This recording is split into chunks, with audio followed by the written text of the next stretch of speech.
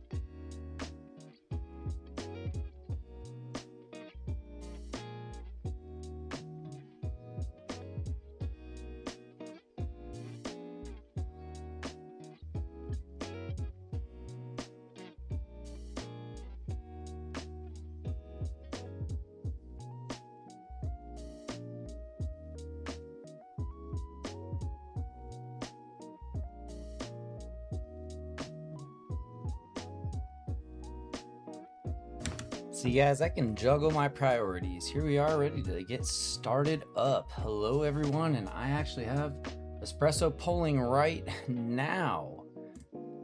But welcome to the stream. Hello everybody. Yo, it's me, it's Grill Sleeper. Let me go check on my espresso, make sure it's not overflowing, and then we'll get started. Have a quick sneak peek at what we're working on today.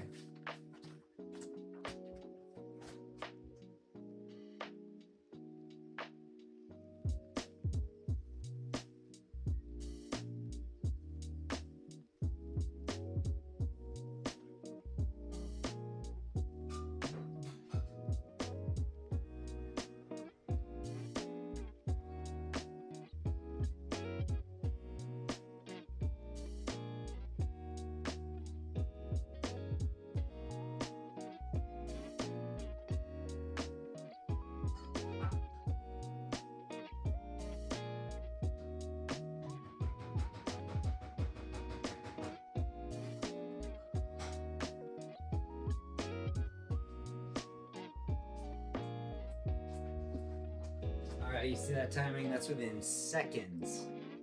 Just enough for you guys to take in the view. We got a couple of new additions to the setup today that's going to be really helpful. We got ourselves a brand new awesome mic stand that's going to be a little bit more mobile. So check this out, guys.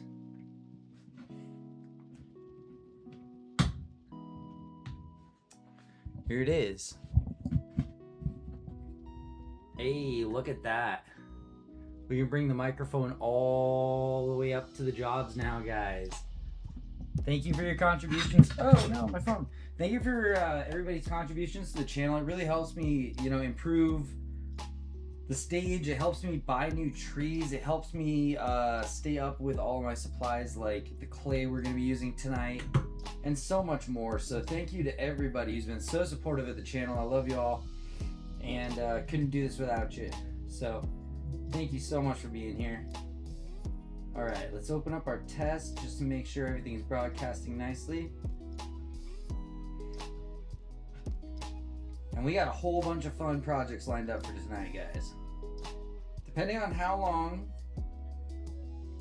everybody wants to stay signed in and engaged and hanging out, we can do lots of projects, guys. I have a huge list, so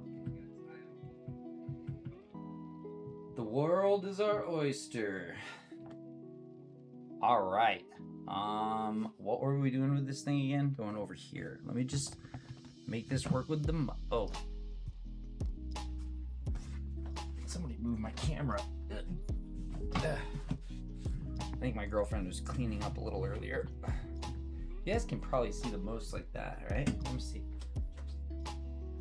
And it cuts out the tree a little bit, so maybe we just roll this way. Yeah, maybe that works best. Hey, there we go. Nice clear view. I've been rearranging the stage for you guys. I really want to make this the best production that I possibly can for everybody. So thank you so much for hanging out with me and hanging through when we've had our difficulties here recently with stream elements dropping on us. All sorts of crazy stuff going on. I do need to get an extension for these headphones. But now that we do have a more mobile microphone, that's going to be helpful. All right, guys, let's see. I think we're about ready to jump into our project scenes and we can start looking at what we're working on tonight. Here we go. Boom. All right, so you see in our close-ups down here, as well as our large view, we have a very, very cool terrarium that we can build. I have all the goods, you guys. I got every single thing that I need to make this a very, very cool terrarium project.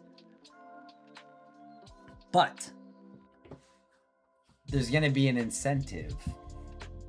We need to get a handful of viewers in here. We need people in chat. I need your guys' suggestions and your feedback. I want you jumping in and letting me know what you think. How do you want to set these things up? Because I have a whole bunch of really cool assets that we can put into this very awesome fish. Look at this. Look at that. How's that for a terrarium, guys? This is gonna be my very first crack at doing an open terrarium, and I think it's gonna look sick. I've got a couple of spider plants and pathos that are ready to get put in. And I literally have all the best substrates to make this thing. But it's gonna be the big incentive. Let me put the incentive in here. Let me say 5 viewers equals cool fish terrarium. And then the slab tree, we're just gonna be working away at it. If I get your guys' input, I would love to have it. Love to have your input. And for the most part, I'll just be kind of plugging away at it if it's just me in here. I know it's starting to get a little bit late. Many of our viewers are overseas, and I know you guys are out there. I love y'all. And I am trying to balance as much of my schedule as I can to accommodate our overseas viewers, but we're hitting the American audience right now, kind of prime time on a Sunday. So I hope everybody's kicked back and relaxed. We're gonna have a cool stream. We're just gonna kick back and we're gonna do a couple of things. The 2 projects you see in the screen right now, that yew tree on the left, that's for us to all cut up and add shari and jintu together to make it look old and weathered and make it look very, very cool, very cool. That's gonna be an awesome project. I can't wait to do that with you guys. The shape of this tree is way better than the last yew that we worked on together. And then this fish is gonna be super cool too. So those are your incentives, guys. If everybody rolls in, I wish I could put it into the description. Let me see, I'll get rid of maples. Hang on.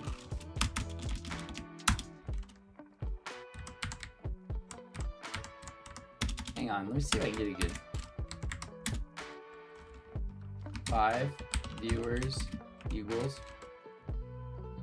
fish terrarium. Where's the fish emoji? Let's see if I can get that in here. And you guys are gonna have to let me know if we hit that incentive. I'm not gonna put it in the lead. I'm gonna leave it towards the end here. 5 viewers equals the fish terrarium. All right. So I got a packed title. I can get rid of some of those emojis, but I think they're fun. All right, guys. I don't want to. Oh, there we go. We just updated the stream a little bit there. All right. Here we go. Let's get over to these projects. Get started.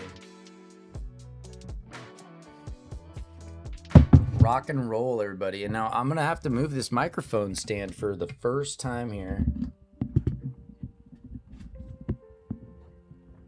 over the PC and free the USB. There we go. And guys, I'm thinking maybe we need to do some at some point, like a late night ASMR deal where we just kind of clip away at long projects very quietly with some chill music. Maybe I'll post them over to YouTube and they'll be a hit. Okay, let me see how this sits here. Very nice. Okay, cameras and everything are working together nicely. Hopefully that's a good view for you guys. And camera 2 down here. Just like that. You know, it's so satisfying that every time we boot up and we go live with you guys, everything feels a little bit better.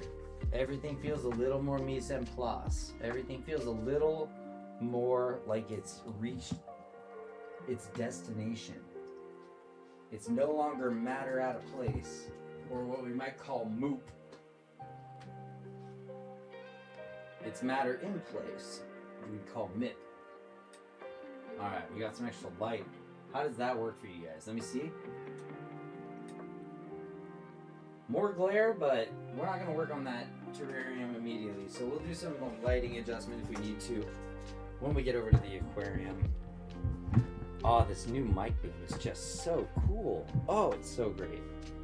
I'm just afraid of yanking it over, so I need to get an extension for my headphones and probably wear them on the right direction here.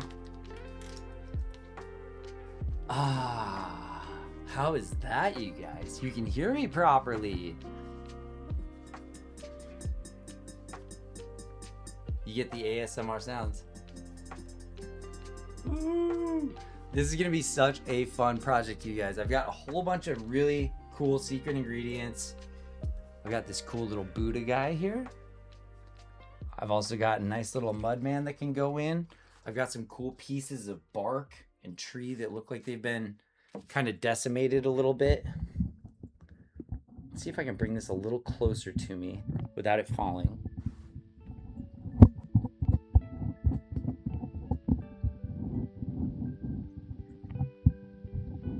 No, we seem in good shape.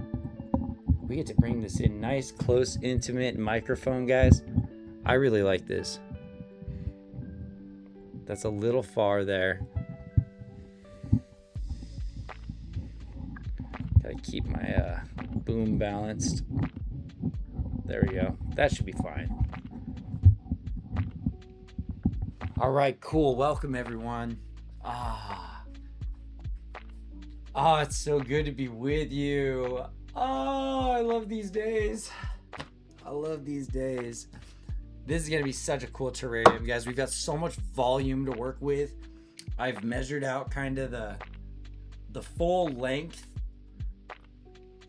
not including the belly.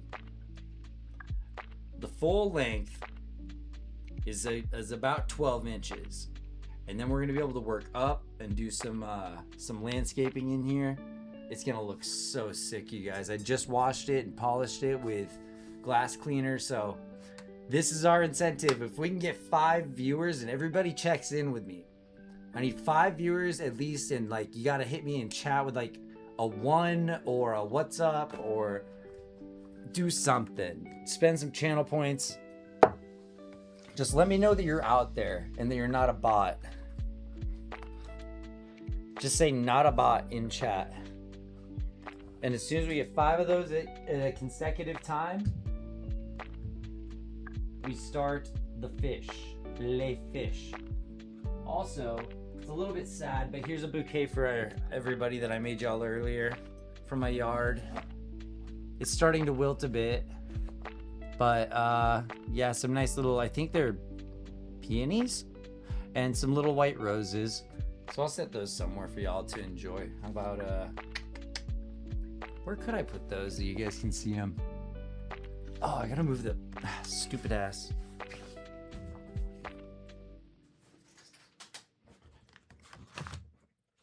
Chair anyways. This chair out of the way. What did we say? We were gonna spin it around this way. Watch out, camera. Sorry, camera. Sorry, camera. Oh, we got it. Okay, nice clear view now. Here, now I can put it on top of the aquarium and you guys can see it. Now this fish is extremely fragile. It is so hard to balance without any weight in it. So, ooh, did you hear that? I just kind of bumped it a little bit. I'm very scared of breaking this. I'm gonna set it all the way over here. All the way on the other side of the room on a little plastic bag. I'm so scared of that thing breaking, but it looks so sick. All right, so let's talk project 1, everybody. Project numero uno. Ichiban. We're gonna do a kind of a combo project here. Let's work on a river birch. This right here is a river birch. I pulled it out of the Boise River this year. It looks a little bit yellow. And the reason behind that is it's root bound. totally root bound right now. So we're going to be repotting this thing, but it's going to be kind of a half pot slip where I'm not going to disturb the roots too much because it's having a little trouble growing in this really intense sun. I just pruned back quite a bit so that it can start ramification lower. And it has had successful ramification all the way down here low. But this is just such a cool piece. I think it will look really cool on a little mound on top of this stone right here. We'll wire in just like that, have it on a little incline. It's gonna look dope. But we got steps to follow. Alright, I got a couple of these rocks that are gonna be for the terrarium, you guys. These could all add a lot of really cool character to the terrarium, along with a few other rocks I have here. And then a couple of samples that I've collected from around the house. I've been cloning my house plants. So I've got house plant clones to play with, which is amazing. Spider plants love just dropping baby after baby after baby that I've just been clipping and cloning. It's been so much fun. We've got tons of them. So to take care of this first step, we're gonna have to get dirty. We're gonna have to get a little bit dirty. We're gonna have to take this thing out. And it's a travesty that my water's closer than my coffee. Hang on. And to make sure you guys still have a good view, I can raise the camera up and give you a downward angle. Bring it in a little bit.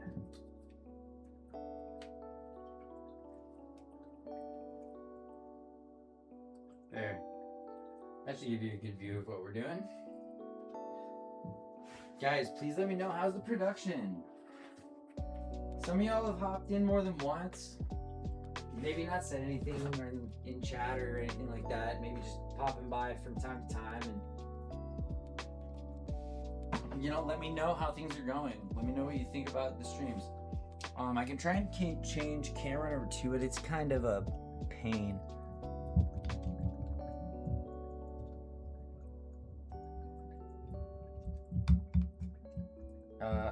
Is it just pointing up? Yeah. Let me try this. Hang on.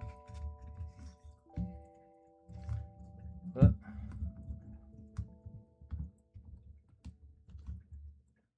Yeah. So you guys are gonna get kind of bucket view for a little bit, but it's okay. It won't last very long. It's just while I take this tree out. This room is packed with trees right now. Let's see. Wow, it's packed with so much cool stuff. I've got my bouquet that I picked up. I've got the pathos that's growing in my aquarium. We've got our Lego bonsai. We've got our yew. We've got the river birch we're about to work on. I've got all of the ingredients for our terrarium project. Should we reach our goal of 5 consecutive viewers that are all checking in. I'm not trying to, you know, bloat the channel or anything like that. It's just that if you guys are out there, please let me know you're out there. Just say hi. Just, you know, check in with something. You know, maybe follow the channel. We'll get a cool standard Twitch. Oh, my mic's all the way over there. You're gonna get a standard Twitch notification because we had to switch off of stream elements recently. So forgive me while the boring stuff is there and I get things kind of customized. I think I found that in my first year streaming, I was getting too wrapped up in trying to make everything look so professional that it would burn me out to the point that I wouldn't want to do a stream. And that was starting to bother me. So, you know, I had to kind of take a new approach and think about things.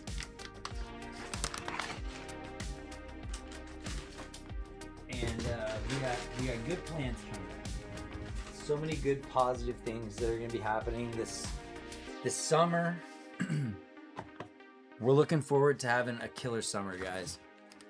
We've been trapped in the dark for a while, just in so many ways. And I'm not talking about me and my girlfriend specifically or anything like that. I'm talking about we, all of us. I feel like we've all been kind of trapped in the dark since like 2020 a little bit.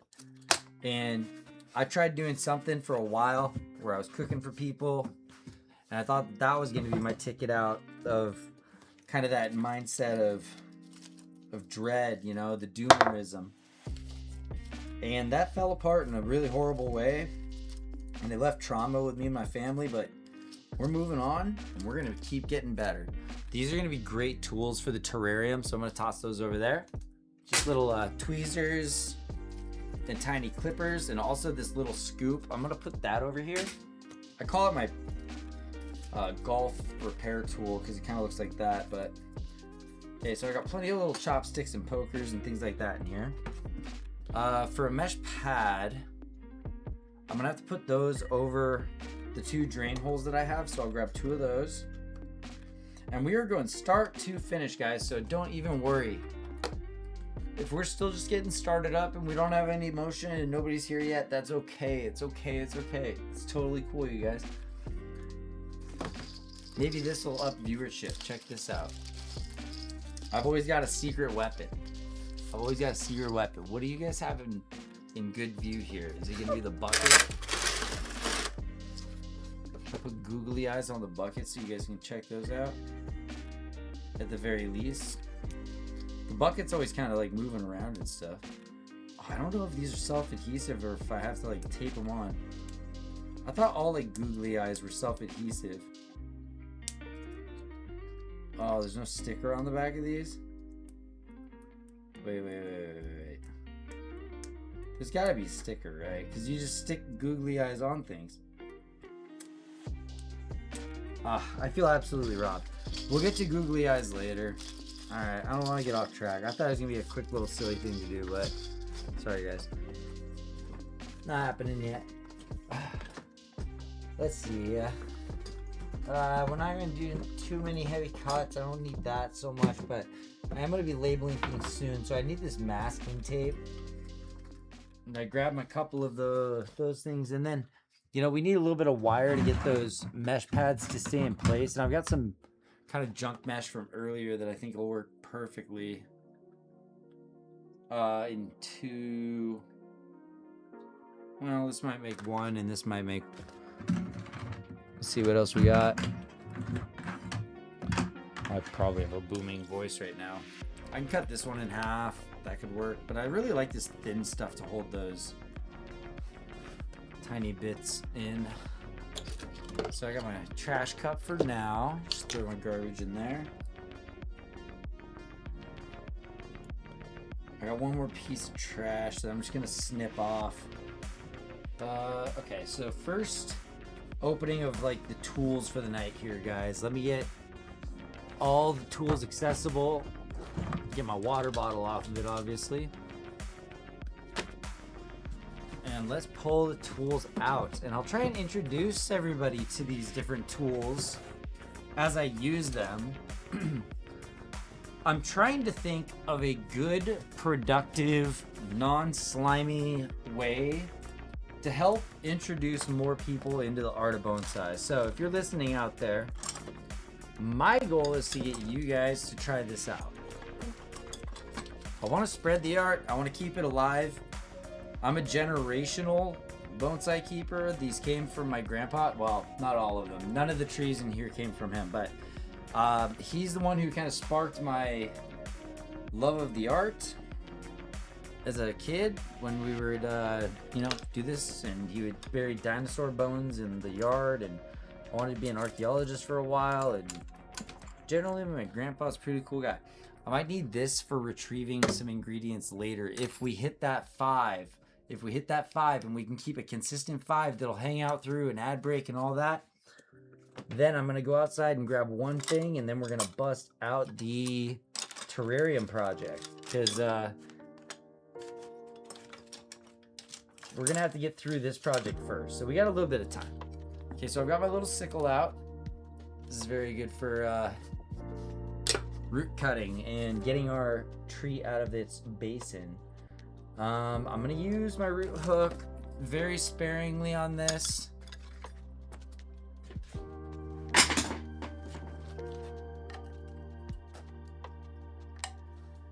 I'm probably gonna go in more with chopsticks just to barely disturb the root mass. Now I can see already that some of the dirt that this is in is the original river sand that I extracted with the tree when I pulled it from the river earlier this year. So that stuff's gonna have to come out and get replaced with some type of better substrate. I got better substrates over here. I've got akadama, I've got fine lava rock, and I'm gonna try and be sparing with my akadama and only use it to protect root systems. That's gonna be the most important. This fine akadama is pretty forgiving. It's not too sharp. And then I've also got things like sphagnum moss and some natural dirt that we're going to be putting into our mound very sparingly, but all of our substrates are here, guys. I put in all the work.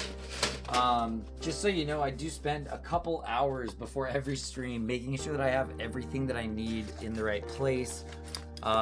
It takes a while. And so all of you who are coming in and dropping subs and follows and all of the other awesome, very, very gracious things you've done for the channel, I really appreciate you all. Those things really do add up as little wins in my head and keep me motivated. So thank you. There's some nice little bits of natural moss. I've got this very particular star moss that is just crazy rampant in my yard and pretty much everywhere in my area. So it loves taking over. It's not as puffy as some of the Northwest grass or Northwest moss that I would have in Seattle. All right, we're about to find out how root bound this got from the last 3 months. It's rather large, and this is a pretty small pot. And so that's the reason that we're going through what we're calling our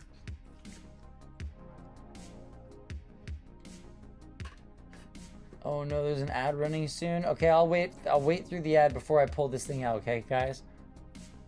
I'm gonna adjust the camera and make sure you have a good view.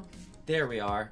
And an ad is starting soon. I'm gonna actually take a quick restroom break, so that's perfect. Everybody else, yeah, get up, hydrate, hit the restroom, whatever you gotta do. Oh, and I got this camera down here now. I love it. What's up, chat? Go do a walk around your house. Get a handful of steps or do some push-ups or whatever it is you do to help keep yourself healthy, whether it's drinking some water or some heel lifts, some calf raises. I like doing calf raises, man. They just help me like feel more nimble. All right, ad's about to start, guys. I'll be back in 3 minutes. Okay, BRB. Wow, this setup is so much better. Oh, love it. I just need a place for headphones. Boom, I found one. And I need a proper place for coffee. It's probably gonna have to sit behind the U. All right, be right back, guys.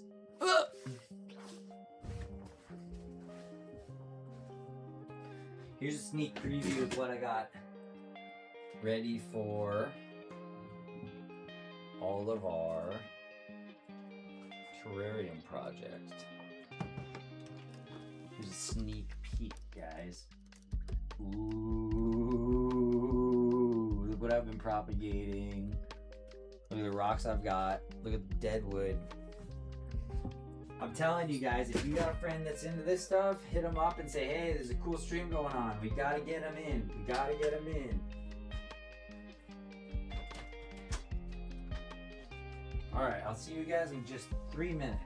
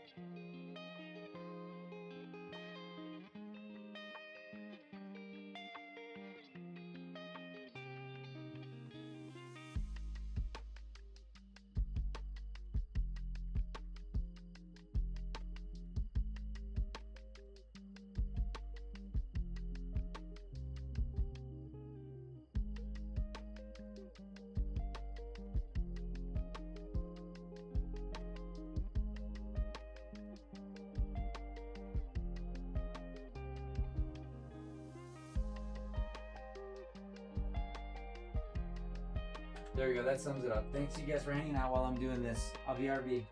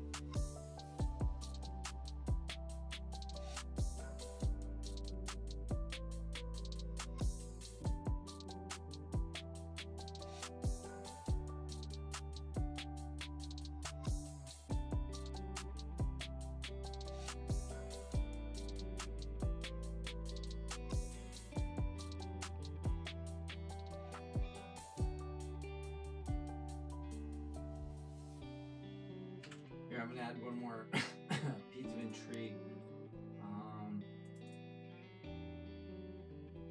I don't want this to go over the announcements. Put it over me. Okay, yeah, y'all can read that shit. All right, perfect. And also, let's get that centered really fast. I'm doing a bunch of little. Okay, there we are. And then sure, we can make it green again.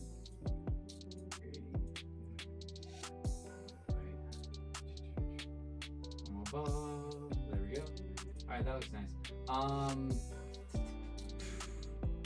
The last thing I wanted to say is new plant additions.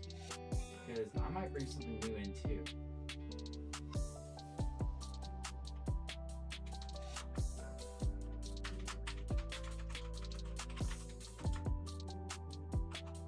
There. Alright guys, thanks for chilling, like I said. And if you're in chat, please let me know. Please let us know if you're in chat. Everyone, please let me know you're out there in chat. The more viewers and engagement we get, the more intricate, more exciting projects we can begin.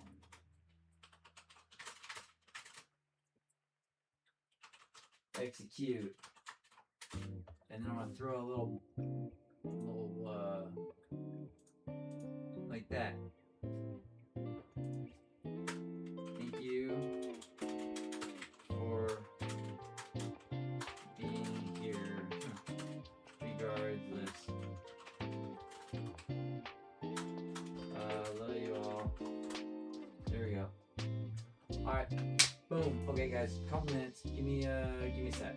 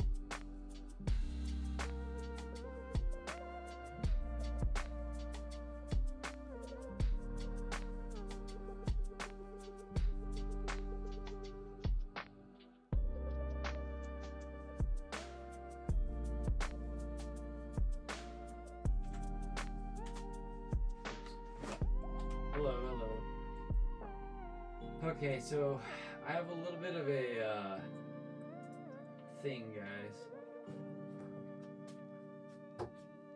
Let me enlighten you to my thing, my quirk. Sometimes when I start breaking into these bonsai projects, I really just start getting into a flow state. And I start just piling ideas up. Got the hiccups. Whoops.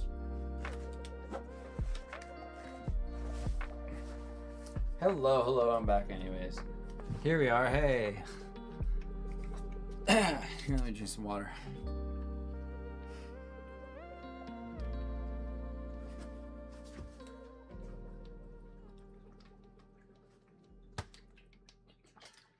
I turned the chair again.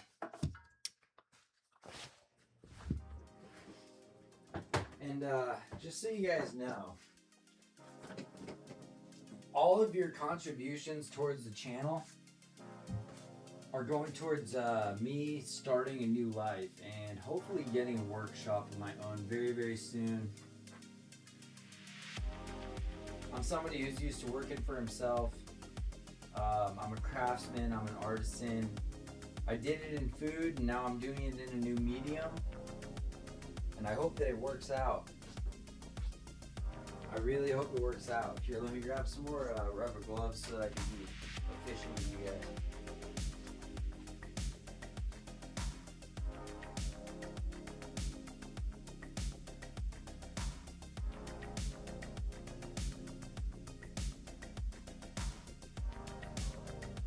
Okay, let's embark on this river birch adventure, and then I'm going to share with you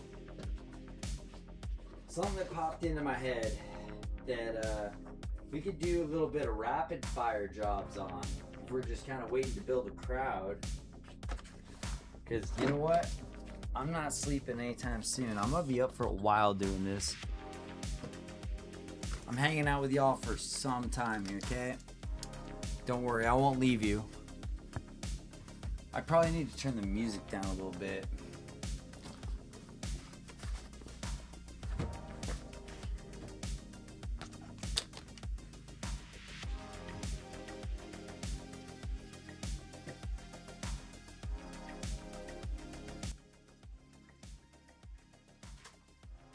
That seems better.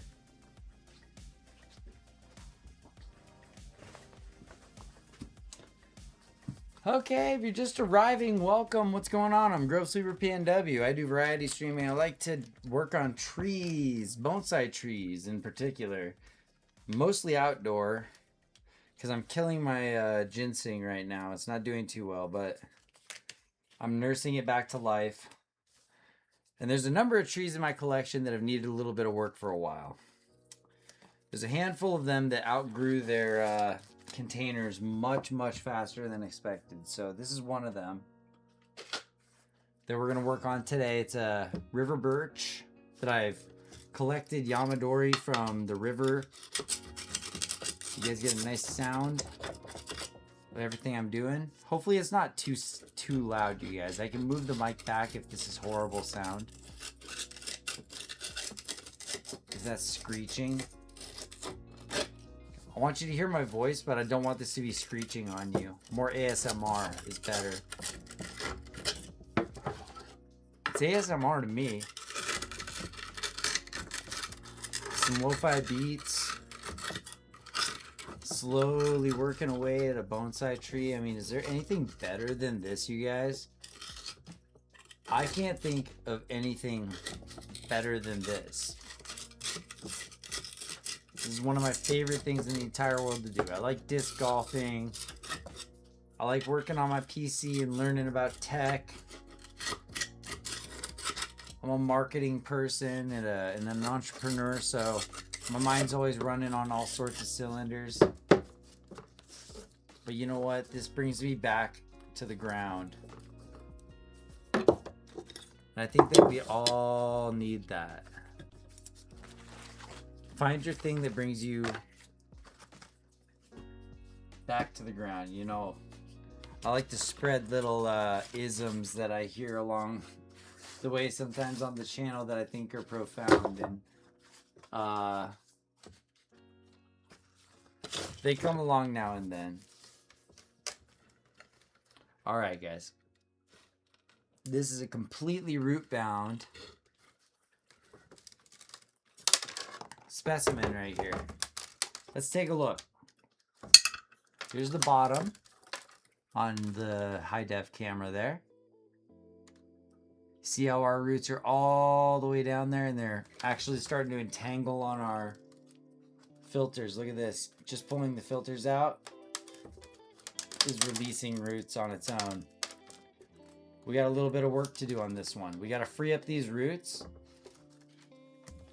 and then we're hopefully going to be able to position it inside of our slab and get it to mix in nicely with some akadama.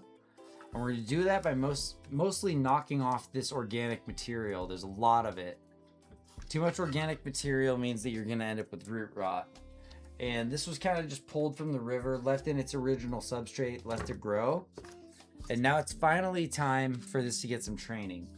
I'm afraid that if I leave it like this over the summer, it's going to end up with root rot and die off. It's already showing some signs of distress. So this pot is no longer needed. It's going to be good for a nice pot slip on another piece. And we have a whole parade of them, you guys. An entire ass parade of different trees that you can do some pot slides in.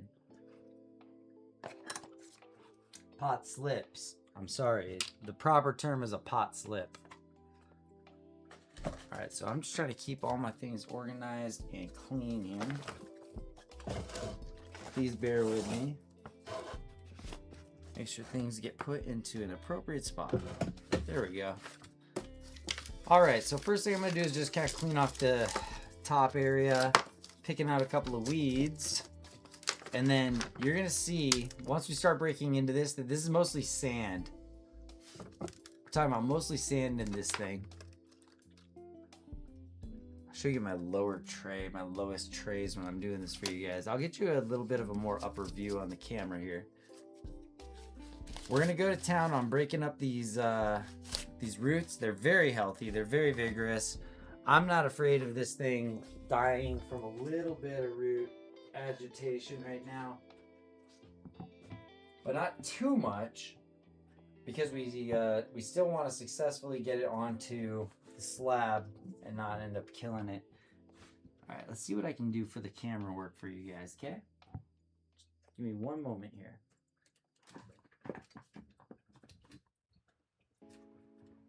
I gotta unclip all of this. Okay, ready? Here we go.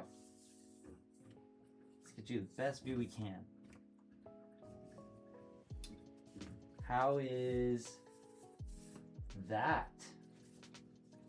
That's pretty good, huh? Let me just lock in, and lock in. How level is that? Ooh, almost perfect. There, this is a good view, you guys. And if we want to take some little clips out for some shorts, it should line up nicely too. I've seen how the OBS layout goes, and if I grab a vertical right in the middle, it seems to have a pretty decent look to it. You guys, I'm not a social media master, but I definitely do my best to try and improve as I go along. So it's all a learning experience, just like bonsai. It's so cool that I'm learning things on the technical side of learning how to run a broadcast. And I mean, I'm up to 3 cameras now. I got multiple scenes that move around pretty nicely and some cool little backdrops. And you know, I'm proud of this little corner of the internet that I've made. I think it's cool. And I think that, you know, over time we're going to get more and more regulars. A lot of you guys I've met out in the gaming community, you know, playing Resident Evil or Baldur's Gate, or Silent Hill or whatever it might be. I'm trying to get the tree to tilt in a way that I can really attack it and not damage it. I think if everything is kind of propping up like that, we should be okay. Yeah, so I know a lot of you guys have met me through my gaming, which I really enjoy doing with you guys. I love playing things like Crow Country and Tormented Souls and the Resident Evil series we've been playing. Resident Evil 9's been so much fun. I want to do some more streaming of Leon Must Die. We might do some of that tonight even. Ah, yes, you guys. I had this in some good substrate back here at least. I put some lava rock in to help everything fall apart a lot easier. Now this bottom mat, this is really important. This bottom mat, you see how they're all white and fibrous? These are the roots that are doing the real work here. I'm being very careful with these ones. We might even switch to a chopstick. See which one is less aggressive, the chopstick or the poker. Looks like the chopstick. So we'll go ahead and use that.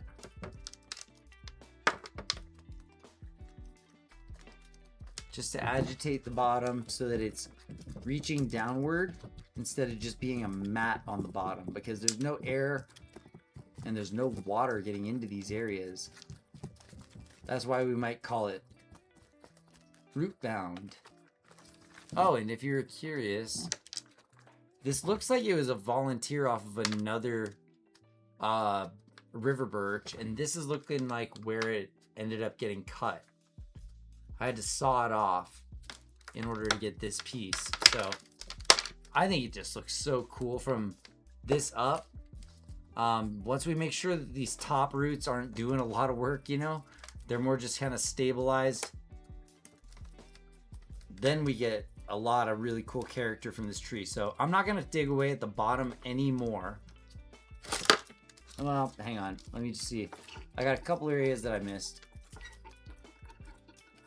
And I'm poking inwards towards the center of the tree because we want to make a radial root system, meaning it goes pretty much out in a block like this. This is like a picture perfect clinic here for what your tree should look like after it does outgrow its pot. And we're catching it right at a good time. I'm releasing a lot of the sandy stuff up here that just kind of ended up as filler. And these are some of our further roots out here. I want to get them released all around the edges. And then I'm going to poke down and in right here, because I know that there's a lot of organic material that's just going to come right off. And I'll do a quick hose on this thing. It looks like we have a break in just a few minutes, an ad break coming up. And I have just enough time to take this outside. We can hose it down, have a good look at our final Nabari, and also have all of our roots just get a little bit more freedom from having some water run through and wash out some of this sand and everything.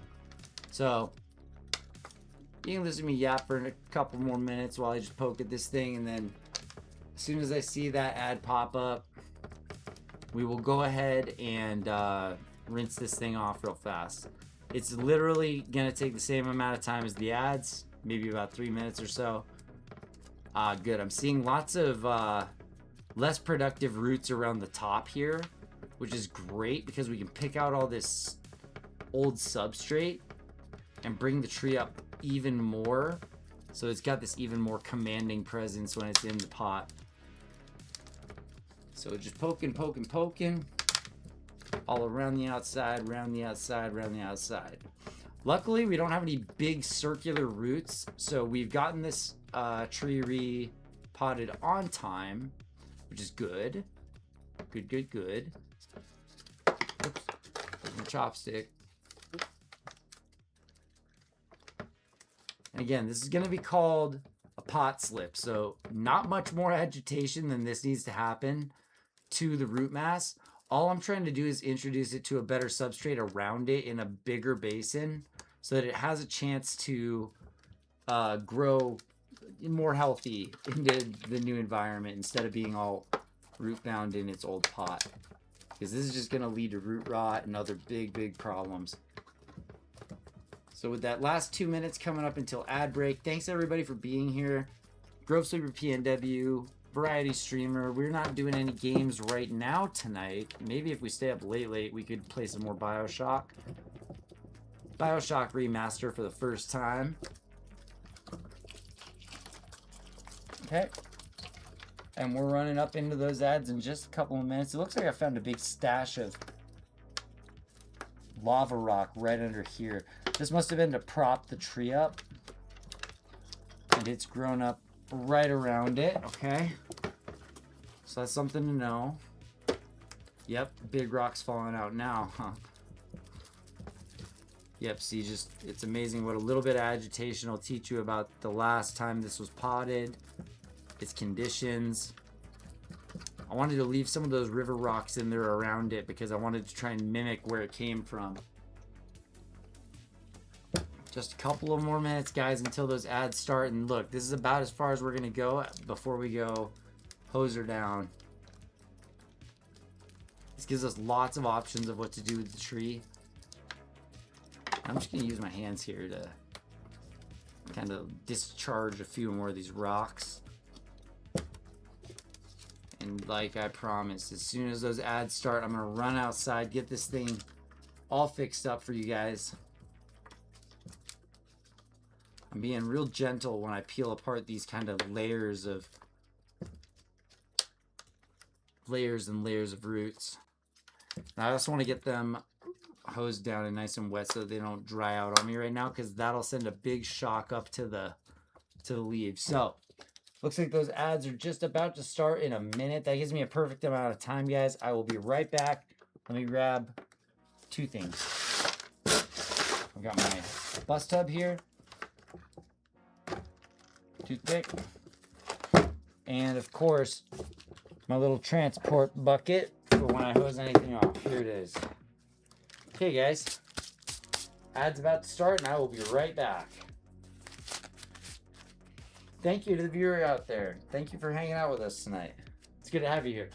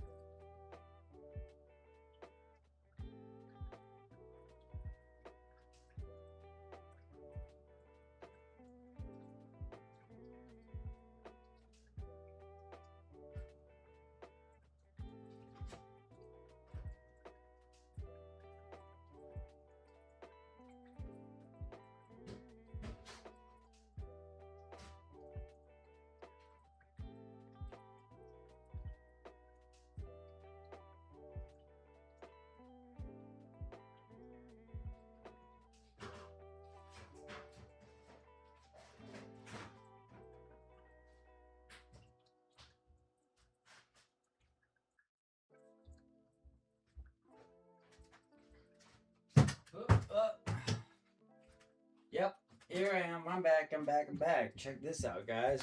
Whammo. And even better, I got a better view for you. Look at that.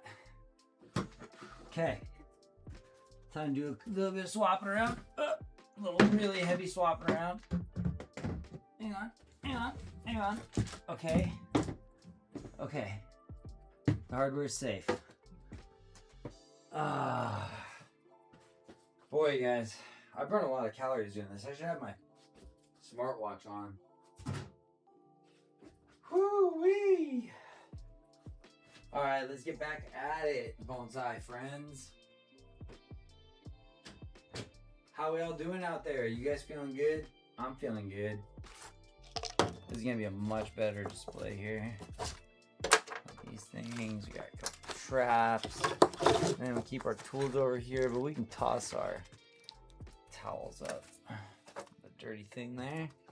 Nice turn radius, got it. Woo-wee! Alright. Who wants to do a dice roll for the night? Here you go. You guys got a good view? Let's see how the D20 rolls. Right here? Oh, that was out of view. Hang on. Hey, a 17. 17's not bad, guys. It's a good roll. What does that mean? We're gonna have new subscribers tonight? Maybe. We'll have to see. See if you guys enjoy the performance from here on out. Because it's about to get real. This is about to be the really fun stuff, you guys. This is the stuff that I learned over the last handful of months that I've absolutely fallen in love with as a technique. And it is called slabbing. When we're slabbing, we take pieces of flagstone and we use diamond-headed drill bits. And we drill holes. And we make it so that those are our new basins. But how can a flat stone be a basin? Well, just check out this tree over here. I think you guys can see it in the camera 2 and camera 1 over there. We're gonna build a muck wall. That means that we gotta mix some mud together. We're gonna have a good time tonight. We got so many fun projects to do, guys. So I hope you stick around. We do a slow pace over here. We're taking our time. All right, let's get to it. First thing we gotta do is identify what we were working with after our hose down. A very healthy root system on the bottom that's gonna be met with sphagnum and akadama, and it's gonna absolutely thrive. There's definitely that 10 to 20% organic material left in here, so I don't have to add any dirt. This is gonna be a proper pot slip. So here's how the tree looks. That's great. An excellent candidate for a pot slip. Get rid of some of this dirt in here even. And look at that. A couple more dips. Just loosen a little more dirt, a couple more dips. And this root system is ready to rock. Seriously ready to go. And it's gonna be a nice fit, I think, for a muck wall build. So this is where you guys start to get involved. Help me out with the style of this thing. Let me know what you think in chat. Right decisions, wrong decisions, up votes, down votes, subscribes and follows, or mean comments, whatever it is. Drop them in there, guys. Let me know what you're thinking. Don't be too mean, though. I'm still new to this. All right, so I'm gonna leave this just right in the little pot there. Scoot it over. I have a balance problem for a second, but we're about to add our slab, you guys. Oh, this is gonna be so fun. I love doing this. I love doing these projects. These are so fun. Skill that I picked up over the past 6 months or so. And I give a shout out to John J-Dub over at High Desert Bonsai for giving me a apprentice style one-on-one tutorial on how to do this. And since his first tutorial, I've had 3 successful builds like this. They're all alive and thriving and doing great. I have not done one with a river birch yet, but this is kind of a small stone for anything very large, like that I could get from a nursery. So this is best fitted for some Yamadori, and I think it's gonna look really, really cool. So I wonder if this wire is long enough. I don't like working with this wire. This stuff's crap. Throwing it away. Let's get some copper out.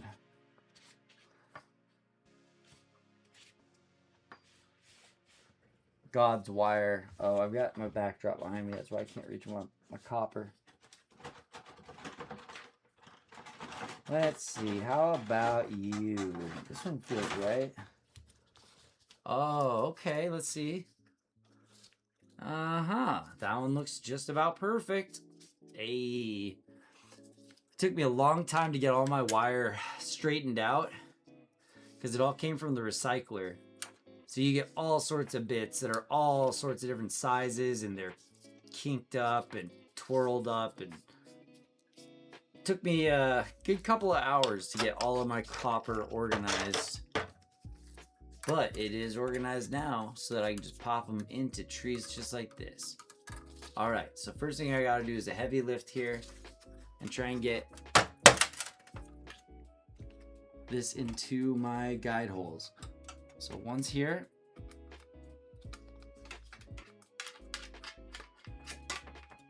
This is a tough one. I had a hard time drilling that. This one came through much cleaner. So let's go ahead and guide all the way up to about halfway there. And then a bend is gonna have to go through here. I hope I don't make a huge mess here. You guys might clip an awesome mess. Hang on. Thing is, I had to go in at 2 different angles on this hole because my diamond drill bit was burning out. I was being a little too aggressive with it, so I had to switch over to a second bit to try and meet it on the other side instead of having one clean hole through. So this kind of curves a little bit. And it's kind of a pain.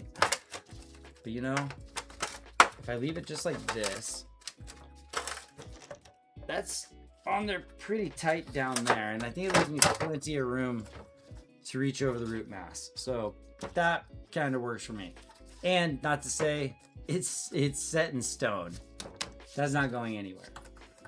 So the next question, everybody, let me line this up for you on the camera. And it is on a turntable right now, so it's kind of swishing around.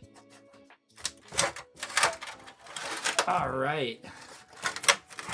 Balance. Actually, this is more like balance right here. Hey, look at that, guys. I can turn a full 360 and not hit the cameras. I'm getting better and better at this. Hoo-yah! Now what I'm going to do is I'm going to take a couple little screen protectors. I'm not using these little pieces of screen anymore. They are easy to get on. You can poke them right through, but they're sharp. I don't like using them anymore, so I'm tossing them in the trash. Those need to go away. Instead, I went ahead and spent the whole $5 to get about 1,000 of these just normal plastic mesh. And they pop through pretty easy with these high gauge wires. The low gauge wires will bend on you. Come on now. Just said this was easy.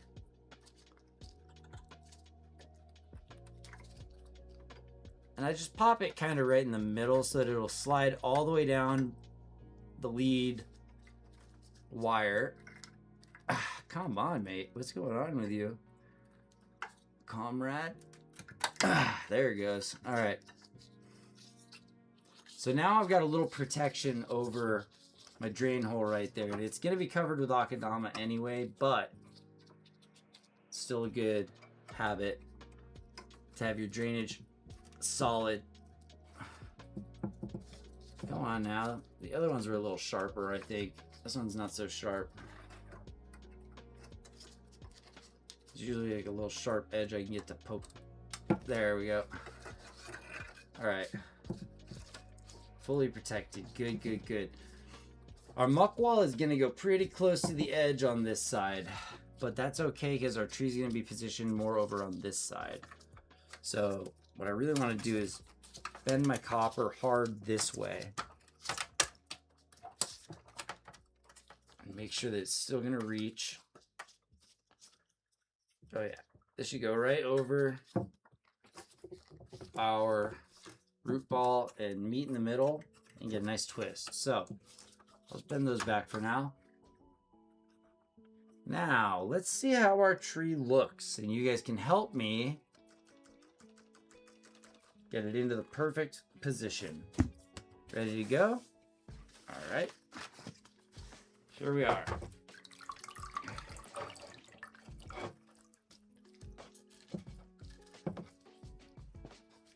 I gotta get this big old bowl of water over here, right next to my electrical system. Wonderful. Wonderful. Right by the electronics. Alright, let's see how this looks. I've got to get a view from all directions. This is my front that I'm facing now. I'd like to have it back further and kind of going side to side around this thing.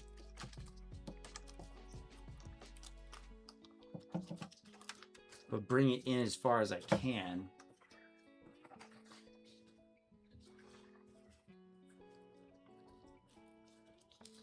Let me just see if this is a better front.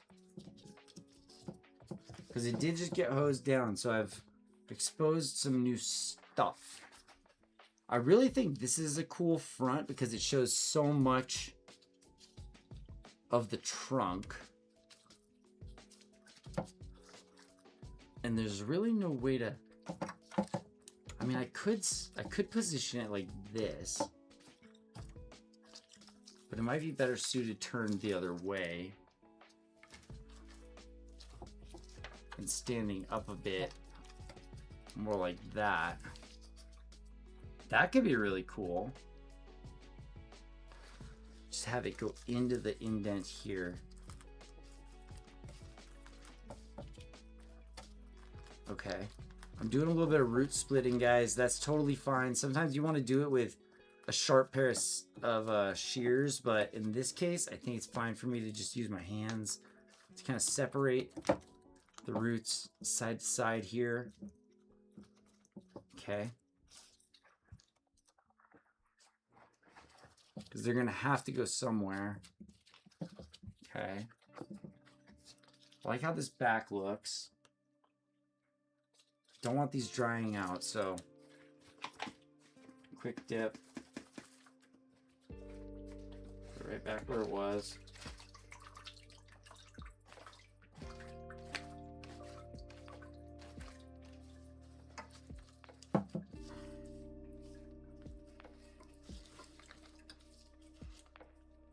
Yeah, it could look pretty cool from two directions if it was going this way.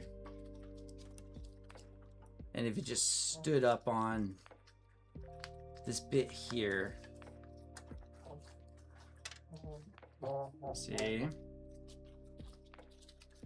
See a couple of big circling roots, and we don't want those. So let me take a couple of those out.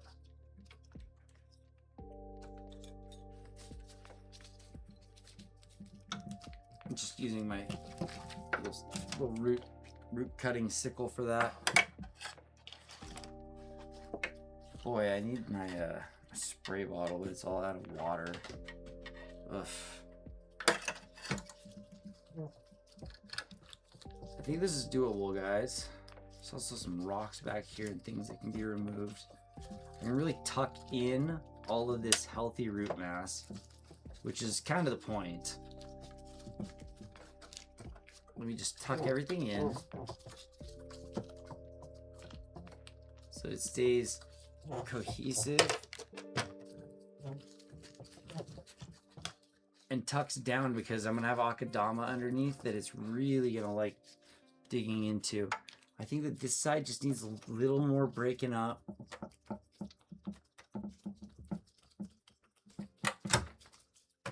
Okay. All right, man, there are so many roots on this thing. And right now I am doing root destruction, and I don't want to do too much of that. I want to keep that to a minimum. Root freedom is really my goal. I don't want to be digging around in all the dirty, you know, kind of rotten black roots that are kind of nestled inside. And there's just so much other substrate falling out from the river, like little pieces of rock and river stone.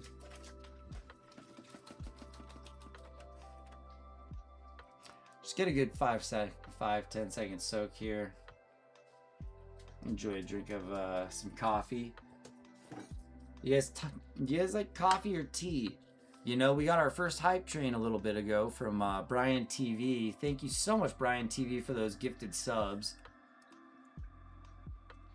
Great having you around here. I actually have a sunflower in the sunflower races for you. I'll give more news on that soon. I just got them all planted, so everybody gets sunflowers in the sunflower race if you've been a recent contributor to the channel. I'm talking to you, Tassadul. I'm talking to you, you know, YG Chells. I'm so proud of how you've been doing. I'm talking to you. I said Tassadul, right? Tassadul gets one. Arvo's been a really cool friend of the channel. I think I might get Arvo one of the sunflowers, and then I might give one to Nub Zombie for fun because he's been a very inspirational streamer for me, and I know times have been tough for him and they've been tough for me as well. So maybe just to show a little bit of love, I'll give him one. All right, guys, let's path out our muck wall. We got it pathed out. Now it's just about finding how that thing's gonna fit in here well. So it's time to break out the clay. This is about to get messy, everybody. I might even have to make more clay. So for now, before I get that stuff out, I'll put this up here and you guys can kind of see what I think, see what you think.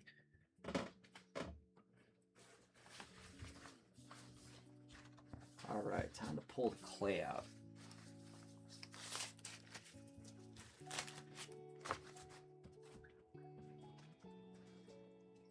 Let's see, this is a full block that we may need to draw from. That is rooting hormone. That is azalea propagation, so those stay together. See, I got a method to my madness, you guys. I believe that one's full of sphagnum moss, and this is our clay bucket right here. The muck bucket. The dirtiest of them all, guys. I also just kind of hid my water from myself. Hang on. Ah, there we go. I want to dump a little more water on some of my volunteers for the terrarium as well. Make sure they stay wet. There, good. If we make it up to the aquarium job, guys, that is going to be super fun. It's going to take a long time. And I like doing these long, fun projects with you guys. I can stay engaged for something or with something for a extended period of time, and you know, it brings me zen. And I hope it brings you guys a little bit of enjoyment, you know, just hanging out, being around. It's a very welcoming community, so never be afraid to say hi or ask a question. If you're new to Bonsai and you have any type of questions about that or what I'm doing, I'm so happy to answer those questions. I dork out over this stuff. This has become my new passion since I stopped cooking, because my my bakery kind of got shut down with a bad landlord situation. So this is what I do now. Hopefully bring a little bit of joy to everybody's life every day that I'm on. Building bonsai.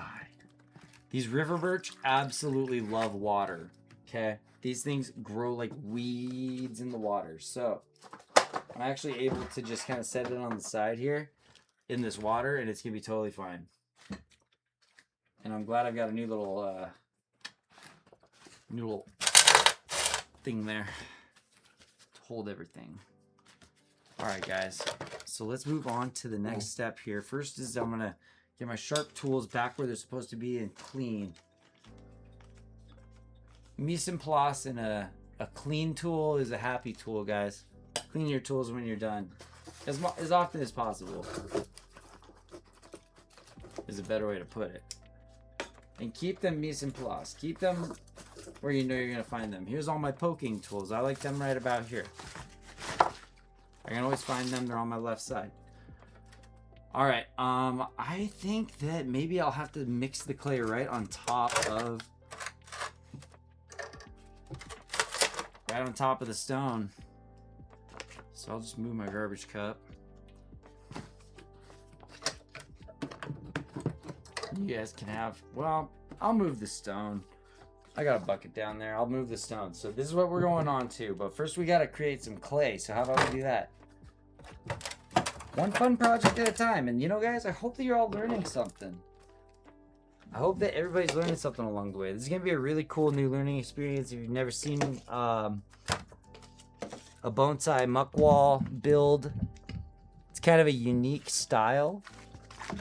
I've learned it pretty successfully from my master that I follow at the Bonsai Society. He's incredibly, incredibly smart when it comes to these things. And you guys are going to see that. So it's not just so simple as putting a bunch of layers of clay in a circle around this stone. It's a little more complicated than that.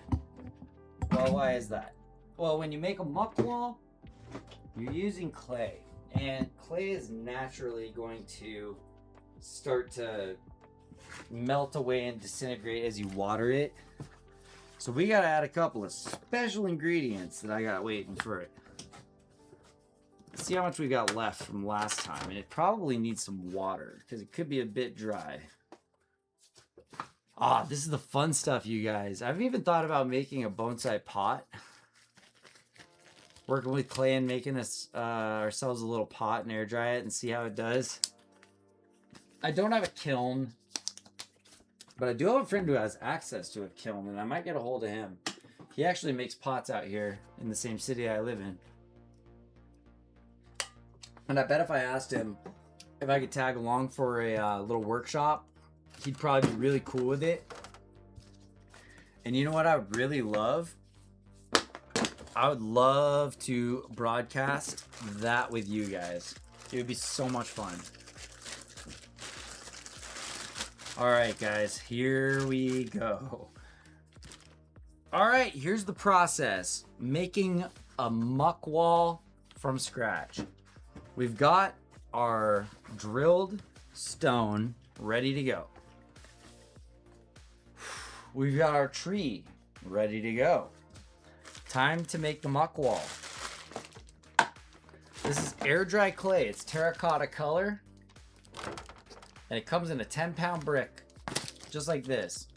And I've used a good bit of it, but we're about to take out a whole lot more because I need to make a lot of substrate right now because we've got multiple trees to work on. As a matter of fact, what I think I'm going to do is pull out the entire block. We're going to be here for a minute, guys. I might keep the bag and throw the finished result back in the bag. So here we go. Wonder if this would be easier on the table.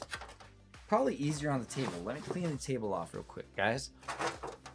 If we find an easier way of doing things, we're definitely going to do that. All right, so let's clean off our workstation. It's okay if a little bit of this stuff gets mixed in with the muck wall if it's real small, but I don't want these big pieces of lava or stone that it looks like dropped out of this. There. All right, muck wall time, guys. And remember, please, that this is hopefully gonna be a Twitch builds. I would love your guys' input and, you know, opinions and everything else while we're working on this thing. Tell me what you think. Tell me if there's any improvements we can make. I'm gonna get the trash actually just out of the way. All right, guys. I'm gonna take the turntable out because it'll be a little easier.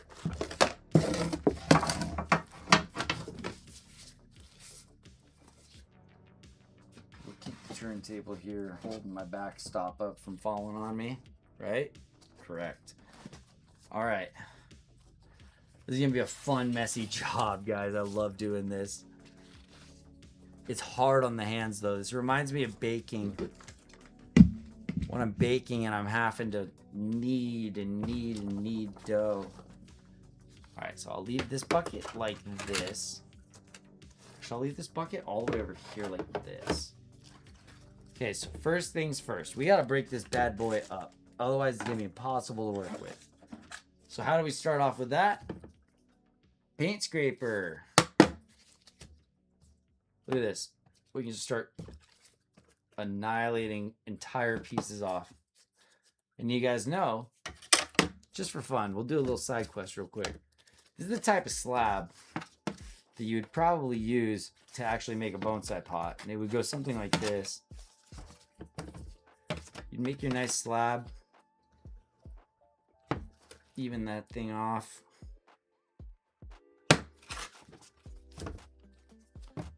And then we kind of go in and we would cut. But try and leave a nice length there. And a nice length there. And dang, I gotta scratch my eye. Ah. You know, through here. Through here. And we kind of just scrape her out.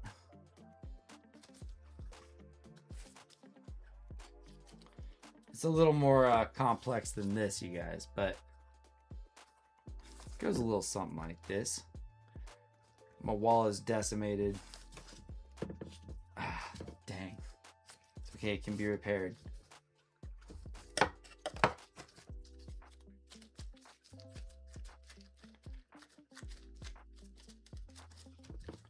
Shebang, check it out. Our first rudimentary pot. How's it look?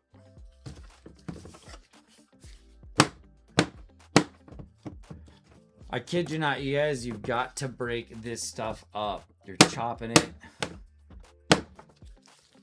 like it's going into tacos. Ha, ha, yeah. There we go. Time for the next hit.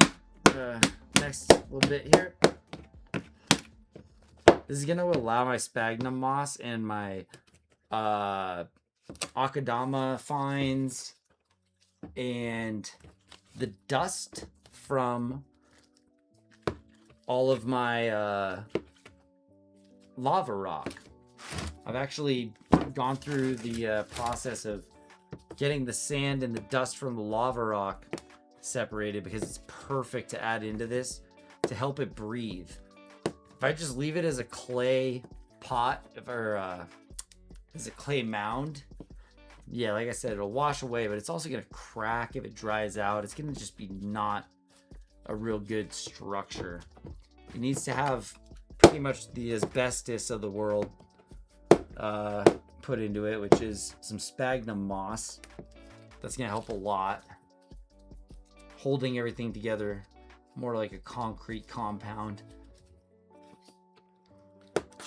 along with that sand that helps it kind of flex and breathe a little bit. We're kind of building like a living pot in a way. And this is such a cool technique. I love doing this. I really hope that this is enough clay here. I do have a backup that I can break open, but didn't want to use it up too quick. But hey, it's worth it if I can hang out with you guys and do some cool bonsai projects. If you're out there in chat, just let me know if you have any questions about what I'm up to here. Might look a little bit weird if you're just rolling in from what it looks like on the thumbnail. I'm chopping up clay right now so that I can make a muck wall and build up myself a nice little bonsai. So I guess ads are about to start, but I'm just gonna be doing the same thing for about 3 minutes here anyways, so no sweat. I'll see you guys all in about 3 minutes.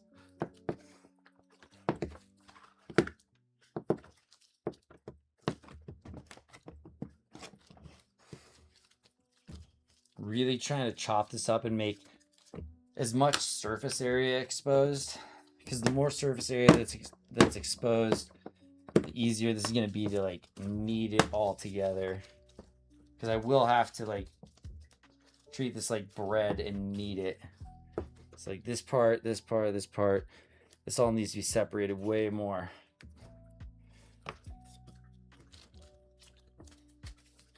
What are your guys' thoughts on the world? What do y'all think? How are y'all feeling? What's good? What's life like? I hope it's going okay for you. I know a lot of people are struggling right now. I hear from other streamers that have been inspirations to me for years saying that they're running into burnout, and you know, life is just kind of getting a stranglehold on them, you know, with anything from medical bills to car problems, exploding PCs. You know, they get in the way of streaming, which is how a lot of us are trying to make our money right now. And it really sucks. So, I mean, I probably shouldn't be doing this rant while there's an ad going, but you know, support us, guys. We're doing our best. This could make some really cool like little rock formations too. If I just added gravel to the outside for some of these things that are just kind of coming out naturally. Like this kind of looks like a cool stone. Cool strange stone. We're not going to do any clay work with this stuff. Like I said, I'm just busting up the rest of this block so that I can get it all out of the way. We can be done with making muck, because making muck takes a while. Luckily, this is fresh clay, so it actually breaks apart pretty easily, because some folks that I work with have clay that have been sitting in, you know, a box for months, and it's very dry, and they literally have to go and get a knife and kind of shave it away. So I try to keep my stuff in Cambros. I keep it wrapped up in plastic, so it's at least a little bit easier to work with. So what I'm going to try and do now is just spread this out as evenly as I can. Still ads in progress, so just hang in tight, guys.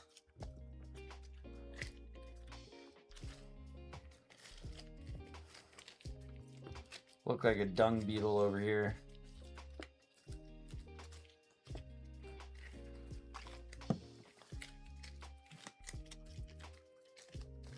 Is that music coming in okay for you guys? Just a little bit of background sound.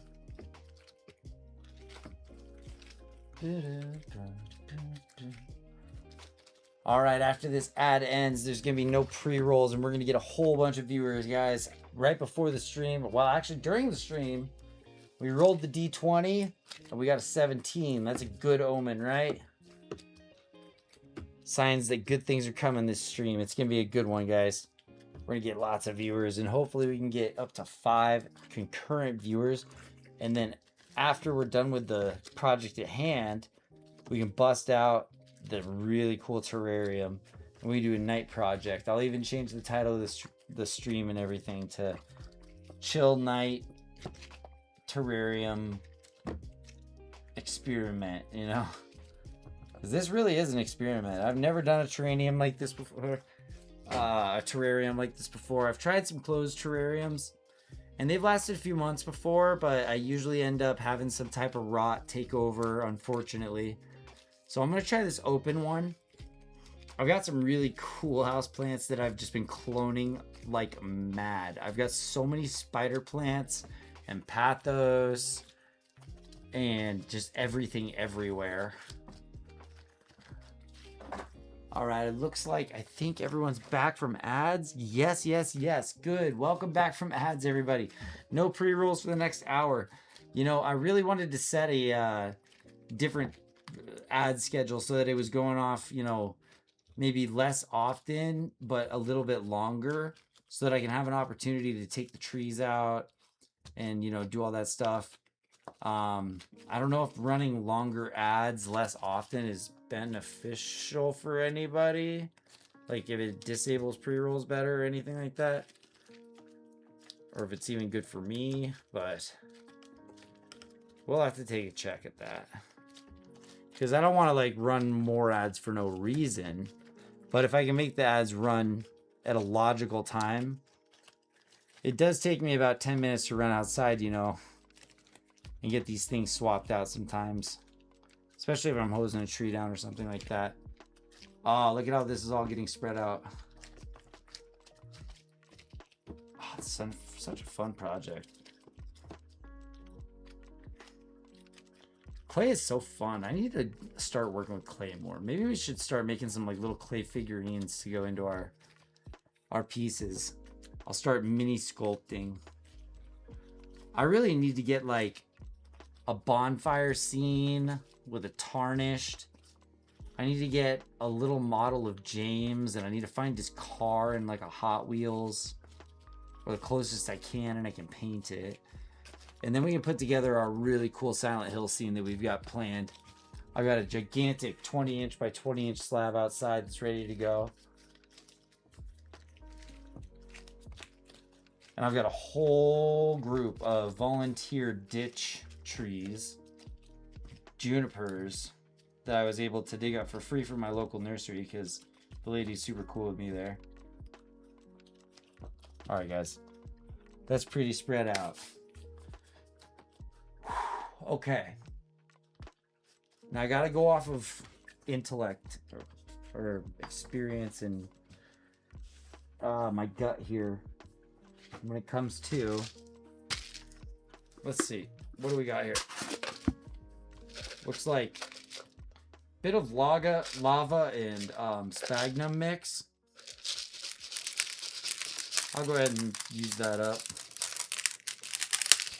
Just a bit of lava sphagnum mix. It's fine lava. That opens up a container for us. The akadama is not going to go into that, but I do have right here akadama fines.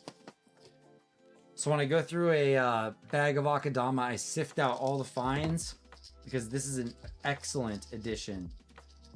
I'm going to just spread all the way through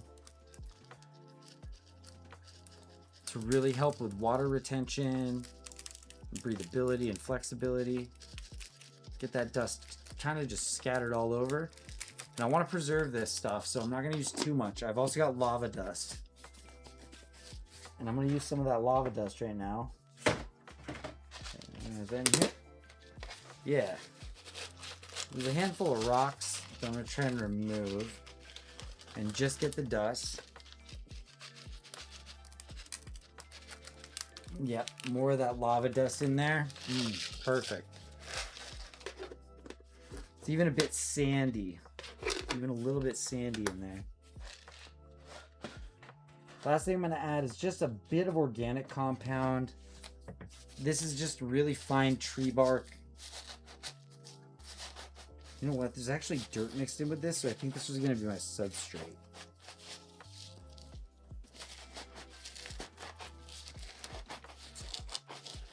I don't need any dirt substrate on this one though, so I'll just give a quick sprinkle of this stuff on there. It's just some like typical dirt and a little bit of sand and a little bit of bark. This should all help really add some constitution to this. And now comes the sphagnum. I'd love it if I had some chopped sphagnum in here. I don't. I think I've chopped sphagnum over here. Just 1 second.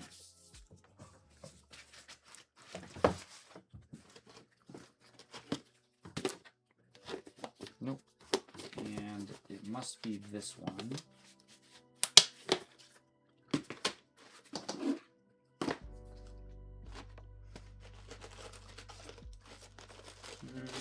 Nope, that's my good fill here, though. Okay, so getting everything all back in order here. It looks like that's about it. All right, so I'm gonna get to mixing this stuff up. I got full sphagnum here. I'll just use a bit of that. All right, so here's some sphagnum moss. This acts kind of as the asbestos in the concrete here. This is gonna really hold everything together, but I've got to chop it up super fine. Otherwise, it's just gonna want to fall right out. I think this has already been cut with scissors down to size, so it should be pretty powdery. It's a little bit wet. If it was a bit more powdery, that would be good, but that's fine. This works okay. So I got the sphagnum moss, and there's gonna be a layer of sphagnum over the entire thing when we're done. So this is just to get it mixed in, and then let's see what our stuff comes out like. It should be a bit like this in the end. Let's see. Let's get messy. Oh, this is so hard on the hands, guys. Ugh. It starts getting much more hard when you get all that other stuff mixed in. I'm gonna try and maybe pull a little bit off to the side. I don't want to add too much all at once.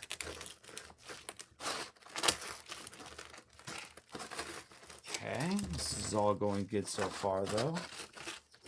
All that akadama mix, or akadama powder, maybe I should say, got mixed in good. Sphagnum seems to be getting incorporated all through, and then of course we got that other breathable material. So pull more of that out, and then maybe go more sphagnum.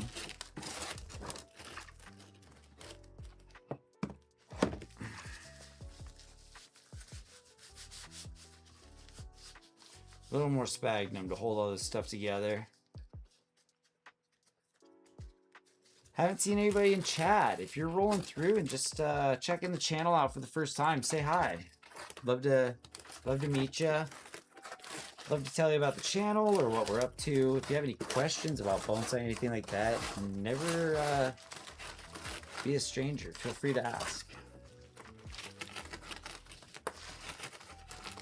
See, I'm chopping it in little blocks here, and I'm gonna have to separate the blocks and then integrate them together so everything's consistent. But this is getting there. Might need a couple drops of water because that sphagnum will soak it up and make everything just a little easier to work with.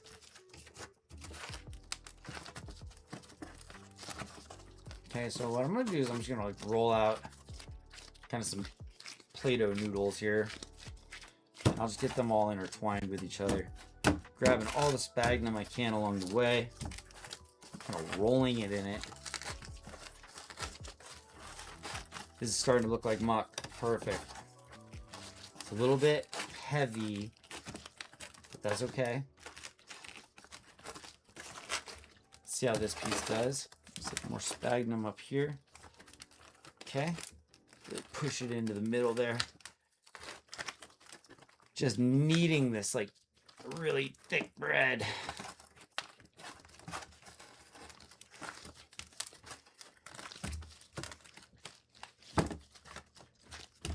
Alright, you guys, once again, 5 people in chat, and then we're gonna do the terrarium job tonight.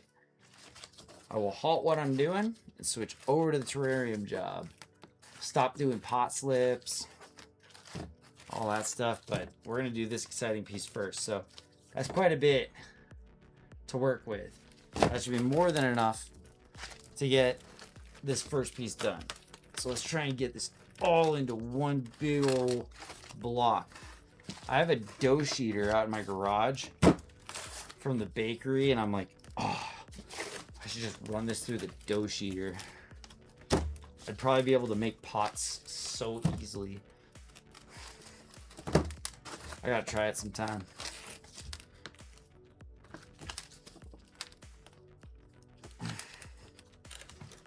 If I was doing this at volume, if people wanted to buy these, if I was making them nice enough, I could start just running this through the dough sheeter and getting it all incorporated a lot quicker. It's looking pretty close though. Just gonna dig my fingers in. Because I'm seeing big blank pieces of clay that could use that sphagnum from the outside.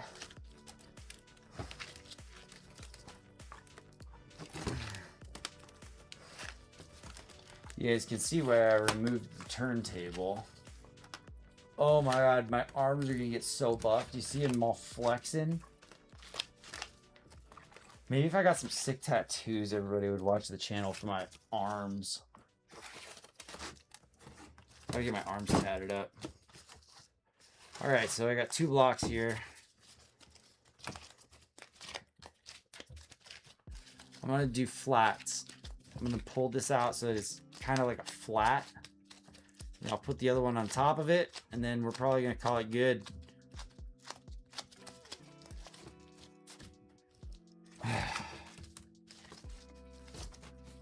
You know what? I'll go like half and half like that. We'll do like a 4-layer, a double-double, 1 double-double coming up. Hope everybody's having a fun night.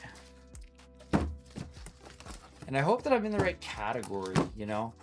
Maybe if I'm doing a Twitch builds bonsai, I should be in just chatting or IRL rather than art. You know, I don't know what category I'll really be able to take off in. So if anybody has suggestions, and I've talked to Tassadul, and he's said stick to art, and I tend to agree with him. Like IRL maybe? Nature? I don't know. Oh, this is starting to feel like good muck wall. Okay. Just has to get properly integrated.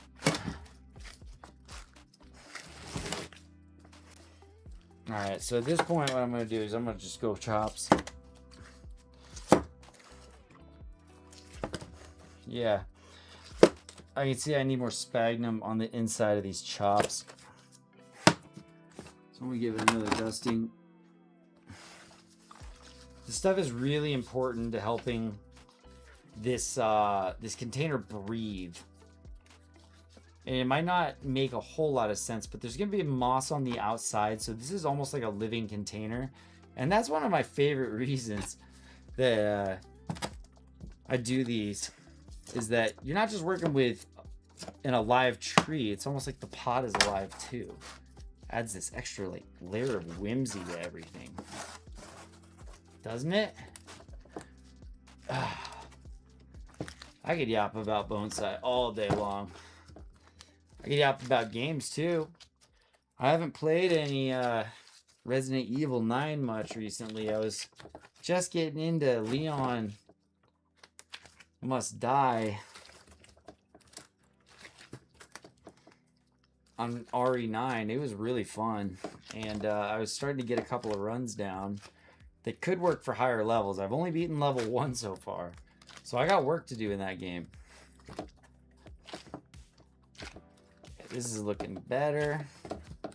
Let's fold this one in on itself and just really get lots of that moss in there to hold everything together.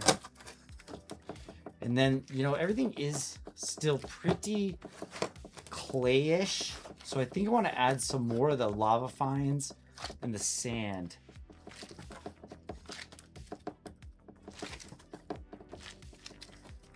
I think it needs a little more lava dust and a little more sand.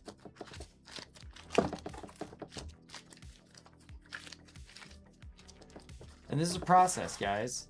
We're not rushing it. Why would you rush it and do it the wrong way?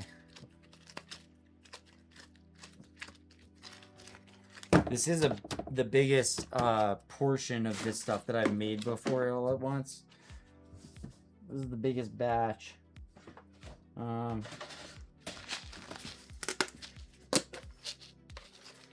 This is all lava dust, but there are some lava rocks in here. I think I want to remove the rocks. Hang on. I'll put them into this substrate mix here, where they'll be perfect. And then we just got the dust. Look at the dust fall.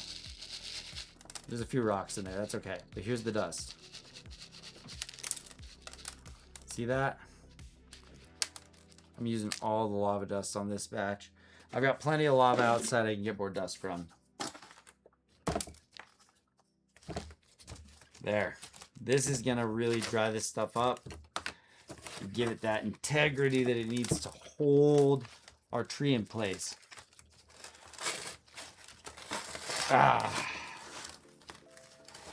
Mix that shit up. Don't forget the sand. It's hitting the ground and it's getting soaked right back in. This is looking like muck wall material now, guys. We're getting real close.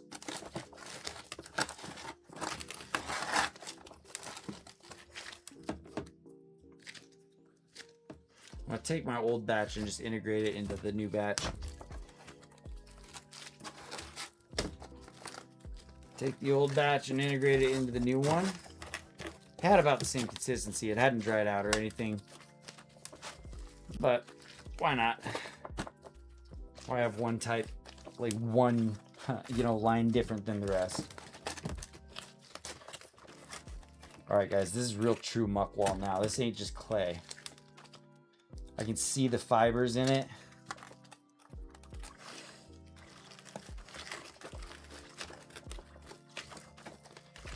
I feel like I just need more and more and more to hold it together. So as I press it out like this, I can see a lot, again, of just pure exposed clay. So let's hit it with more nice dry sphagnum. And this stuff is dry, so this should pull a little more of that moisture out again.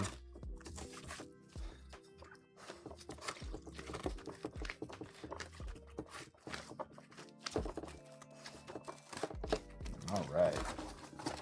Make sure we have everything.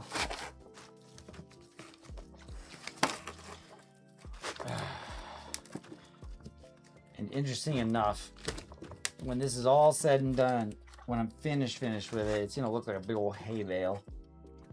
I'm gonna have a big layer of sphagnum moss over the outside to help protect the clay from disintegrating too quickly. And it's gonna be out in the sun for a couple of days, so it'll have its time to recuperate. The tree needs some time in the sun anyways to get some recuperation. I'm just gonna pull it out for a second, let it get a little oxygen, not drown the roots. Just turning the tree so that the root ball is not in the water anymore. And back to kneading. This is the boring part, guys. We haven't even gotten to the build yet.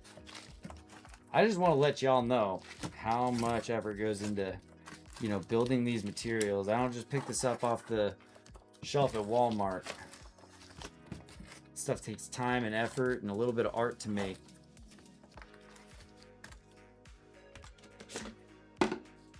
Ah, dang it. I was trying to save a rock and it fell. Alright. This stuff feels pretty good. So I'm just going to again break it up one last time and then we'll put it all back together. Just break it up to its smallest pieces again, so that it's all exposed. You can see what's full of moss, what needs moss. Kind of stick those pieces together a bit. Look at this guy. He's trying to hang out over here. I don't think so. Okay. Start breaking it up.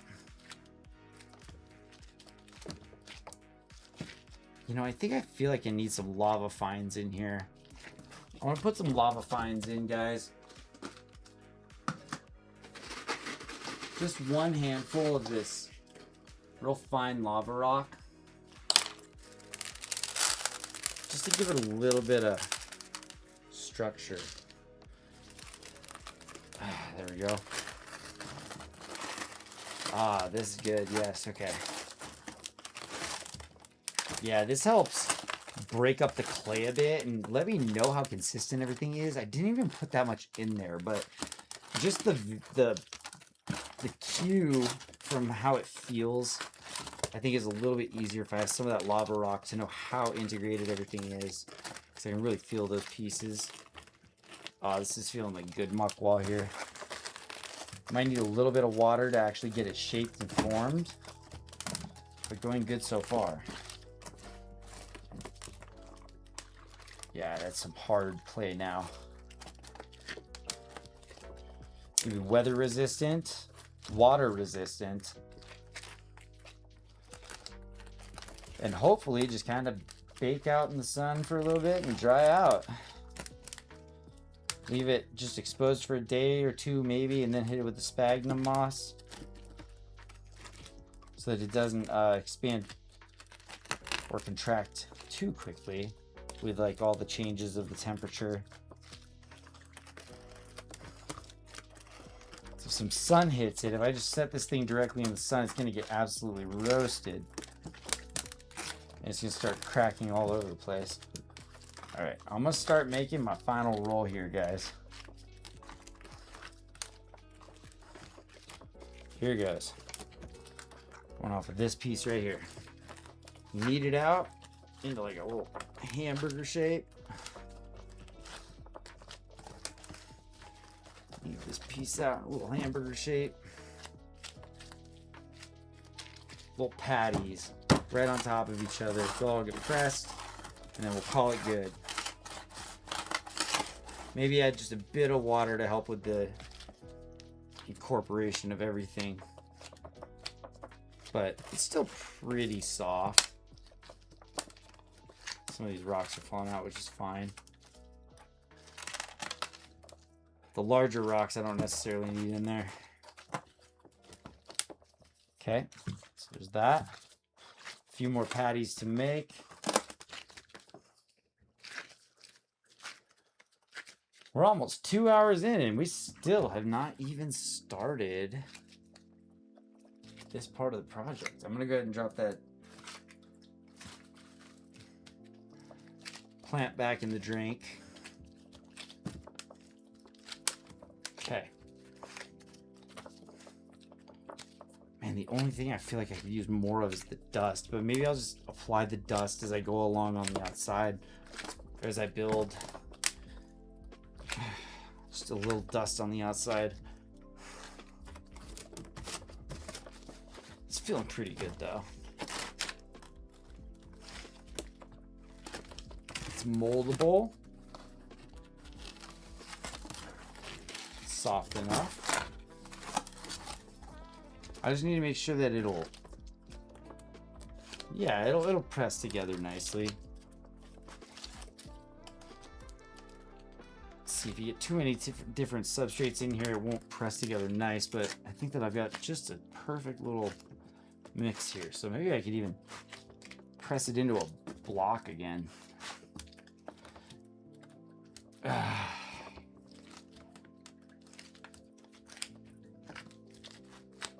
Still trying to work it. All right, I'm just about done working it. It's gonna be about as worked as it's gonna get.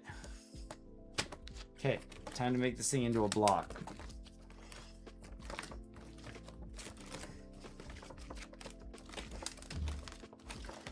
I'll roll it into a cylinder actually first. Okay.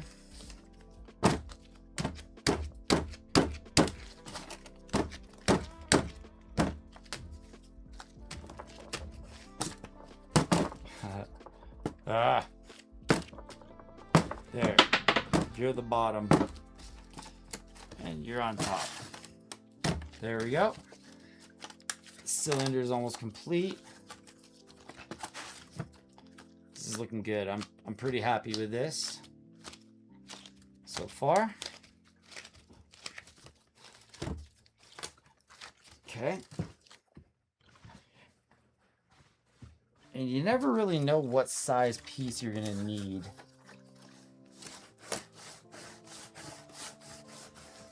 So I'll try and keep it as just kind of that Cambro sized block. So I can throw it back into the bag and back into the Cambro. All right.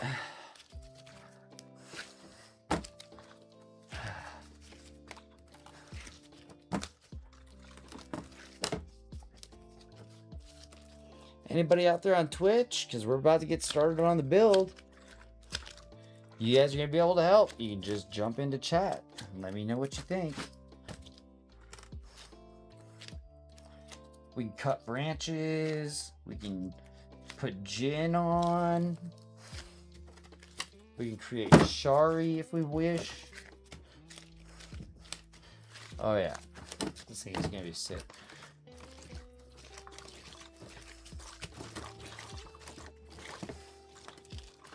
Dude, this is a smart way to do this, because then you can just kind of cut off the size piece that you need. Just make a nice log. So I gotta press all these little indentations and cracks in on the log so that it's actually integrated from the inside out and the outside in. Apply pressure. Okay, so I'm kind of squeezing out. See? Oh yeah, this is gonna be perfect. All right.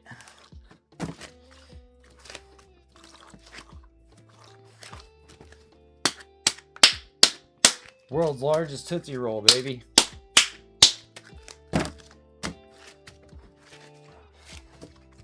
Hail the cylinder.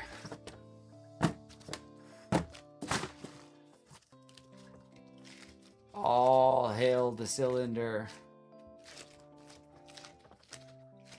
All right, sick. And you know what? I think that this stuff is completely workable, especially if I cut it off in the right portions and I get it just manipulated how I need it to. And boom, I'm just gonna toss it into the old one, the old bucket, and there it is. I should probably block it a little bit. Turn it into a little bit of a block.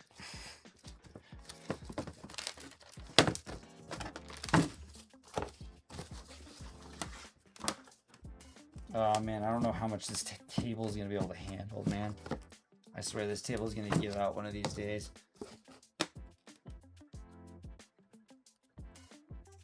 I try to be very centered and fair with it.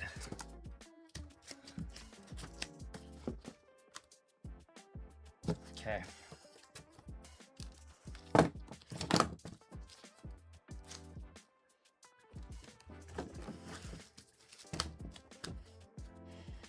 All right, we got our muck wall, guys. How long did that take? Like an hour? Yeah, we're running up on the next ad break, actually. So I'm going to take a break, too, with the ad break because I'm hot in this room, you guys. My PC's running. I'm working my butt off. I'm drinking hot coffee. We are going to continue and persist. We've made our muck wall creation. Fit in the bag. Yeah, here we go. See? It goes back in the bag when we need to. So, most of it is exposed here, but right in the Cambro. All right. And it says, yeah, about 2-3 minutes till we roll into ads, guys. Give me a quick break.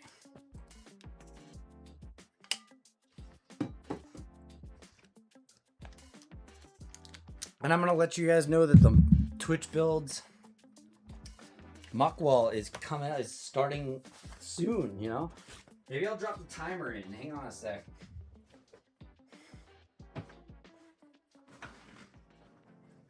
Here, I'll set this all up so it looks good and enticing. There we go. How very enticing. So like I said, guys, it's rolling into ads in just a couple of minutes. Try to not waste too much time on those. So I take my quick break, you know, use the restroom, whatever I got to do. I got my coffee. I'm all good on that. But it's good to have everybody here, you know, if you're popping in for just a minute or if you're hanging out for a long time. I appreciate having you here no matter what. I'm having a really good time with this. And yeah, I'll be back after this quick break and we'll be ready to start on our muck wall. I don't think I'm missing anything right now. I think we're just ready to go. So all right. I see you guys in just a couple of minutes. So I'll toss up the BRB for the ads. All right, here we go. I'll see you guys in just a couple.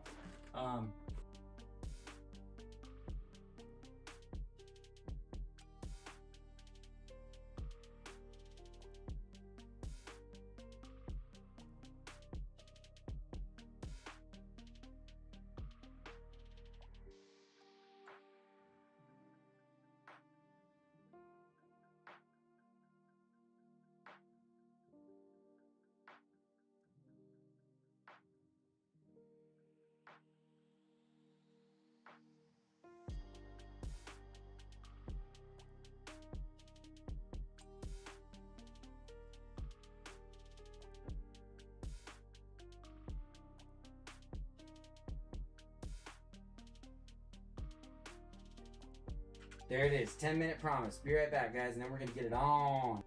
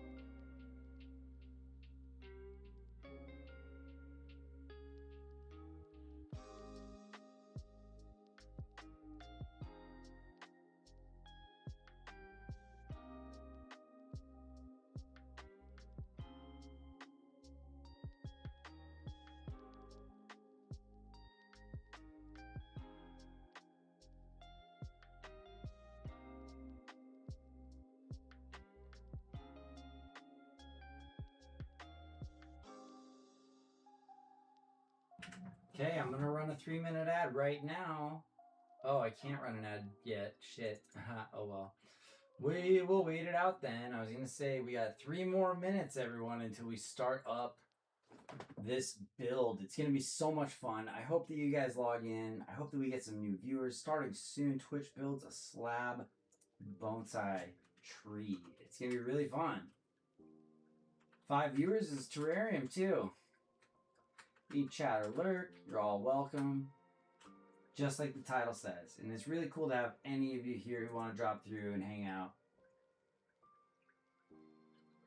So we'll wait for our last 3 minutes here.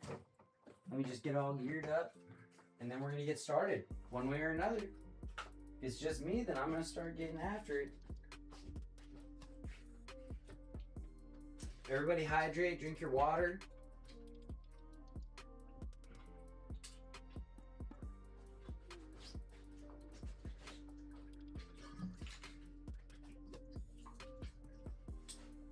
I can kill my be right back sign right here. I'll just all the way at the top. There we go. All our editable scenes. Just doing a little bit of OBS cleanup while we're going to be looking at this, I guess. There we go. All right, guys, 2.5 minutes. That means that's just enough time for me to get my booty over there and get this thing just about started. We got some viewers in here. Hello, hello, everybody. I'm Gross Super PNW. I hope you're all having a great evening. It's a beautiful evening out here in the Pacific Northwest. Boy, what time is it? Approaching 11:30 our time. So we're doing a late night session. And yeah, our countdown is over. We're going to start our build. And if you guys want to jump in and chat,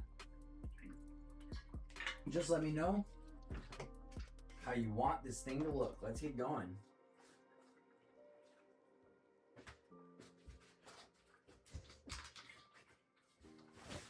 Then after this, if we still have some energy or ambition, we can do a couple of quick slab slides, see if anybody rolls in. And if we get a big turnout and this turns into a late stream, then we'll get onto the terrarium. Otherwise, we'll save that for another day because it's going to be a really, really big project. And I want there to be a lot of viewers. I want you guys to be here with me, to help me, to go on the journey with me. All right, let's start making this muck wall, guys. This is such a fun part of the project. I love doing this. Let's get the tree out of the way. And the muck wall is gonna be determined by the shape of our,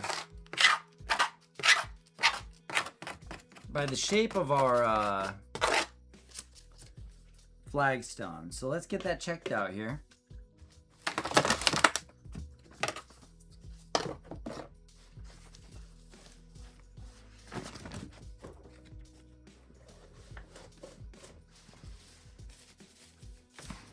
Pop my headphones back on so I got the jams with you guys.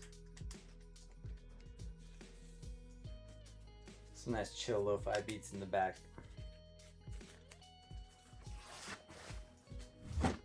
Pretty quiet on my headset, so hopefully they're not too quiet on your guys' side again. A little bit of music to hang out with. All right, we're gonna pop this guy right here. All right, now's when the interesting part starts. This part's so much fun, guys. I'm really glad to have you along. If you're in, or if you're watching this as a vlog, if you're catching this later on in the future, hello future, what's going on? All right, so I'm gonna take my first cut here, and this is gonna be my first bit of wall. Break this in half and kind of stick it together. Really make sure that it combines nicely. And we're gonna do this kind of like a coil pot, a little bit like a coil pot, and we're gonna want to keep everything about 1/4 inch thick. And as a matter of fact, I think I can get some better cuts for this. Cut this piece off right here. And then I'm just gonna split it right in half.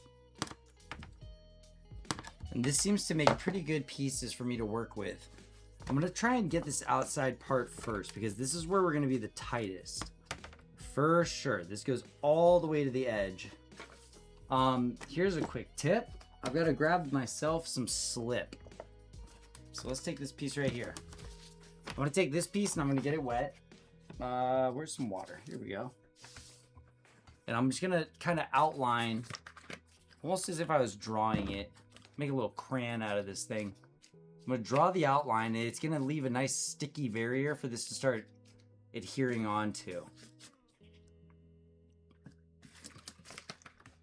Just a little bit's enough. All right.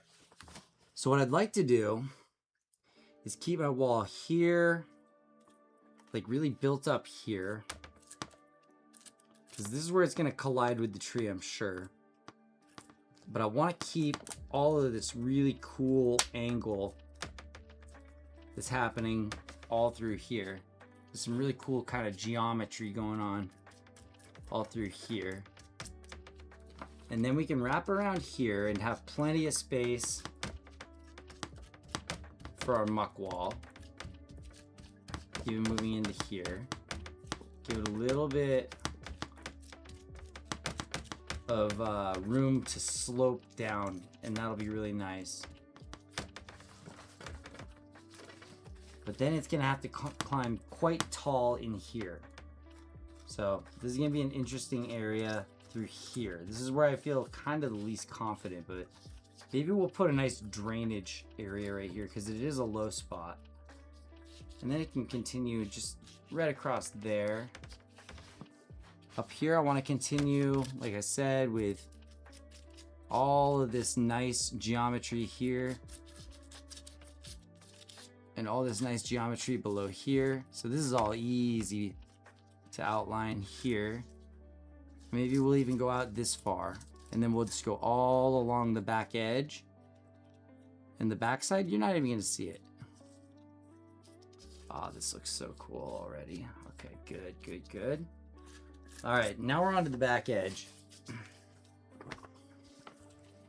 Back edge needs to be thick and load bearing here. So we're gonna make a nice thick back edge. And we're gonna put lots of slop here to get it nice and stuck. There we go. Get it all wet through here as well again. There, we got a nice outline for our muck wall. See how aggressive we can be on the back here? No big deal. We can go like straight up if we have to. But we got lots of room to work with, so I'm not too concerned. And that leaves that whole area for my root mass. Let's make sure that it's gonna fit within the parameters of this.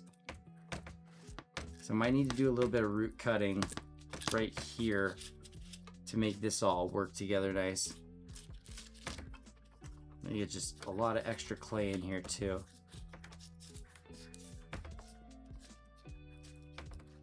There. I think this is a good outline.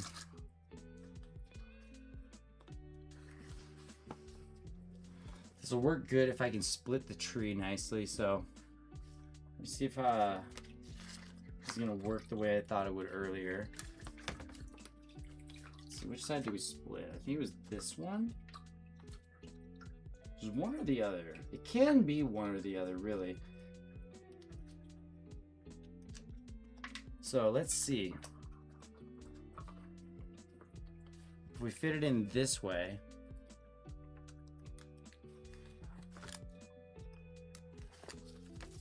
that would work. Be a little tight back here. If we fit it in this way, I think we get a more dramatic look with the tree if we prop it up. I think it's going this way, boys. I'm gonna have to take a look at it from the front side. This conserves all the roots and it makes it a nice proper slip. And there's this nice cut here actually, which will help everything cooperate there. So So let me take a look.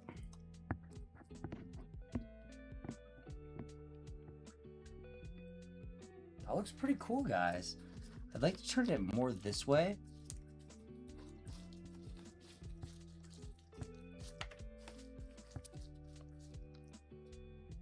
This could work very, very well.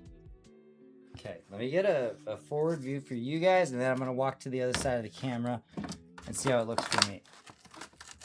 So there's that. You guys also get kind of a side profile. Side profile looks pretty cool. And from the front, I think that this works. I think I'd like to see it a little more like that, but that's no problem. I can just wire it in right now, actually. So let's go right into here.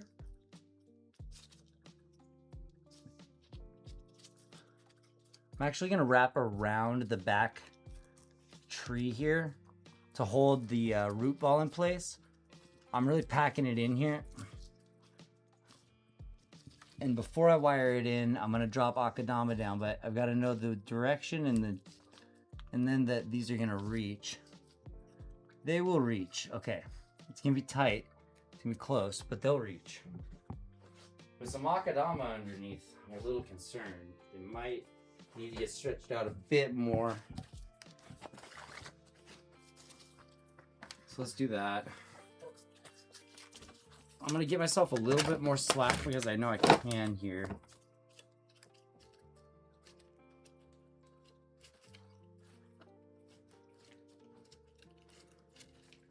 Just turning these in and up.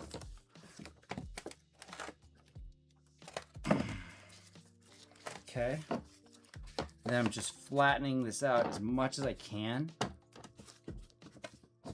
to go straight to the other side, because I can get another bit of wire right here. It's just so tough to get it through this really wonky hole I had to drill. All right, that's as far as it's gonna go. We're good. All right, guys, we got a plan. It's time to execute. I like it. I like it. I like it. I like it.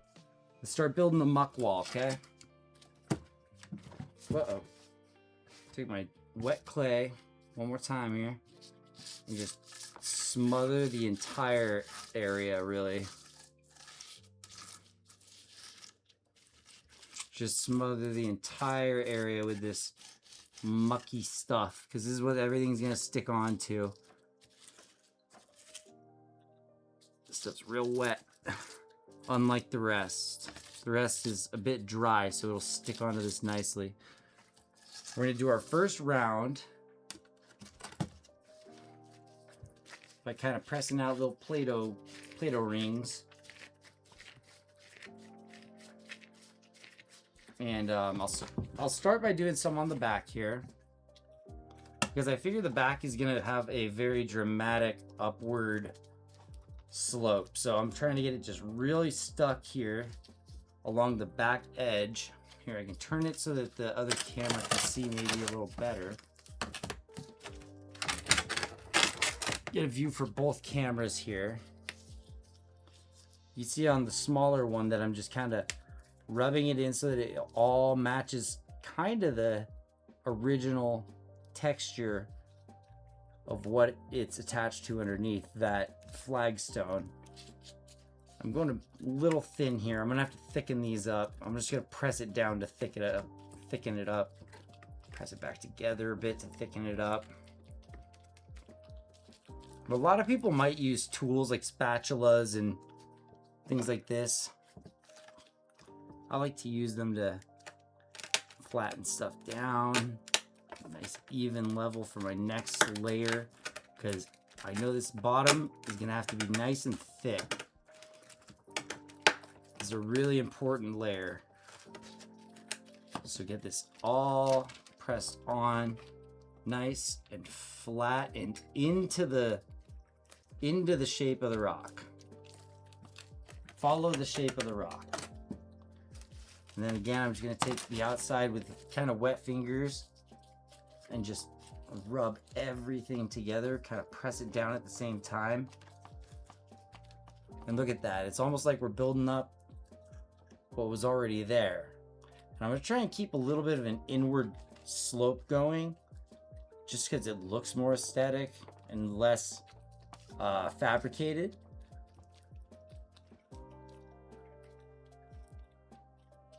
That's looking good so far. Now we're reaching our first little bit of a challenge here, wherein it gets a bit thin here. On this segment that you guys can see here, yep, that's right in the middle of the camera, it gets a bit thin. So here's the piece that we're going to use to reinforce this. We're going to try and go up and really I'm going to go right over the drainage. There's a little drainage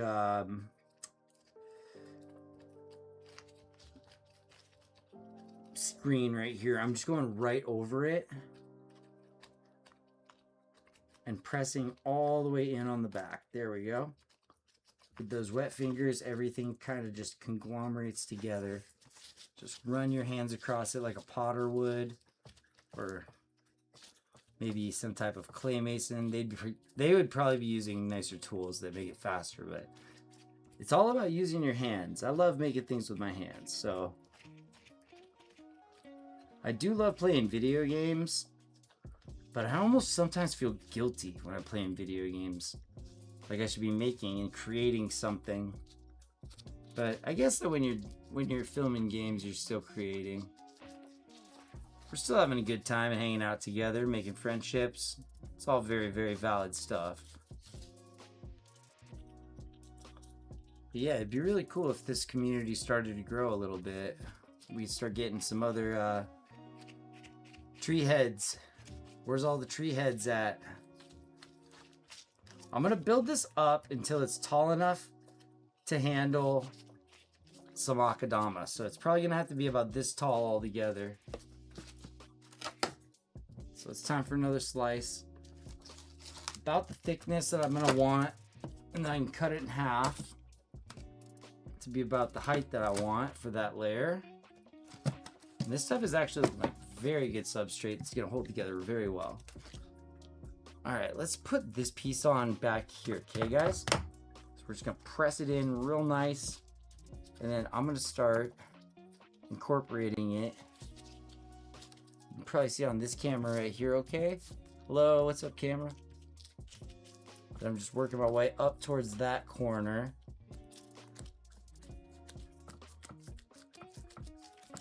And like I said, these back walls, they need to be thick. Definitely thick enough to hold all this akadama in place, and it's gonna have to start turning and curving upward and inward. So at the very, very start here, I might have some real tall straight bits, but those aren't even gonna be seen from the front. So I'm not really too concerned about it. Here's the next bit. I'm gonna go ahead and get it wet as well. This stuff nice and sticky when it's wet. Okay. Let's turn it around. All right, let's work into this next piece of wall here. Okay. I'm pressing the whole block in, kind of compressing it into the one below it. And that nice layer of moisture is making it just grab on nicely. And this is making a nice bit of geometry back here, even where we're gonna be able to start curving the wall up. As long as I can get this bit to kind of make a natural form together, because it's a bit squared off here. And I need it to even out so that I can get that next layer on. But I'll work on that with this paint scraper in just a minute. All right. Maybe I need to get this thing, this camera attached to my hat, and you guys can have like the point of view. I'll have to work on that. Maybe I'll grab some clips and get a point of view hat for you guys. But you guys can actually see better than I that this bottom needs to be attached down here as well. So I'm just pressing kind of downward on the inside from the top down, and then creating a nice connective layer at the bottom. This also gives me a chance to kind of even the walls out. I want this one to look very nice, so I'm not going to speed my way through it. I'm not going to take lazy shortcuts. And if we're up late, we're up late, because that's what we do. That is what we do around here. All right, time to get this bit integrated a little bit more. See, I got some nice little sticks that are going to help hold all this stuff together in here. Just tiny, tiny twigs of bark that are going to help really have a great deal of strength inside of the clay to hold it all together and help it expand and contract properly as it's going through the different weather cycles. Okay, so we're building up nice and thick there. This piece I'm just going to press in. Ah, perfect. It's actually got a bit of that stick coming out right here, so now I can kind of force that next piece in. Just like these. And put a few drops of water out on the table just so I can utilize that when I need it. Okay. I want to kind of get the sides and the bottom wet for these parts. See how perfect these little slices are coming out? It's exactly as thick as I need after I get everything pressed in. So I just place it like that. Press it into the adjacent piece, especially because I know there's a toothpick here. I'm really kind of just trying to get that toothpick to hold these two pieces together. That'd be great. And it's thinning out, but it's fine because I'm going to be able to press it down and start to make it blend in with the layer below it. And then on this side, we're starting to get tall enough that we'll be able to hold akadama. So this is just about the finish of this side. And maybe I'll switch over to the other side of the camera so that you guys can have a good view of us working on the other side there. Let me just keep working on this. Really sliding it together. Press, press, press. Okay, and now I'm going to press down. See how I press down and it thickens out? Kind of from the center. That's really good. That means that it's pressing into the block below it. And I can already feel that it's starting to even out in terms of thickness. That's great. It's still pliable. That's good. And it'll stay pliable probably till at least I have a day or two of sunshine baking it. I'm really rubbing this back wall together with the stone so that it just makes a really solid connection. And I will move in and add some drainage in the low spots to make sure that no pools puddle up and start just kind of rotting away my hard built walls. It's like Castle Wall Maria or Maria. Wall Maria. Waiting for the Titans to come. All right, I can feel on the inside here that this got a little bit uneven. So I'm going to press some of this stuff from the bottom up and the top down. And see how I'm able to kind of coerce this into being a nice little cohesive muck wall. Even if it was made out of 3 or 4 pieces there, that all just comes right together like that. Beautiful. It's a little thicker back on this side, and it starts to thin out a little right here. But that's okay, because now we're starting to head towards the drain. Good drain there, and then I'm going to pop a drain in right next to it. I might use a little bit of rubber or like a piece of a straw, a little piece of plastic to make sure that my drainage holes stay where I need them in the low points. And I'm spending a lot of time on this, guys, because I really want it to look good.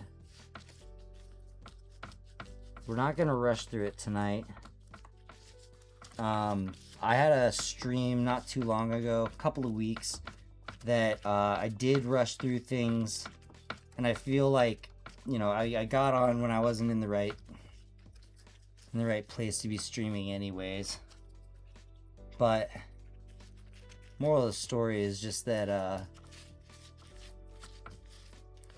I want to be on when I'm in the right state of mind to just get into a flow state and work and play and enjoy and share this with you guys. So I apologize for that stream where things kind of went cattywampus, because I usually try to keep things really light here. Really cool, really inviting, really fun. You know, life gets you down sometimes, and it can follow you into your, I would say into your work, but into your passions even. This muck wall is coming together very nicely. Very, very nicely. I'm thinking I can turn it back up here. Just like that. So we'll just wet the bottoms of these things. And then this one should give you should be a good view for you guys. Okay, so this one kind of turns a bit, and then it turns in. And I'm gonna have to use a little bit of patch here, and this is probably gonna be a drain. This is gonna have to be a drain actually, so I'm gonna leave a bit exposed right here where I'll be able to stuff in a couple of pieces of akadama or maybe like a piece of bark, and that could hold that drain together perfectly, because this is certainly the low point right here. Everything is going to drain down to here, and it is actually on the back side, so that works great for me actually. Okay, and just a little bit here that I could use some patching just for making it even. So I'm just gonna patch up this spot right here. And then I'm about to swap to the other side so you guys can see me a little bit better. Yeah, so I want this hole to be like small enough that akadama won't fall through it. So I'm gonna kind of stick my pinky here and just like work my way around my pinky. And like I said, just rubbing everything into the stone. So it's got a nice incorporation with that first layer of wet clay that we outlined our job with. Yep, and this piece even gets to turn a bit like that. So that's interesting. Okay. Well, that's a solid spot, and I think we have a great drainage down here.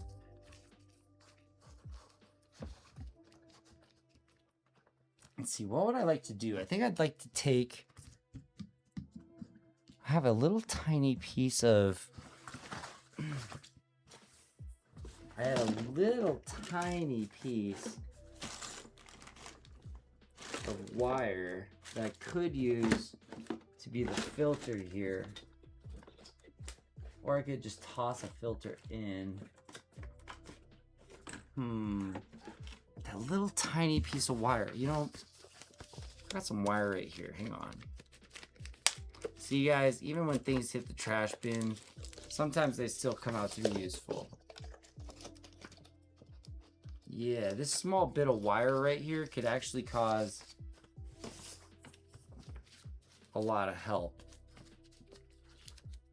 Unless it gets clogged. But I think I'm just going to roll this up, and I'm going to stick it right into that area to act as a little drain assistant. Okay, so there you go. Just kind of rolled up. If I have my wire cutters on me, I might cut the ends off. Grab my wire cutters and cut the ends off of this thing.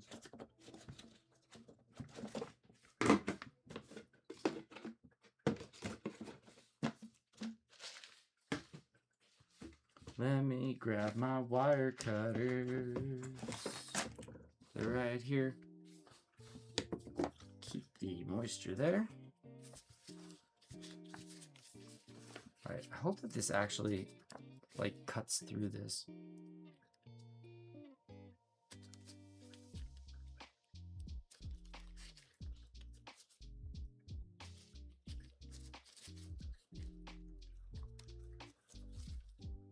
It's kind of an experiment here. Let's see if this works.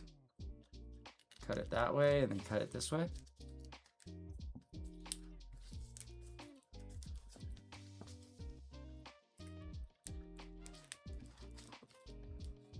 Yeah, I'm just going to town on these things. Okay, there we go. So now this is true scrap, and this is my new. Oh, wrong one. Hang on. Dropped it into my substrate. There's garbage. All right, so this will be my new little trap here.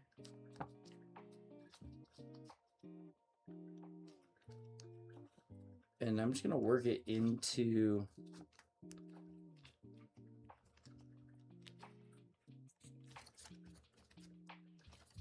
and now the muck wall goes over it, but the drain remains. I'll show it to you guys in just a sec. As soon as I clean this part up right here, because these two need to be pressed together. Yep, I can feel that drain on the other side. Perfect. So this corner has a nice little drain hole on it now. And it's actually got wire protecting it. So that's pretty good. I can always pull it out if it's jammed up or having problems. But it's right in, oh man, I was on the Buddha. It's right in here. There you go. So there's your view.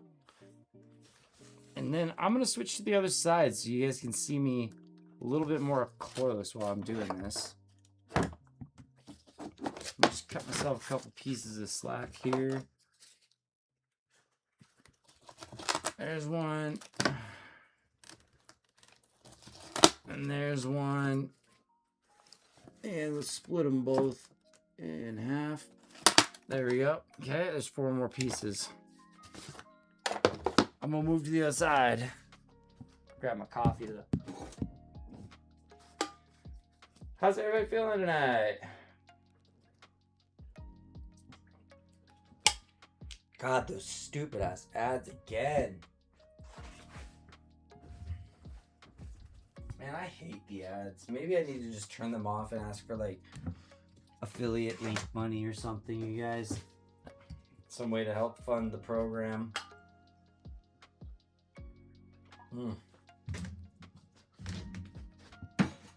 I'll have to figure that out. Okay, I'm getting all up close with the cameras now, guys. Let's do this. Nah. That's pretty good. Move that all out of the way and make this the center of attention here.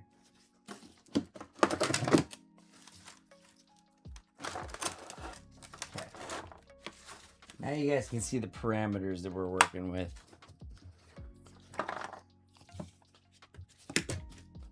That's actually right on my water that I was using, so I'm gonna move this back this way. Hopefully that's not too intrusive.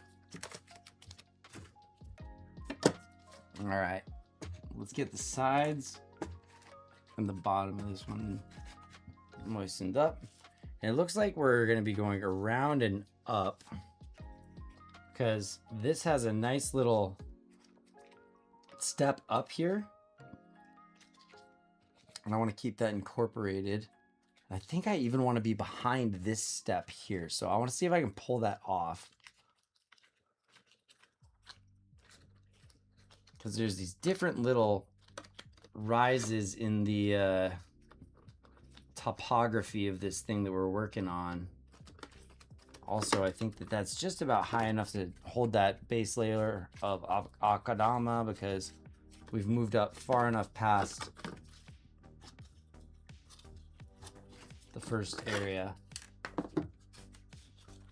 where we needed the highest level of integrity to hold back all the akadama weight, keep the tree in place and such. So what do we want to do here? I think we want to stay on this side.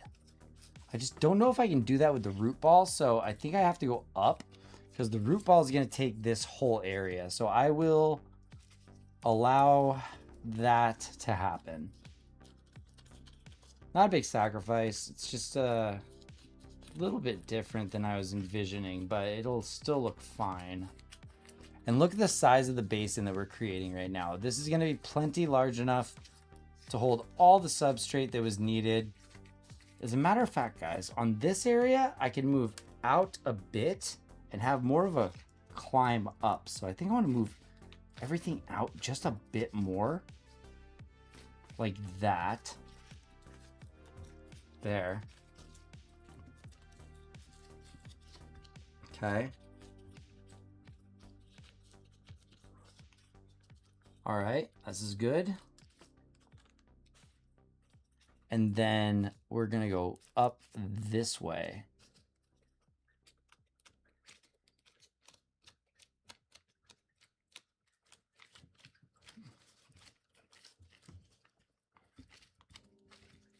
I want it to be a pretty sharp turn up, because it does come to a nice point here. So the reason I'm going out so far is that I really want it to have a long and not too steep slope up into the tree here.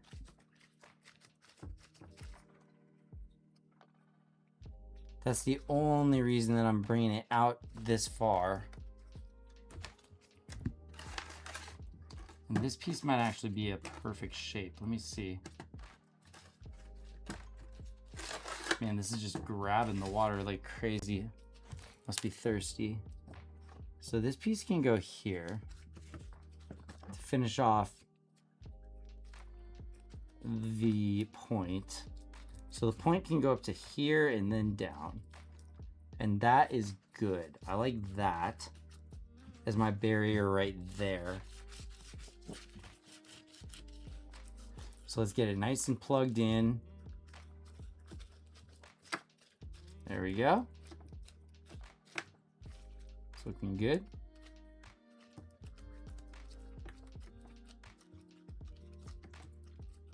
All right. There we go.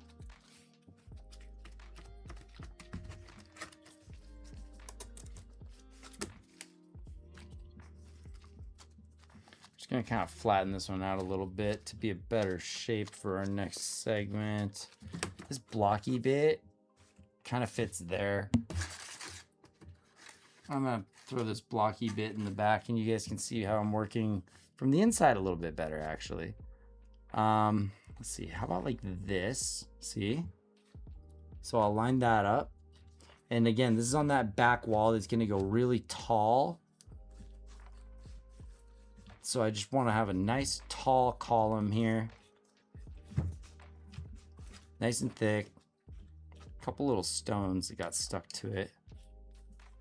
I'm just rubbing it into the clay, and I can actually see some spots that I missed that a little bit on this inside. Just rub the clay in here. Uh-oh, knocked over Buddha. I hope that that's not bad luck. He's still chilling. He's cool. All right, I'm really going for perfectionist on this, guys. Try and keep that perfect thickness, that nice even foundation for our next layers to go on top of, the right geometry coming together for how I want my muck wall to look, and I'm liking it so far. Okay, so let's get these parts integrated here. That's gonna be nice and easy. Look at that. Just squeezes right on.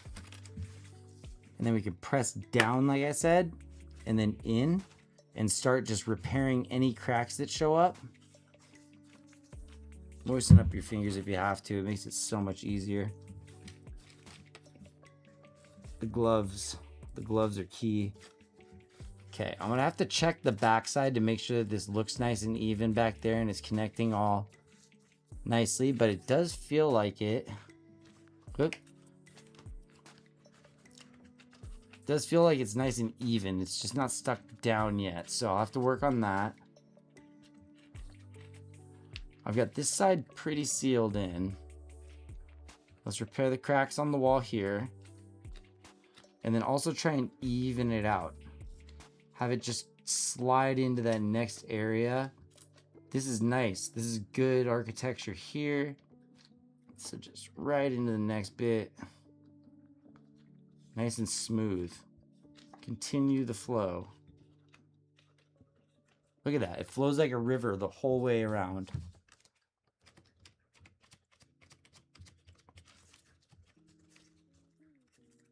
This is going to be a really cool muck wall. I'm going to like this one. This is just about hitting the high point over here.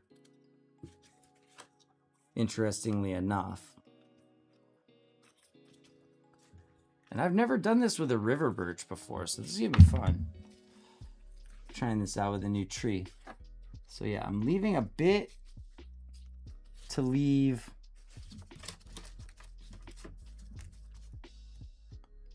a slope upwards here. So I want to use one of these types of pieces.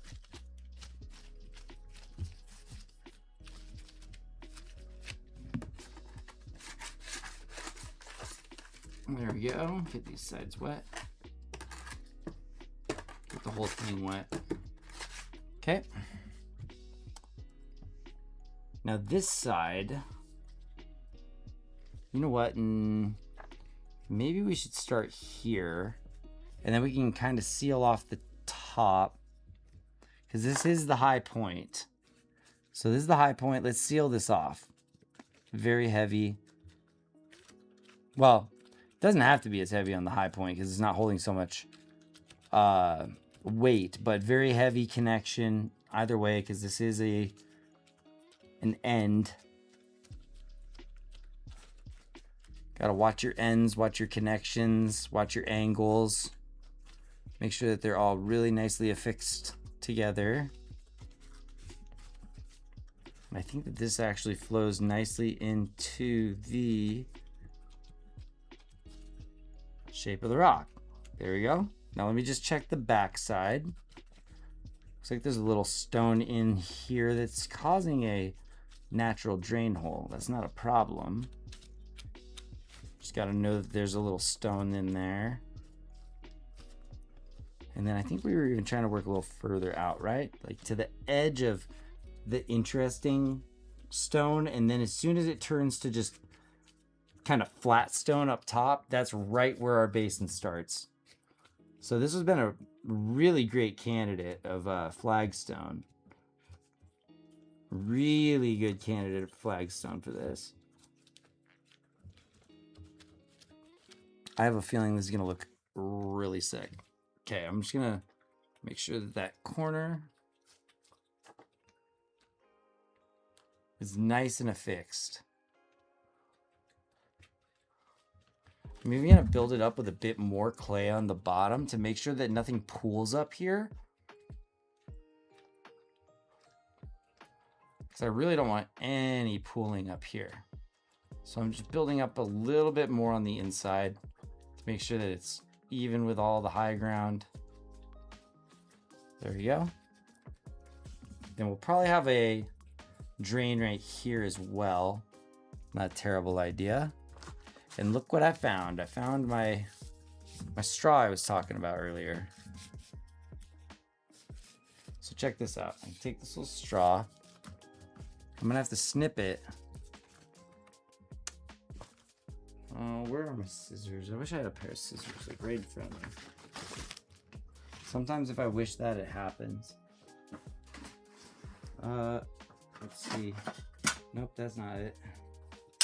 Those things won't work. I need all my proper tools. They're way over there. Okay.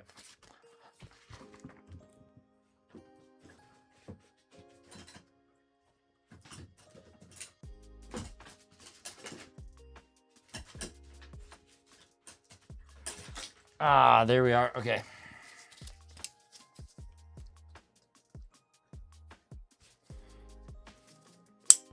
Oh, that just flew away. Okay, let's try that again. There we go. So here's a solution. Little piece of tube or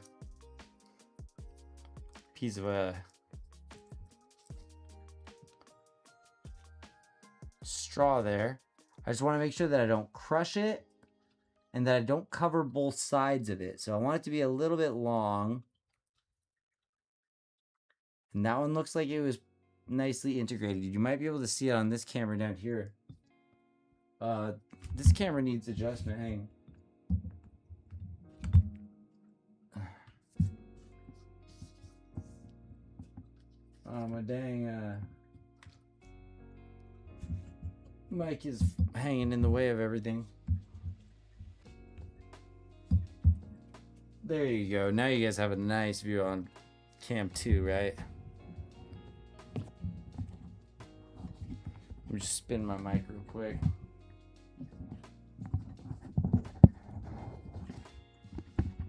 Uh-oh, it's becoming unstable.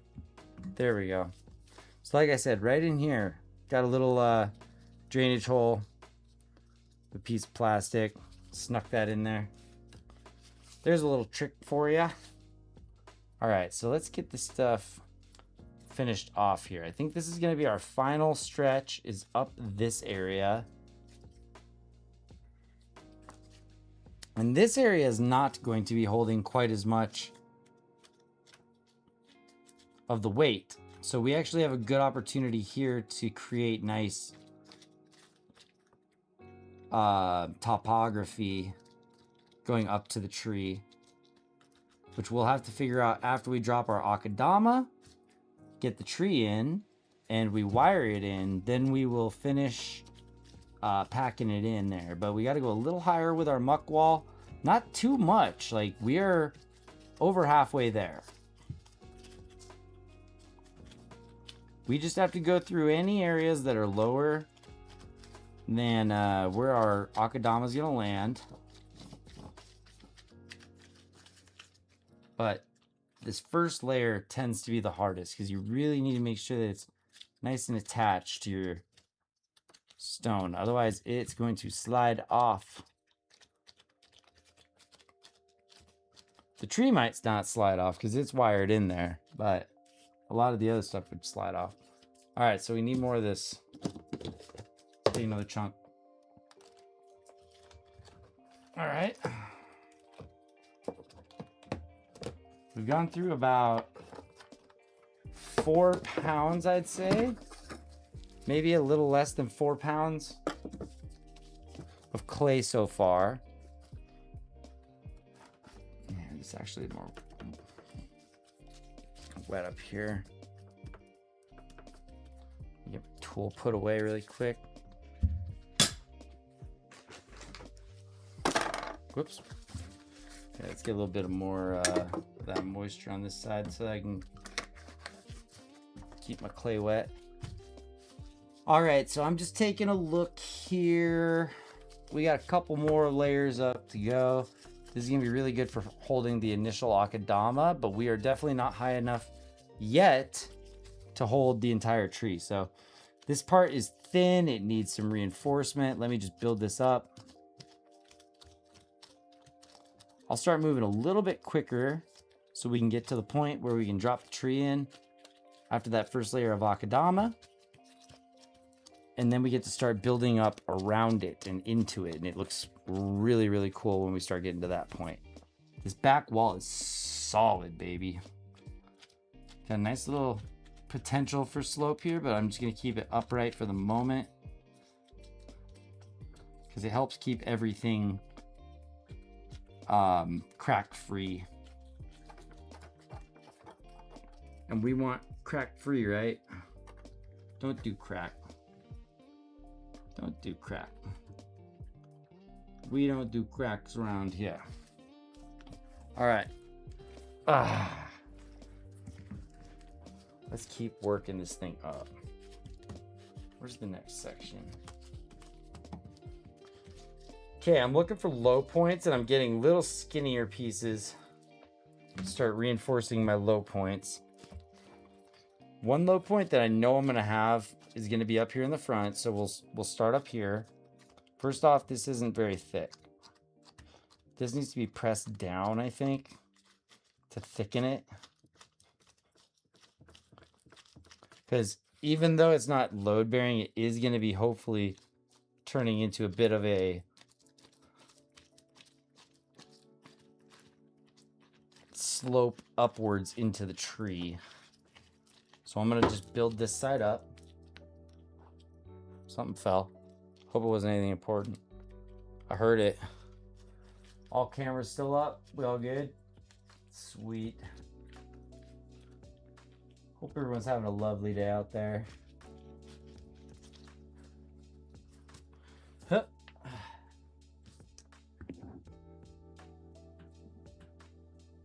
There we are. Okay, this is definitely going to be enough now, I think, to get our upper slope done. For our plan here. First we build up, then we can put everything in, and then we turn it inwards on itself. Kind of encapsulate it.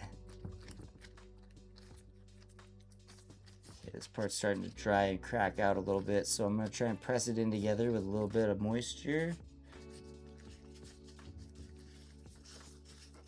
Yep, some parts are starting to dry and crack out just a little bit, but it's mostly parts that we're going to be putting our second layer on top of, so I'm not too worried about it. Those are some of the parts that we leave a little bit less built up. So it's going to be a little heavier here. A little heavier through here. So I'll just do a little lighter stuff right here for that nice gentle upward apex that we want to go with the stone. The stone's original shape like this. See how it kind of points up? So let's just get that kind of planned out.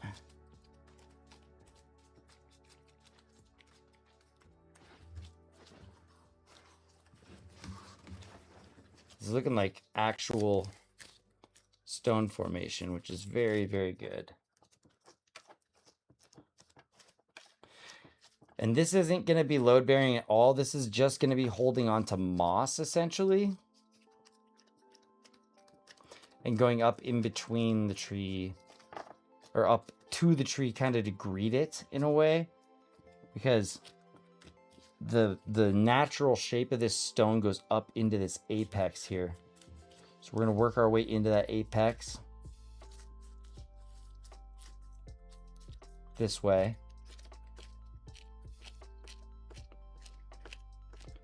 And then everything else can come up and get compressed a bit. Nice. This is good muck wallow. This is good.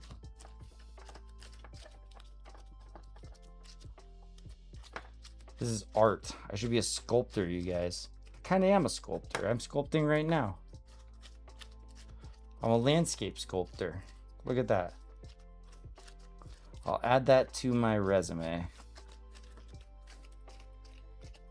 I'm sure it'll be extremely valuable in today's market. All right. And I am going to go over this with wet fingers one more time at the end, just to make sure that everything is incorporated nicely, but I'm mostly doing shaping right now. I want to shape this upward. Check this. Uh-oh, one of my gloves busted.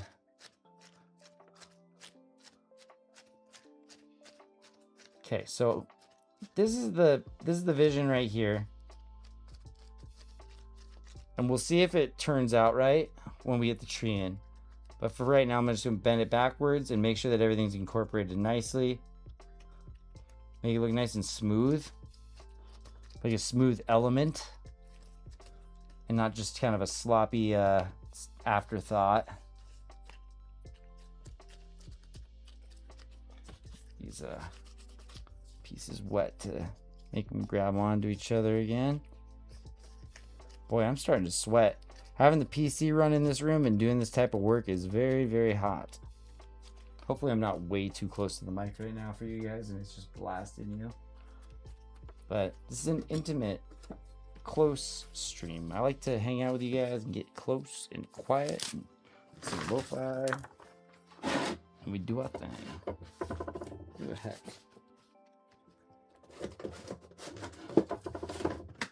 We're getting very close to the Akadama layer, guys. Very, very close.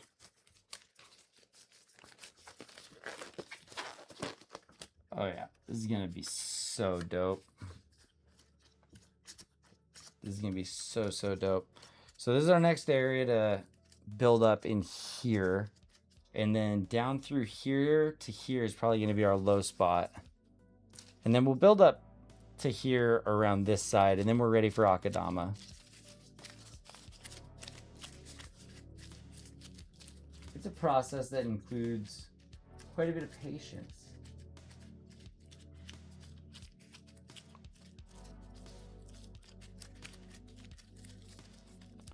You know, I don't want to bribe viewers with projects, but it was just one of those situations where it was like, I really want people to be around for this one.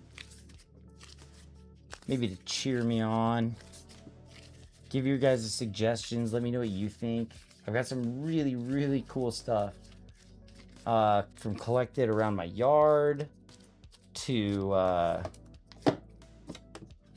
kind of some invasive things that have popped up in my bonsai that look really cool but are more suited for a terrarium and aren't good partners with the tree but could be great additions to a terrarium. We throw in a couple of isopods and make a nice little environment for everybody. Hopefully it just sits there and is self-sufficient and I can keep it watered maybe like once a day with some spray. I've got a whole bunch of different types of moss. You guys would be just blown away at my moss collection. My moss hoard. I'm very goblin core in that way. I love collecting moss for my projects. I'm really pointing this one out. I want to bring that to a strong point there. And hopefully that works well with the shape of the tree. I think it will. Okay, here's the next piece.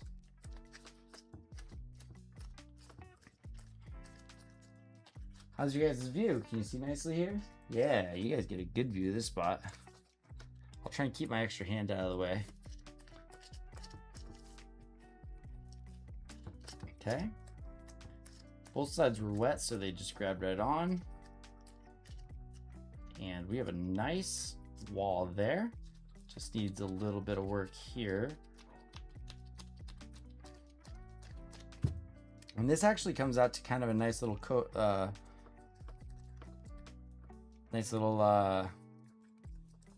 outward bump right there. That looks nice.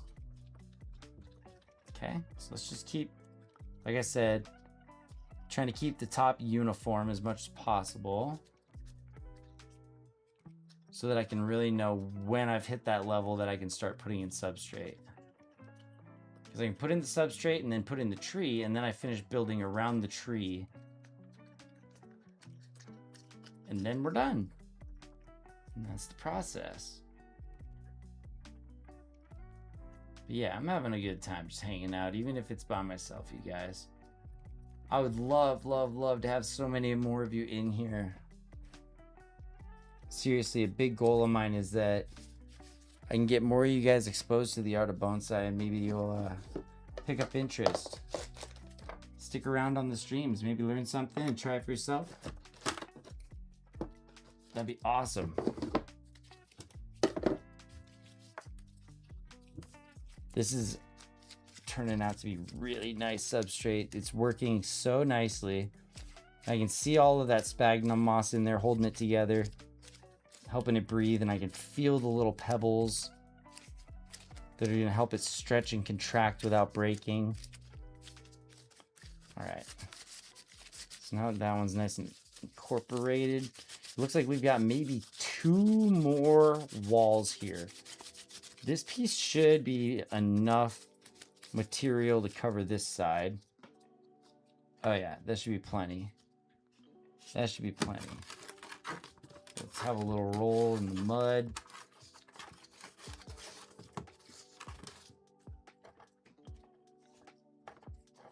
Make sure everything's nice and moistened up. Where is my water? I need more and more water. This project's just soaking water up. So yeah, just using my fingers to make a nice little slick. And this thing, of course, get it molded into a nice brick.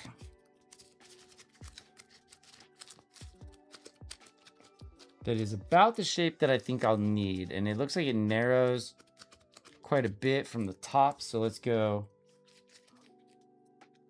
Oh, first off, I'm going to try and make this a nice addition before I even integrate it.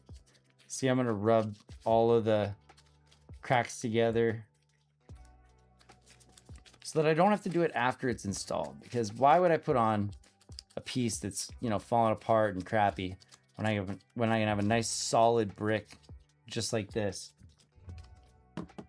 Water, water, water, water all around this. All right. It's a bit tall, but we are gonna have to go taller than this probably anyways. So we will integrate it like this, right into this corner here where we have our drain. And then the next layers are gonna have to go across here. And I'll check the other side to make sure that we're nice and integrated. But again, just pressing down into it, all that wet clay is wanting to just grip onto itself.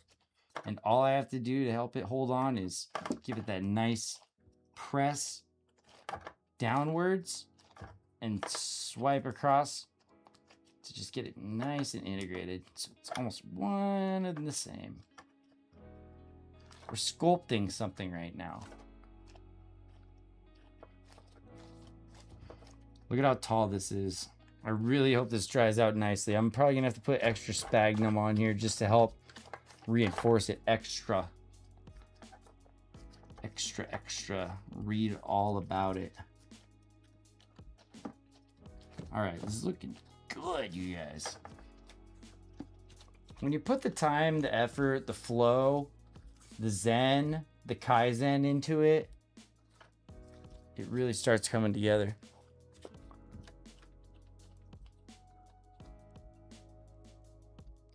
I just got jump scared by my chair. I thought somebody was standing behind me.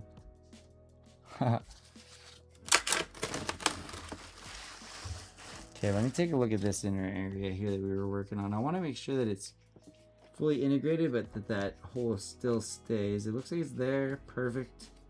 And everything flows nicely into it, but I want to remove anything that could be liable to clog it. So any extra little bits of clay, I'm going to try and just force up into the wall. And now from this angle, I can actually see this inner wall needs a lot of work getting up and down support. Yeah, this whole inside was rather cracked, you can see. So let's make all of this one. There. Everything leads perfectly to that drain now. And everything seems integrated nicely. I don't think we're gonna have any rot here. Everything should run straight through. Now, I've never done this with a river birch before. These things grow so damn fast. I don't even know if it's worth the clay that I'm using to put it in, because it could outgrow this so quickly. And hopefully, at that point, I'll be able to pull it out, you know, from the akadama, release it from its copper wires and replace it with another tree.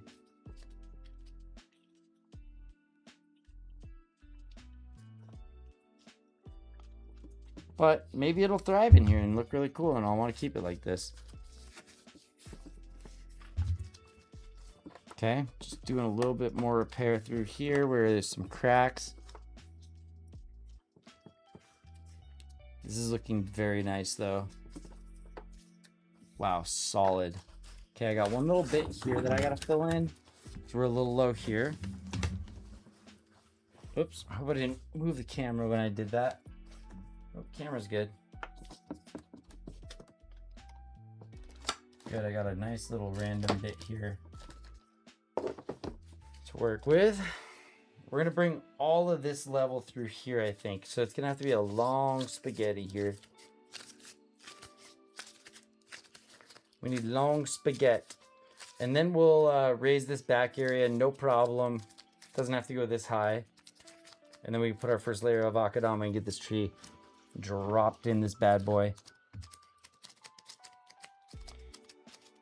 Because that's what we're gonna do. We're gonna get our first layer of akadama down. That makes sure that it gives nice, soft, welcoming substrate to all of those roots. It retains water in the right way.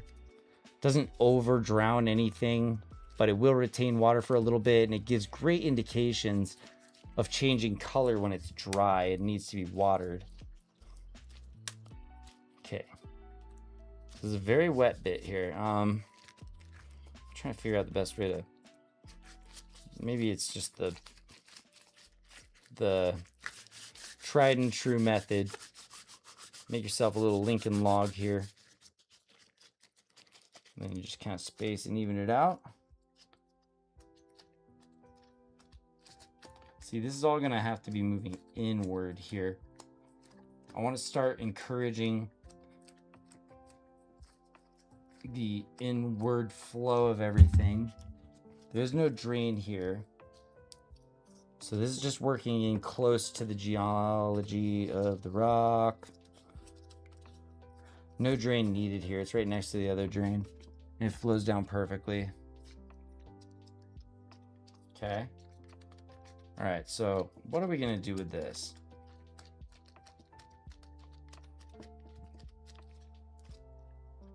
Let's see. Let's work this piece in and then work. Ah, shit, I feel like. Okay. Let's get this whole chunk here.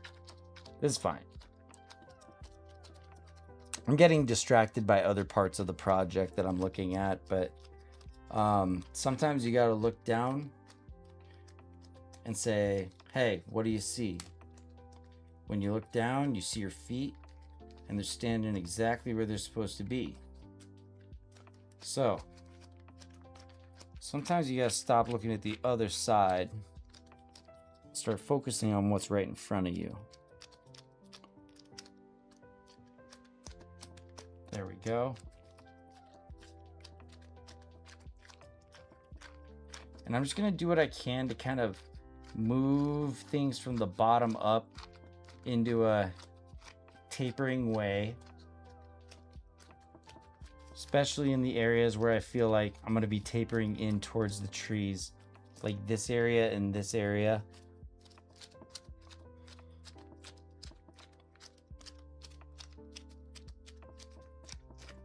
But we'll have to see after the tree is actually installed. All right, and then we're gonna have to get this area. This is a big one. This is a big one. Boy, guys, I'm using so much of this clay that my smallest build, I might even be running short on that one. Could have thin walls. Nah, I got a whole other brick. I got a whole other brick. I could do this all day with you guys. Or all night. Guess it's all night. Okay. This next bit is too much. That should fill in pretty well. So let's moisten her up a bit. And then we need to get a nice compact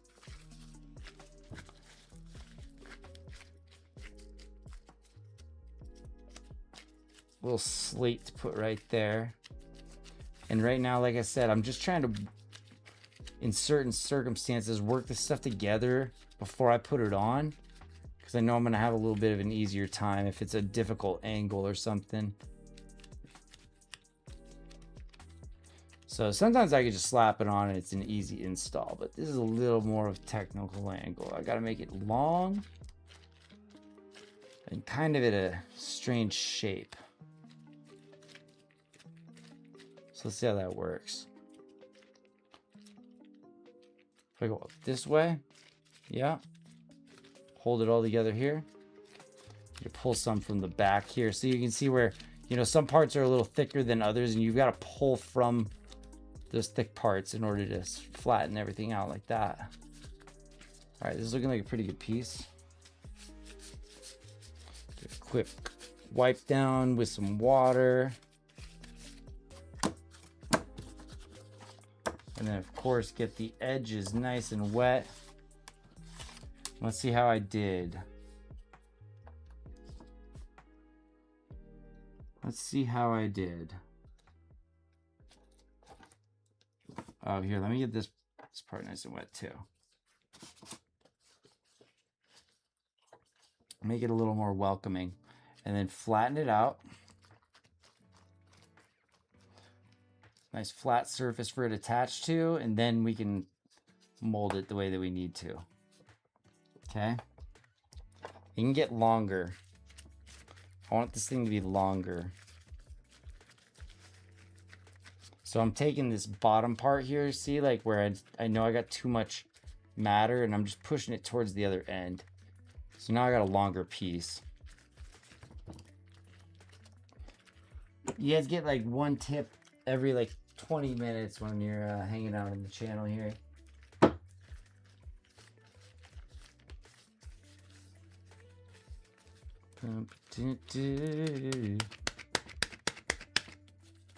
There we go. Okay, I think that this is going to be a better fit. Especially with that thin bit there. Okay, let's try and get this to work. Okay. Seems like this part is fusing fine. This part seems to be fusing just fine. It thinned out a bit nicely right above that drain hole, so that's good. And again, I'm gonna have to flip this thing around or go to the other side to just do a little bit of double checking to make sure we don't have cracks forming. But we're getting so close to dumping Akadama in. We're getting really close. This is turning into a proper basin, and it's got really cool geometry to it. I really like this. My first one I loved. My second one I really like. My third one, I feel like I could have done a better job, and that was my disappointing stream. That I was like, dang guys, I wish I would have, I don't know, maybe streamed a little longer, maybe not rushed so fast, maybe not gotten, you know, upset, or not upset, but just burnt out, you know, after the first 3 or 4 hours, and just kind of gave up. I'm really hoping for more viewers, you know. I'm not gonna bot the channel for them. That's no good, but I found one more place where I think I'd like to put some straw. I don't know where my straw went. It is invisible after all. Oh well, it'll come up. We're getting very close, guys, to the action. The action.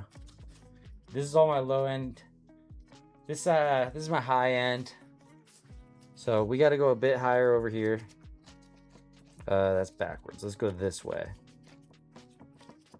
See, this is one of those pieces that I didn't take so much time to form because I'm just going to be pressing it straight into the wall here. Everything's getting kind of more roughly integrated instead of the more delicate side where I want to take a little more attention to how the geometry is going to look, because this side is a little less relevant on the shape I'm trying to make. All right, so let's take one quick look.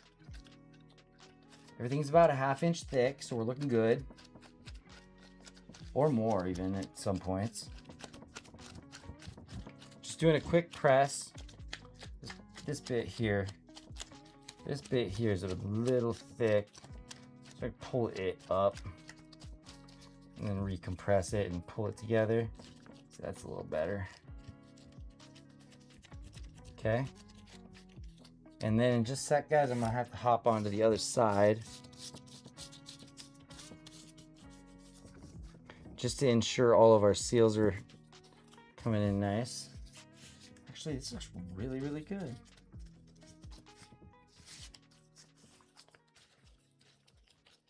This is looking really good, and already it's starting to get a little bit partial dried. Okay. So this is, I think, our last corridor through here that we really need to work on. Ah, yes. Okay, this was the first thing I wanted to do here, you guys. See, let's get our little wet crayon together again. And I'm just gonna use that to kind of scrub on the insides here and scrub along some of these edges. So I got a nice bit of wet glue to work with in a way.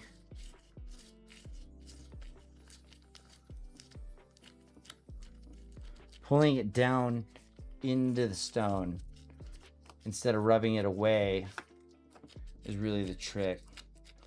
And sometimes you can find yourself caught like right here where it wasn't really dipping into the stone, it was kind of doing its own thing. Oh, this is gonna be so good. So good. I want to line up this upward slope with the stone here. There we go. So I think it's gonna work much better with the tree. Okay, back to building. Pop this bad boy right over here. It's a nice compressed brick. This one should go on quick.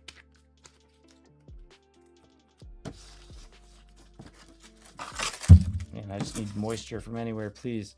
All right, there we go. Spread it longer. I'm just gonna spread it all the way to that 1/2 inch mark there and just make it easy on myself.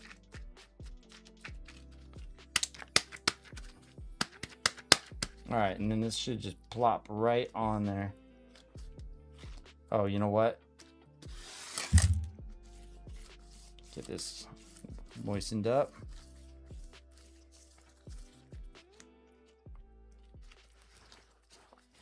This is gonna be so sick, you guys. This might be one of my coolest pieces yet. I don't want to speak too soon, but it has potential. And it's with such a strange tree. It's not like an awesome, you know, nursery tree that I got or anything. This is just a little Yamadori river birch that I found in my travels around the river and thought it was cool. Still think it's very cool. So let's press down and across, right? Down, across, and in.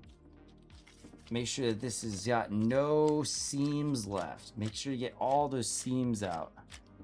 I see seams back there. I see seams right here. Don't want that.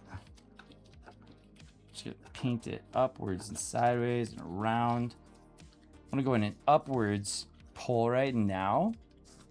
Except at the bottom, really, where I need to press down and in.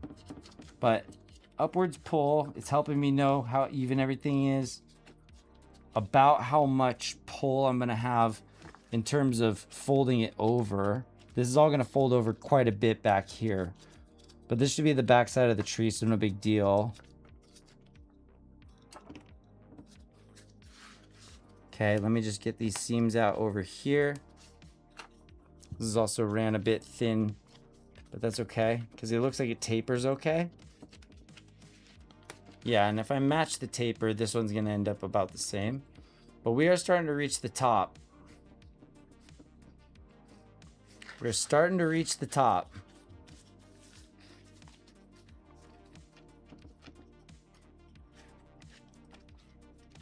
We need a little more buildup here. Just like I said, you guys, this is a pot. It needs to be big enough to hold enough akadama. It must be large enough to hold enough akadama for the plant to thrive and survive. And here's the good part. Since we went nice and thick on the bottom, we can kind of squeeze up a bit and maintain that about 1/2 inch layer. But it was a bit thicker back here, so I can even squeeze it upwards a bit more, which is awesome. There's a little seam right there I noticed. Okay, this is coming together good. You know, the hours that we're running tonight, we might hit some of our European viewers in the early morning. That'd be pretty cool. I'd love to see you guys. Heck to you, Woo, and Tassadul. And we got some friends from Jordan and all around the world. I love having you guys here. One more stretch. I'm gonna do one more stretch and then I'm calling it.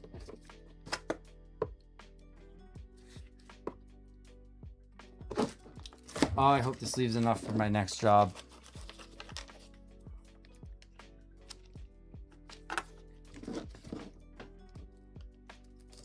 I hope this leaves enough for my next job. It's barely enough. I can always mix up more, but oh, it takes a while, doesn't it, guys? It took about 45 minutes of part of the stream today. All right.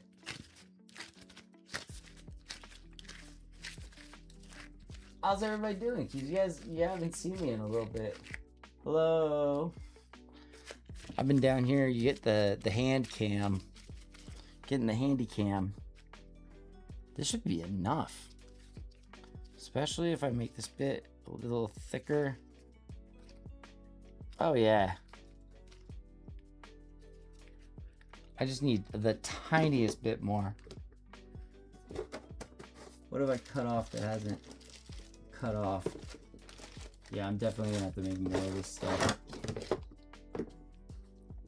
That's all right. This bit right here will cover the distance.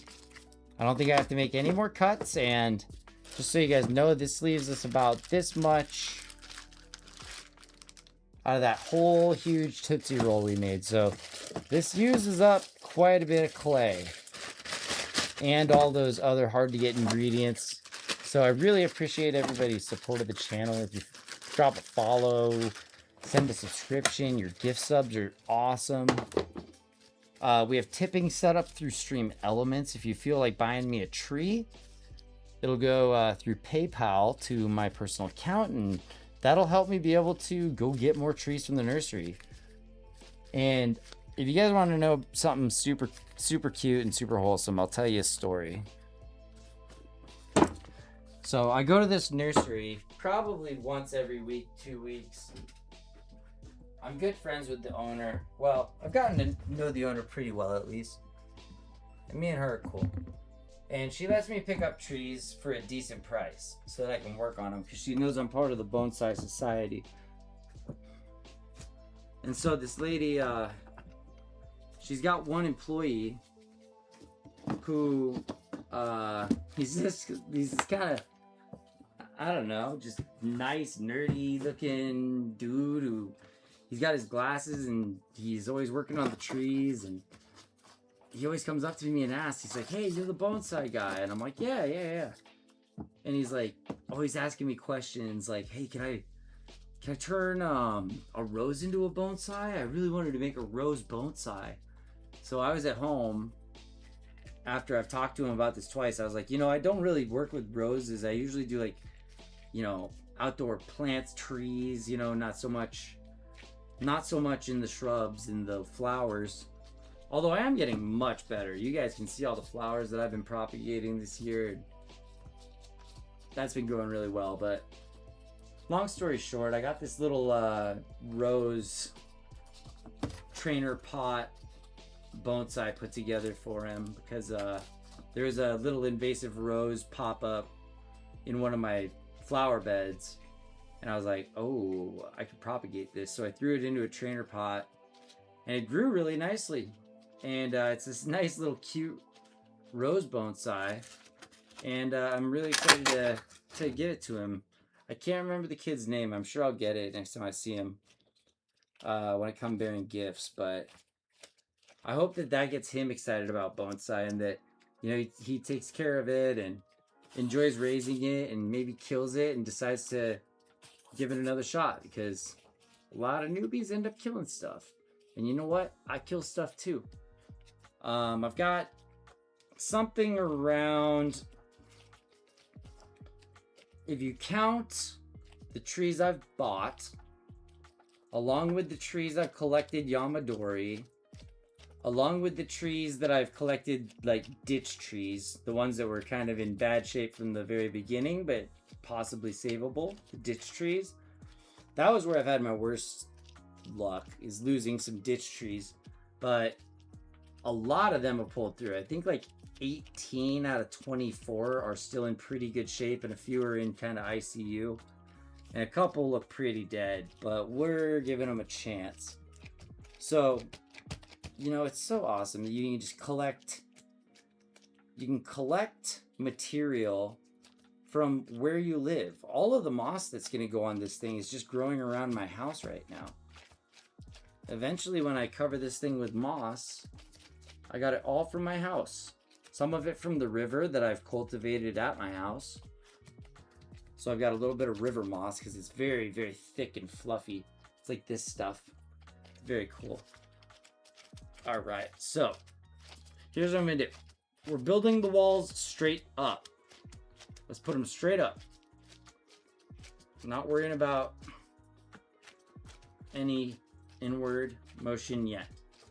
Let's see how big we can get, and then we'll start packing everything in. Look at the size of this pot.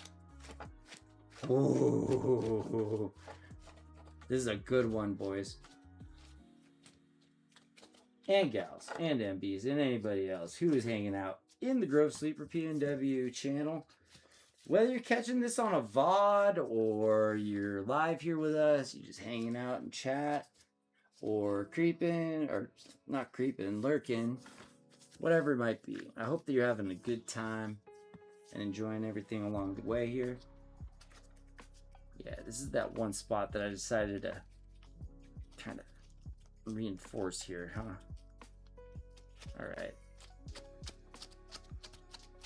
I'm just doing a quick visual, trying to even everything out.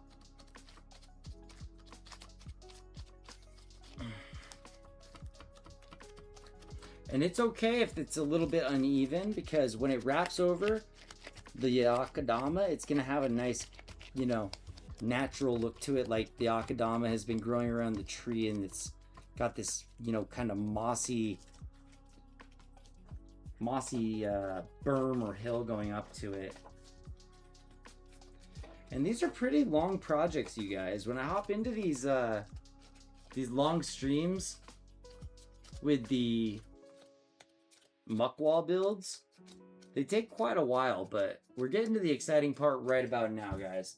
Here's our tree if you are just dropping in or saying hi. Take a quick look. Ooh, yeah. A beautiful river birch. This thing's been going crazy all season. I don't want it super wet getting into all of this, but it's gonna have to press pretty hard against this front wall. So I'm giving this a little slack back. Little bit of slack back. And I did leave extra void here so that the tree can go up and still have a little bit of movement towards it. So as we dry this thing out for a sec, dry this thing out for a sec, not drop it back in. There we go.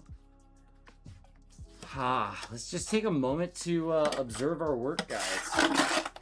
What do you all think? One little more piece here.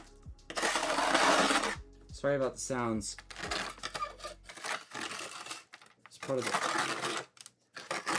If I used a brush, it would be much more ASMR. I've thought about doing ASMR streams, and probably worked a lot better if I had a brush to move that stuff around. All right, so one last thing, guys. We're going to reinforce one last segment on the back. I'll let you have the view. This back segment right here needs one more bit of buff. So I'm pressing down, I'm pressing out, I'm pressing in, I'm pressing, pinching together so we have nice even walls. Can't even tell where any of the seams were if you did it correctly. Those are all looking real good. Very even on the inside. See, this is where it starts to feel like you're doing craft work, artisan work. When you can look on the inside of the piece that no one's ever gonna see and say, yep, that is nice and perfectly smoothed out and even. And press down on our tops because we can pull them later. Okay, here we go. Let's see how this looks in here. Real quick. From my angle. And then I'll spin it around for you guys. I think we're going this way, yeah? Yep.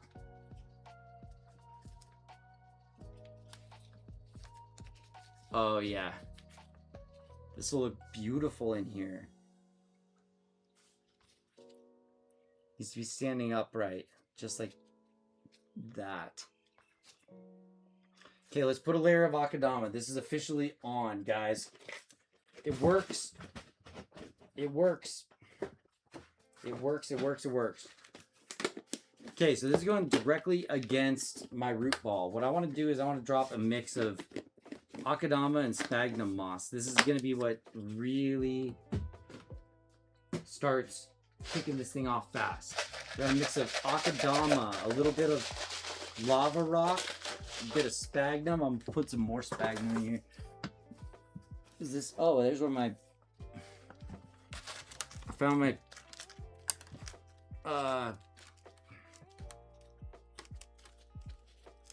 straw. Break up a little extra sphagnum in here.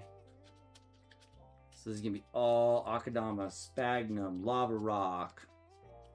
Good stuff, good stuff, good stuff, good stuff. Just mix it all up because I want enough to get across that whole bottom layer.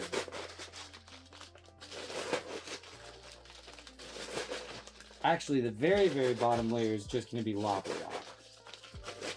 Just lava rock to hold in our couple of pieces of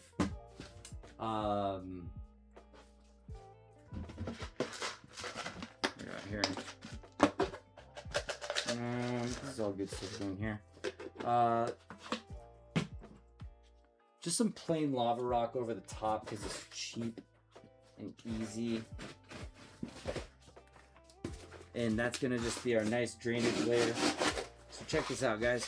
It's just like this. Fine lava. And I'm gonna go right over the top of all of our entire basin. There we go. Just about like a 1/4 inch, 1/2 inch, somewhere in between there to make sure that our drain holes are covered. And we're getting into the action now, guys. Okay, here we go. We've got this nice mix of sphagnum moss, fine lava, akadama, right here. And I'm gonna even put more akadama on top because this is a lot of sphagnum, but this is a good mix for this whole area through here. And then get another nice big scoop of akadama, which I'm running very low on. And it's very expensive. So if anybody wants to contribute to the channel, I do have tips set up. I also have subscriptions, and everyone unfortunately has to sit through some ads now and then. But that's what helps keep the channel alive, and I really appreciate everybody who muscles through all that stuff for me. Okay. So we got a nice mix for all of this through here. Now let's just go with a bunch of straight akadama all through where we're gonna have our root systems growing. This is gonna be so happy and so healthy in here. It's gonna be insane. Okay, perfect. I want a little bit of organic, well, there's plenty of organic material stuck inside this thing still, so I'm not even gonna worry about that. We're just gonna hope that this thing sits nicely on us, and then we can get it wired in. Like I said, this is a pot slip. We're not looking to trim off any of these lower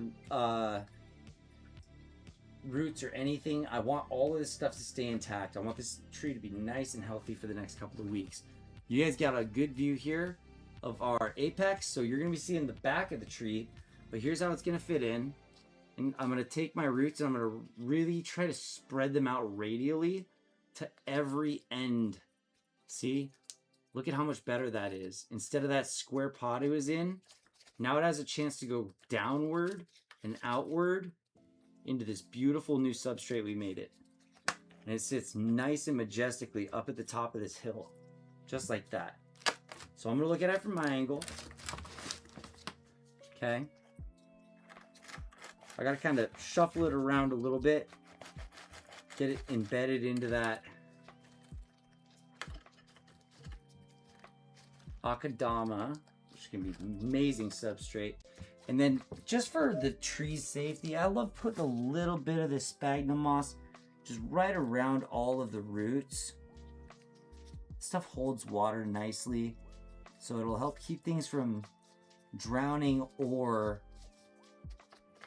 becoming dehydrated. Just a bit of that sphagnum mixed around. It's a good mix to be in with your akadama.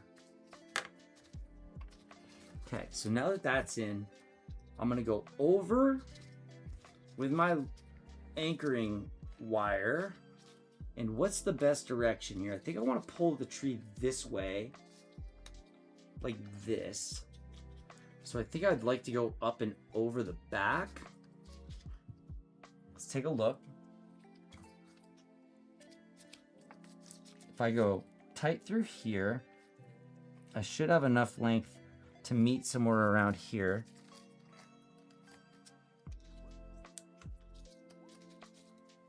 I'll just go under a little bit of the roots here to kind of lock everything in.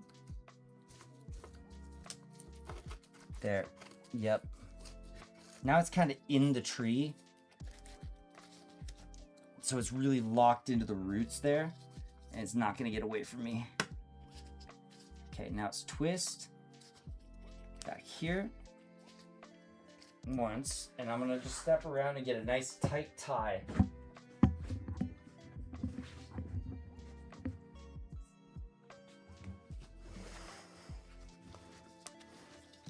Okay, yeah, we got all that nice sphagnum. And even from the back, this looks cool. But I really want it nice and up and pronounced. So I'm even going to get a little bit more of the substrate poked just under this way. I can handle it with what we've got in here right now. I'll just have to backfill a little more. And then these are going to get tucked down. Because again, this is the back side of our basin here. So really just making sure that everything holds and maintains and doesn't break out. That's the whole point of this backside. So I'm continuing to fill in those cracks when they pop up and I see them. This is going to wrap up nicely over that though. So let's get this wiring done. Got two little loops. And I'm just going to wire it right like this.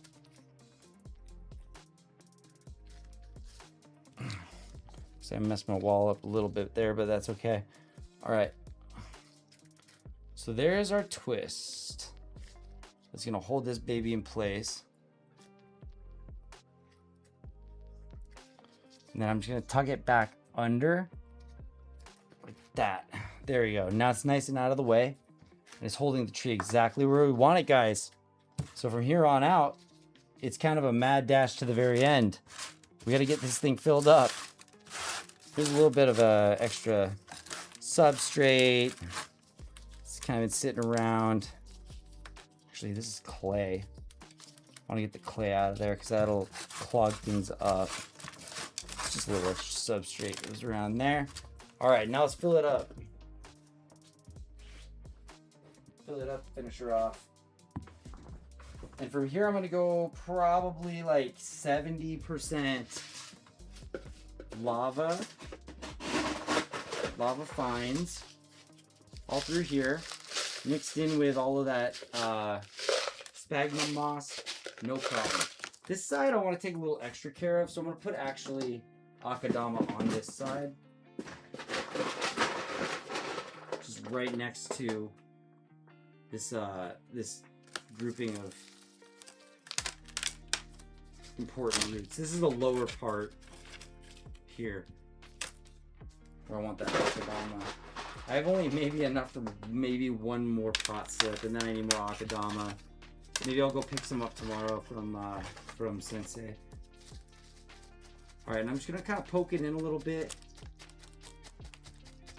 There's already sphagnum moss in all of this, so there's no worries there. I'm gonna take some of this lava and mix it in with the akadama on this side. There, that's good. And then just more lava over here, like we say. Have a little akadama on this side.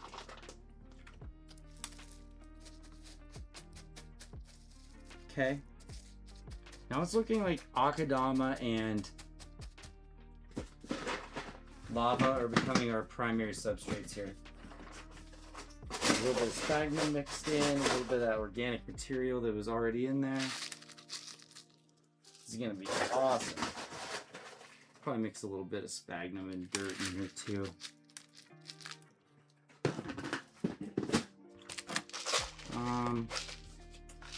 You know, I got a little bit of sphagnum and dirt that I can put right here just for a little extra organic to grow into. Not a lot. So maybe it's like 10% on each side. There we go. And then I'll just use my hands to massage it in. And then I'm going to use my poker to actually start poking everything in. Okay, that's done. Okay, so this side's lacking a little bit. It's got the akadama up here, but I really want lower by the roots. But we can handle this up top. This stuff actually looks really nice up top. Okay. So let me mix in this dirt on this side a little bit. Spread this.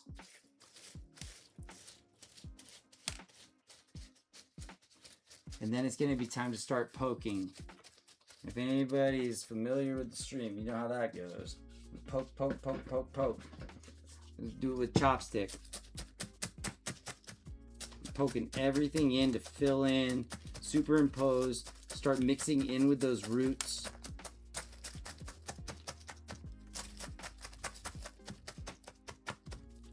Make sure that everything's integrated, that we nicely mix, you know, the nice soft moisture retaining akadama with that fast draining, kind of gritty, slightly abrasive lava.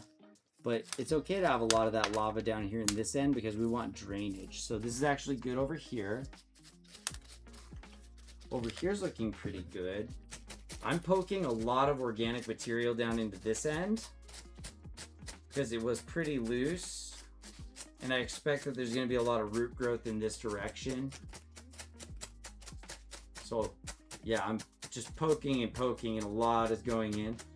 And as we keep poking in all the way around, that's going to give us our ability to start turning the top of our muck wall inwards and create a nice little slope up into the tree. So the more we can get packed in here, the better.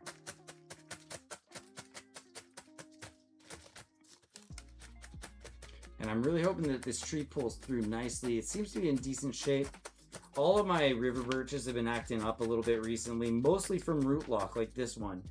So hopefully this new environment, it'll quickly adapt to and be happy in the next week or so.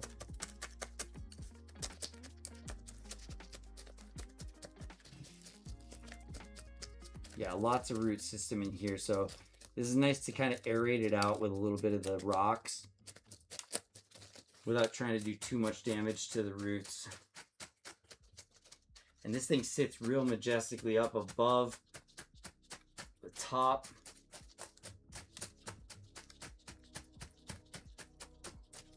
I think it's going to hold in moisture nicely so that that center area stays nice and healthy.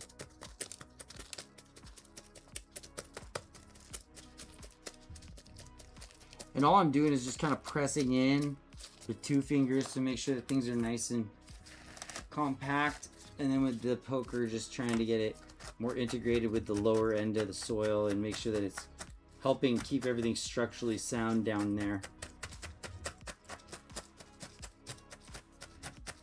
There. And I can feel it just, you know, packing and packing and packing in here. In and around the roots, which is great. That's aerating them and giving them a chance to grow outwards again. Okay, so I think I have enough substrate in all of this. I'm gonna start just pulling back from this side. I'll put a little more over here. I want some more of this akadama to reach its way back this way because I feel like I'm gonna have some loss down there if I don't build up the wall higher. Okay. So now let's start taking form. Maybe I can get this thing back on the turntable and we can start forming it.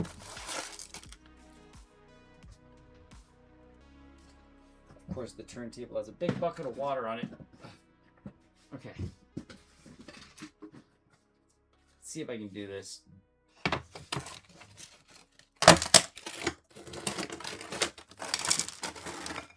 Okay. That wasn't so bad. Here we go. Hey. Now we're talking.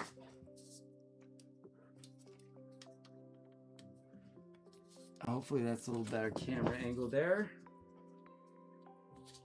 All right, you guys are getting a good idea of our shape now. Okay. So here's the trick. We've got our top. We know where things are going to flow downwards. I'm going to use precautions to make sure that we get the right stuff.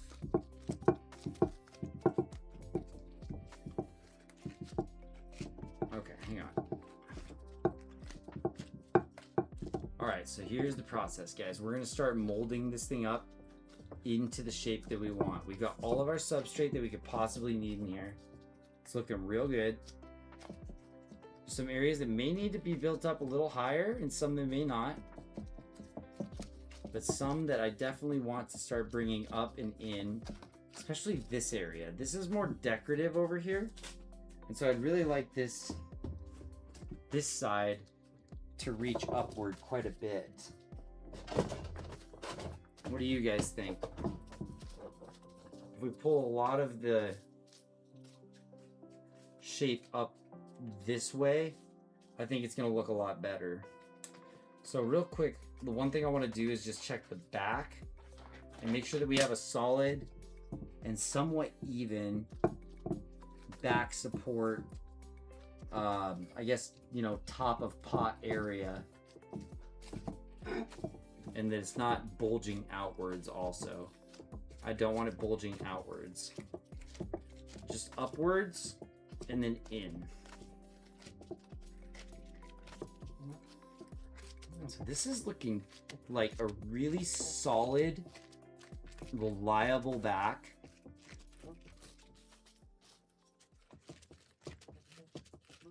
I'm just going to try and coerce it up a little bit.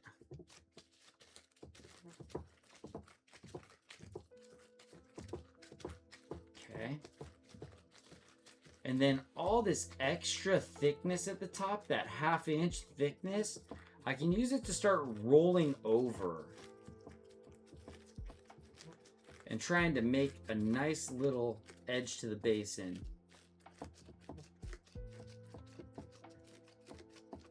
I'm going to do that all across the back. Okay. Looks good. I'm just going to do a little bit of double checking around my drain hole. Looks great. Make sure that all the clay is really tightly absorbed into that. And then we can go up, up, up. Make sure there's no splitting, because we did use layers. Remember, the layers could still try and split apart on you if you weren't careful enough getting them bound in the first place. All right, so I'm thinking that this side is looking good. I'm gonna start curving it over so that it really creates that pot effect.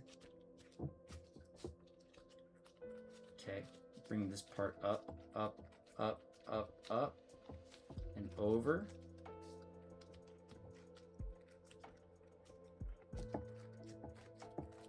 There. This muck wall is looking very good. Okay, good solid connections down here.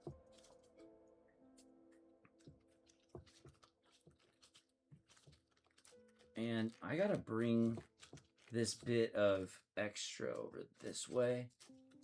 Okay. This can actually meet in the middle. This part here on camera 2 down here, this can kind of meet in the middle a little bit, like this. See? And that helps us bring everything in. It's like stealing that slice of pizza, you know? By having a little void, you can actually reseal it so that it looks about how it was supposed to. And then it tucks up and over. I think we're looking really good, you guys. If I give this thing a tap, it doesn't move too much. It's a good sign.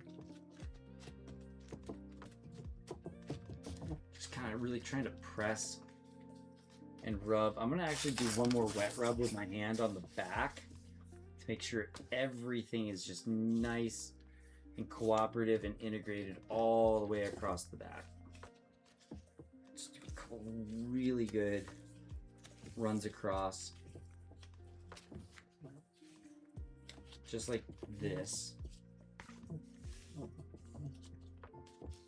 All right, and that looks very nice and professional. Okay, now for the front. In the front, I felt like I wanted to have a little bit of an upward climb this way. So this is good. I'll get to the other side so you guys can see what I'm working on, because it's no fun if I'm on the other side. The wrong side.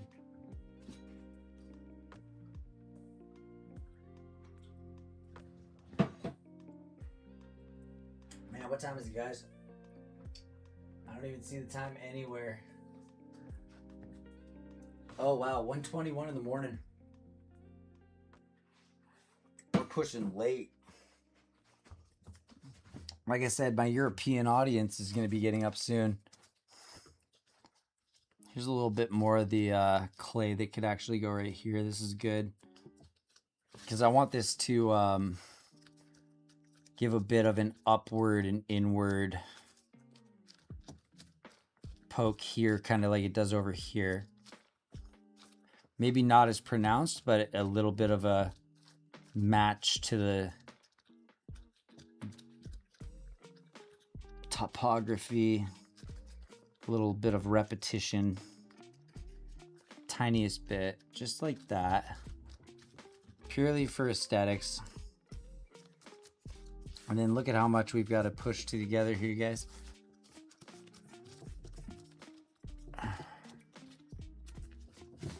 See, this will look different after we get it clamped down, but this is all looking pretty good. We're gonna have moss going all the way up to here, and then I think I want it to have more of a taper down like this into that. Yep. Okay, so that looks pretty good. And if I just smooth this out this way,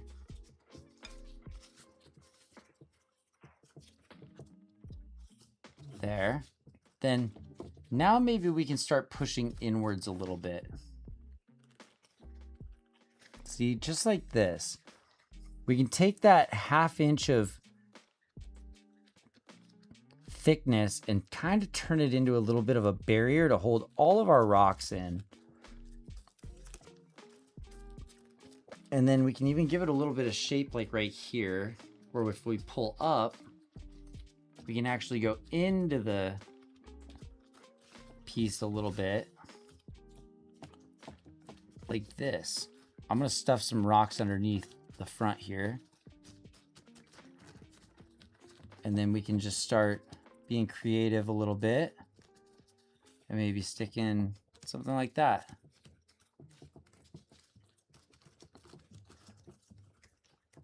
See, because this is what I wanted, was some of the moss to almost create like a walkway up. So maybe I can accomplish that with a little bit more clay. We're gonna keep closing in on this side, guys. Just like that.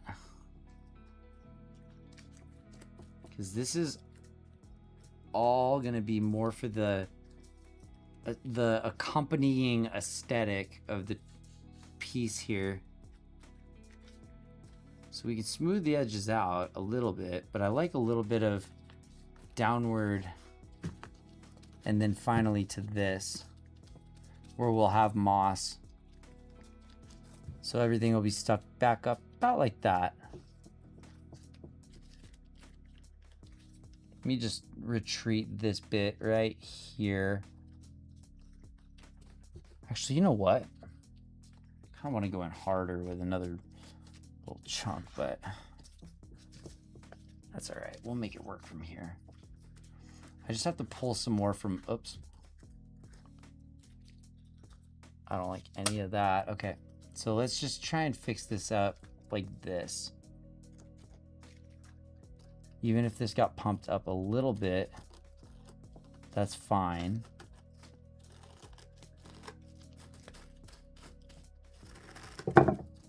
Yep, cool. So we get to stuff a whole bunch of this substrate down into this little compartment here that we've created up front, where I can see the roots would like to go. So I got no problem with that. And then I'm just imagining watering this thing and what's gonna fall out. Of course, I use a nice layer of sphagnum moss usually across the top to hold everything in place while it's recovering.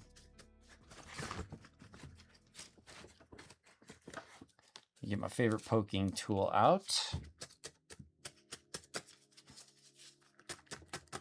Yeah, look, this is packing in a whole bunch more of that akadama down into the root system where it really needs to be, instead of keeping it up top here.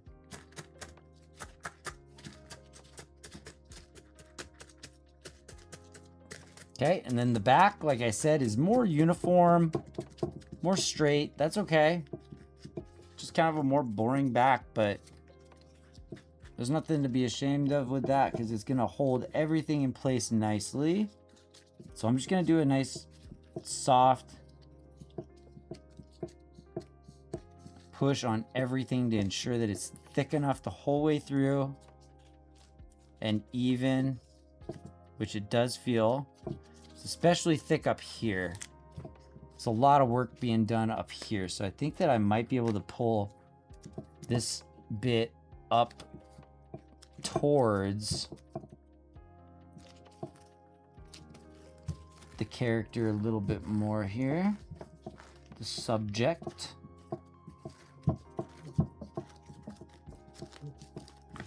Okay. Back to poking. Always poking. ABP, guys. It's like in sales. ABP. Always be poking. See, right back here, there's a bunch of root system that actually needs our help. We got to get more akadama down there.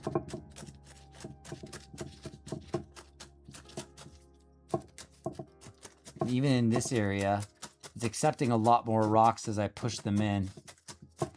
So that means that my clay can reach even further in. and get more of that moss covered slope look that I'm going for.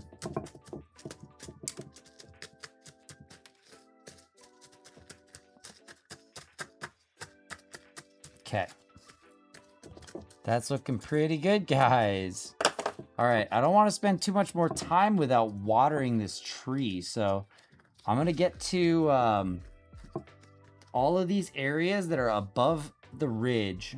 This is what I consider the ridge right here, the high point. Right about here. And this is all going to be covered in moss soon, but this is our ridge right here. And the ridge needs a little bit of help here holding these guys in, but it's pretty close. I think the ridge needs just a bit of oomph right here.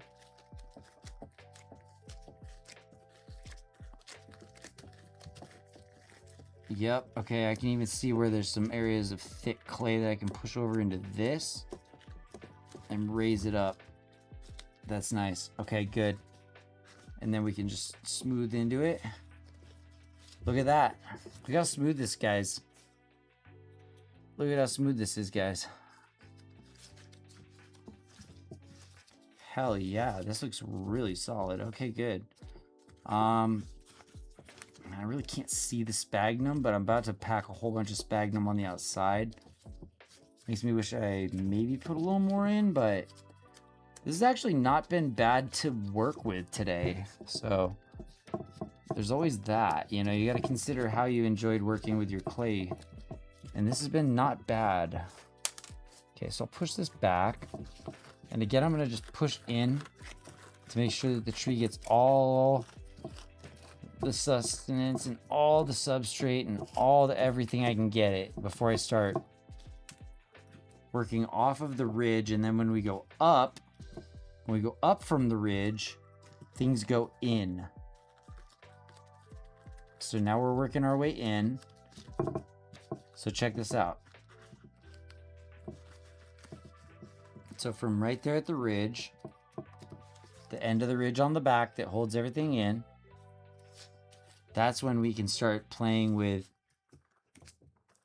pushing it up like this, pushing it downwards like this,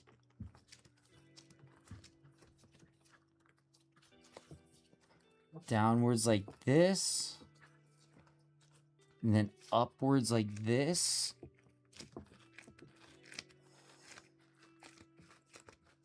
And then this area, it looks like, is gonna have to get built up just a bit to handle the crowd here, because it does bunch up a bit here next to the tree. And then I'm going all the way into the tree with this bit here, because I'm gonna be putting some moss going up into the tree and, you know, possibly up and around it, but we'll see if that looks goofy or not. And if it does, I can always remove it. So let's get back to this side where we can keep just kind of spreading, feeling where it's thicker, pushing it up like that. And then we've got this big cup that we get to work with. So this gets to go over. Now we get to start. Oh, you know what? Maybe this stays up actually. Maybe this bit can go up a bit and work its way back down. That could look cool from the back. That could look very cool from the back. So I'm going to try and bring this wall up just a bit here to hold in the substrate.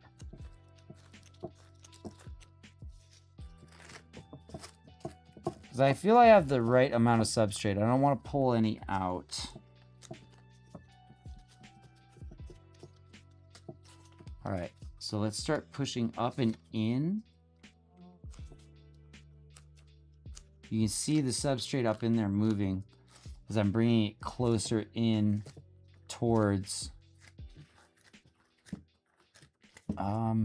Maybe this could go even further.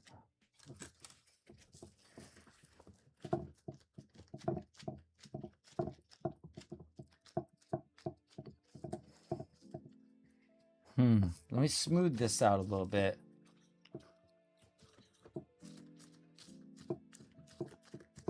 Yeah. That's helpful. Okay. Dude, this looks so fucking cool. And then from the front view, you're going to get this little bit of ridge right here coming up. And then when it comes around the corner, I think I want it to cut low and in with this step. Like as low and in with this step as I can. Because I know that I went above it. So I know that I'm not like cutting into the very bottom here. So that looks nice. And some of this will wash away, right, the first time the hose hits it. Okay. So I actually like that. My only thing is I want it to curve over kind of like this.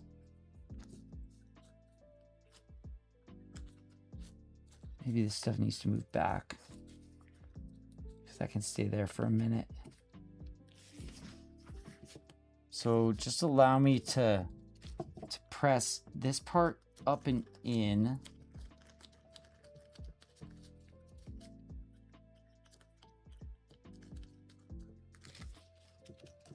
And then this part can kind of go up and in. And then you've got this kind of like cool waveform here. And that might even be a good place to just stick in a decorative rock or something behind, but we'll see about that. This part just needs to come up to hold in all the rocks. And there's going to be a bunch of moss on this anyway, so let's see if we can achieve that upward slope that's not straight up going this direction. Especially if we manipulate these new taller walls. You might be able to pack a little more in that way.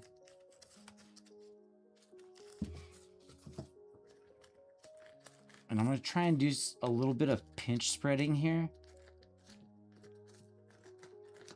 Spread just a bit more over to this bit here.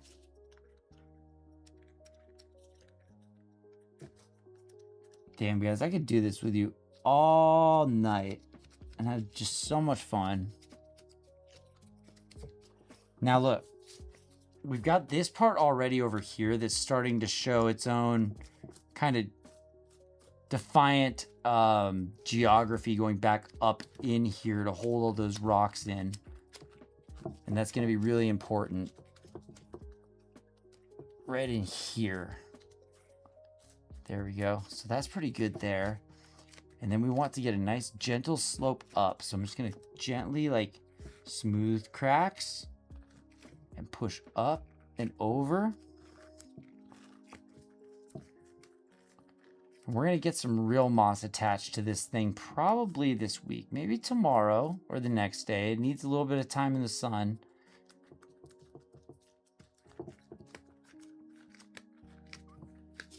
We'll get the sphagnum on it tonight so that it starts to dry out though, because it starts sucking all the moisture out and really, like I said, turning into that bit that holds everything together. This bit needs to be a little higher right here.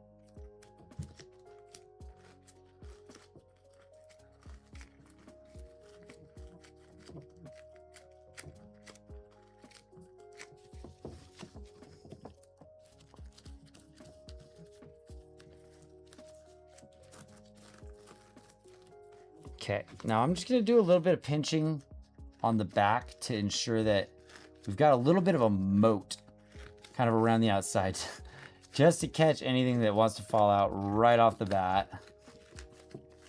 And no doubt our tree is starting to get a little bit dry. It looks okay, but I don't want it to wake up tomorrow with a bunch of leaves just struggling and holding on. So I like this back geometry like this, and I just want it to kind of flatten out into a bit of a spot here, like a flat spot. So maybe I need to remove some of this stuff back so that I can go around, and then this will just be my flat spot right here where it goes and joins up with the tree. Yeah, this is good for a nice little flat bit here.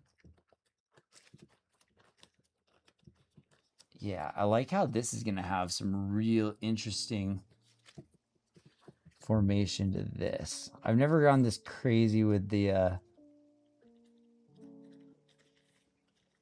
actual shape of the clay before, but this looks so good. I think this part is just gonna add some character going up into the middle of the tree. I'm not sure what I'm gonna do up there yet, but I'll put the sphagnum on so that maybe moss does reach up into the centers. And then over here, like we say, we've just got kind of our little rock storage area here. Looking good, looking good. The only thing I'm really concerned about is that I'd like some sphagnum on top of this bit over here, because this looks like exposed root. And now is the fun time where we actually hit this thing with sphagnum. So let's take one last look. And it's about to get all covered up. Let's take one last look, you guys. I think I'm pretty happy with this. This is the back. Back is showing good structural integrity.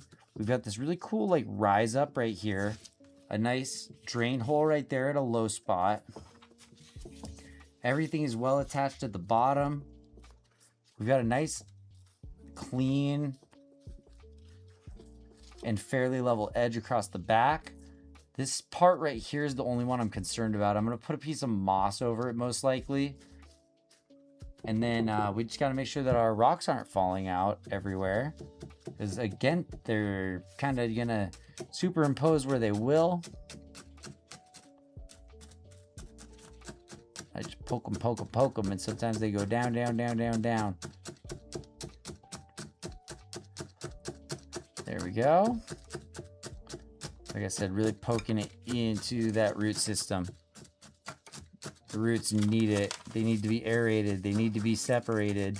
They need new areas to grow away from the edge where I'm trying to do my clay work. All right. So I think I am, like I said, going to leave that divot there because that might be a nice spot to put a rock or something in the future. Or it might just look cool. I don't know. I'm going to leave it. Pack it all in and let's get this thing peppered. All right.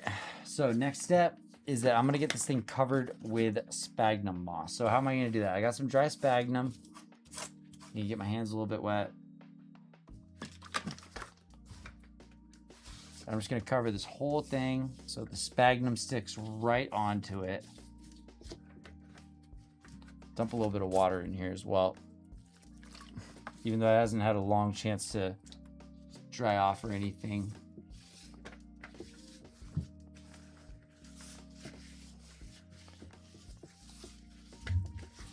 Okay guys, this is our last chance to give it a nice good rub over the whole edge to make sure it's not going to slide off.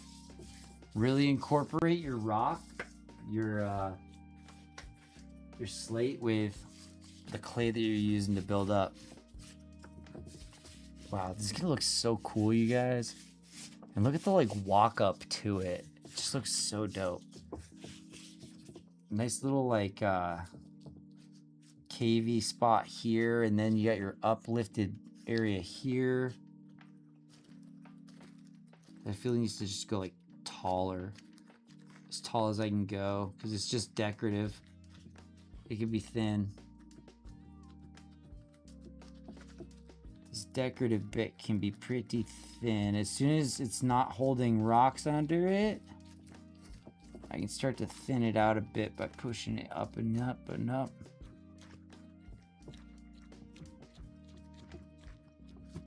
Yeah, these are the little things that I'm spending time on that I could have probably moved a bit faster on this, but it's okay. We can space our projects out, and you know, there's not too many people rolling into the stream too often, so maybe having our streams more often and doing less projects at a time is a good thing, you know? Kind of pace myself.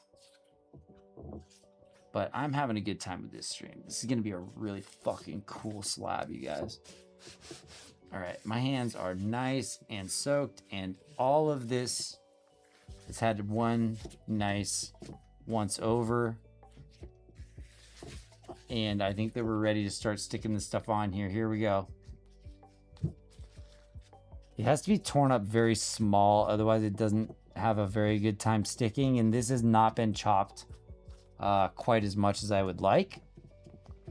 And I'm putting sphagnum on top too, because this helps when I spray water on.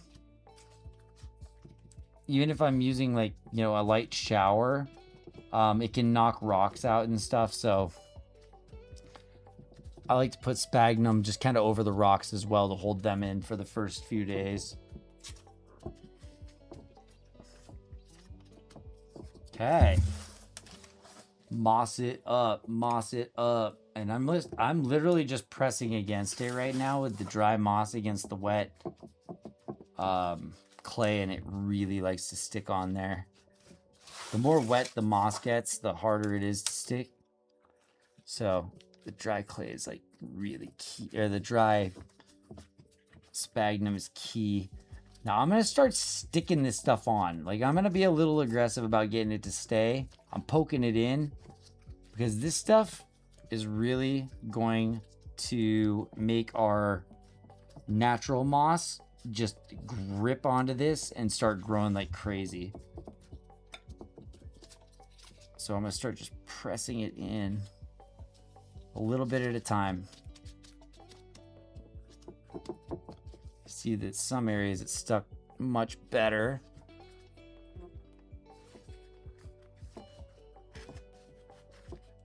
There, that's pretty good. And this thing's gonna look a bit like a hay bale by the time we're done. It's kind of the objective that you're going for.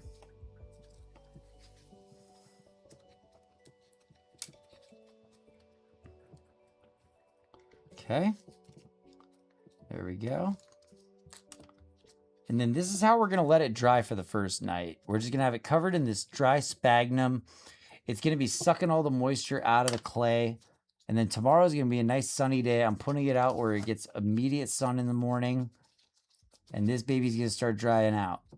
And then the next step after that, as I say, is to get the natural moss to stick onto it. And this backside is just like not taking.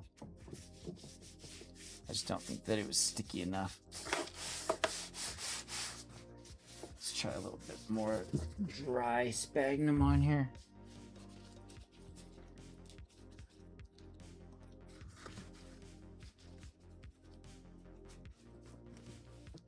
Yeah, see it stick?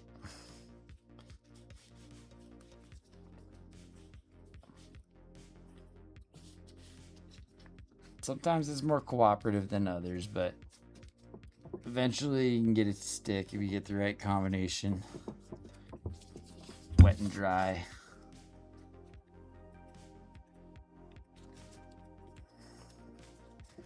And just forcing it on a little bit.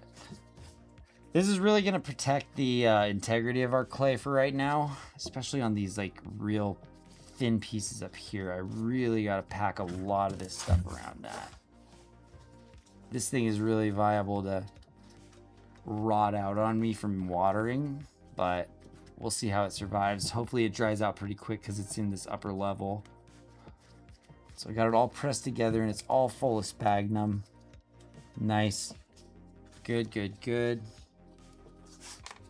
It's looking pretty close.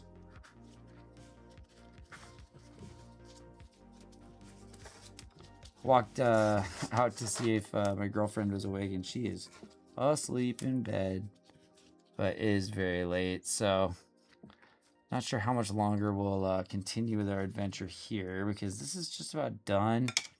And I don't know if we have to get into all of the pot slides, pot slips tonight. I'm just not sure that it's worth getting into too many of those. It's starting to get very late. I don't think the audiences are up much anymore. And the slap method kind of works good because it brings the moisture to the top. It likes to bring the moisture to the top, so it's kind of a cheater way of making the stuff stick. There. And I'm just going to do that around the whole side. Just kind of tap it so that liquid inside of that moisture inside of the clay is just getting sucked into the new outer layer here. And just grabbing it on perfectly. So yeah, just give it a little love tap.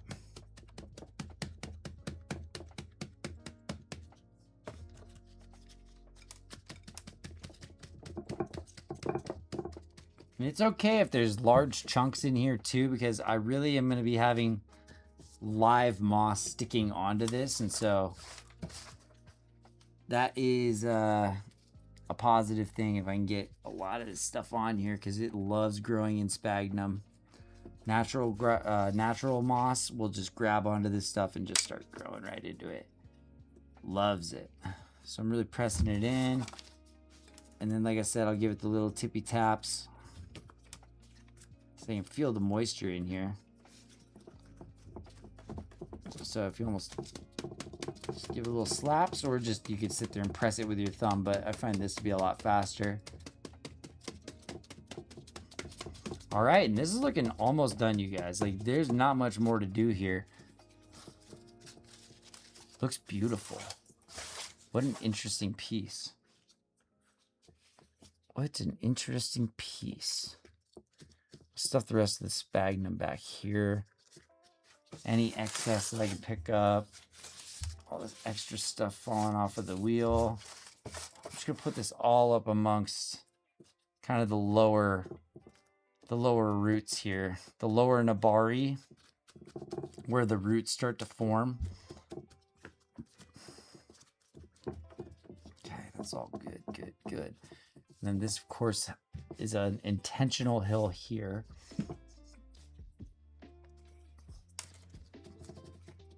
Okay, there's a bit of moss there. Lots of moss through there. All right. I don't think there's too much more to do here, guys. Honestly, I'm just collecting up any extra moss so that I can stuff it into that one area up there.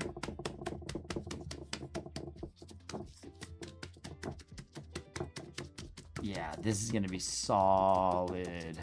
It's gonna be Metal Gear Solid. Oh god, this is one of my coolest pieces, guys. I love this. All right, so where do I dump this? How about... This all looks very safe. Let's put it up here. Just stuff it around these root systems in here. Also make sure the rocks don't fall out up here. Okay, collecting more of this loose sphagnum right here and put it right on top. Right on top in the middle here. And we are done, guys. I already went through this tree the other day and pruned back a lot so that it'll start doing some ramification a little bit lower on the leaves. So I'm looking forward to that lower ramification. Let me make sure that I'm up to the level on this whole back area, guys. Do not need everything spilling out the back. Okay.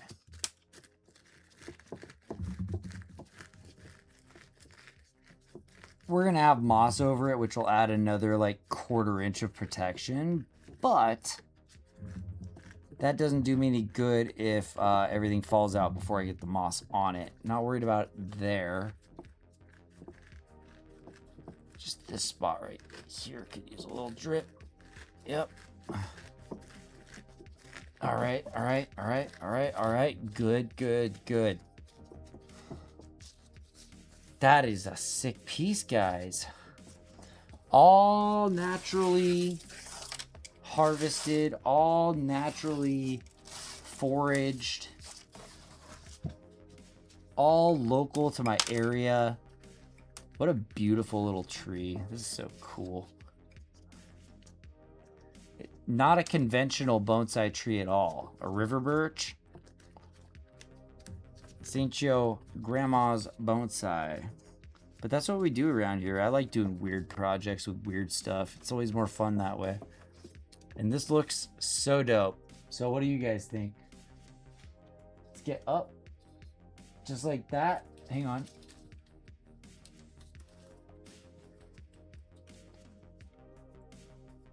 Yeah, here. I gotta move. I've been sitting right here where the camera should be, so.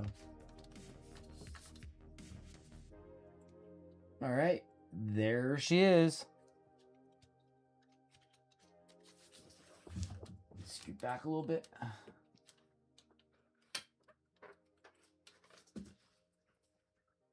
There it is.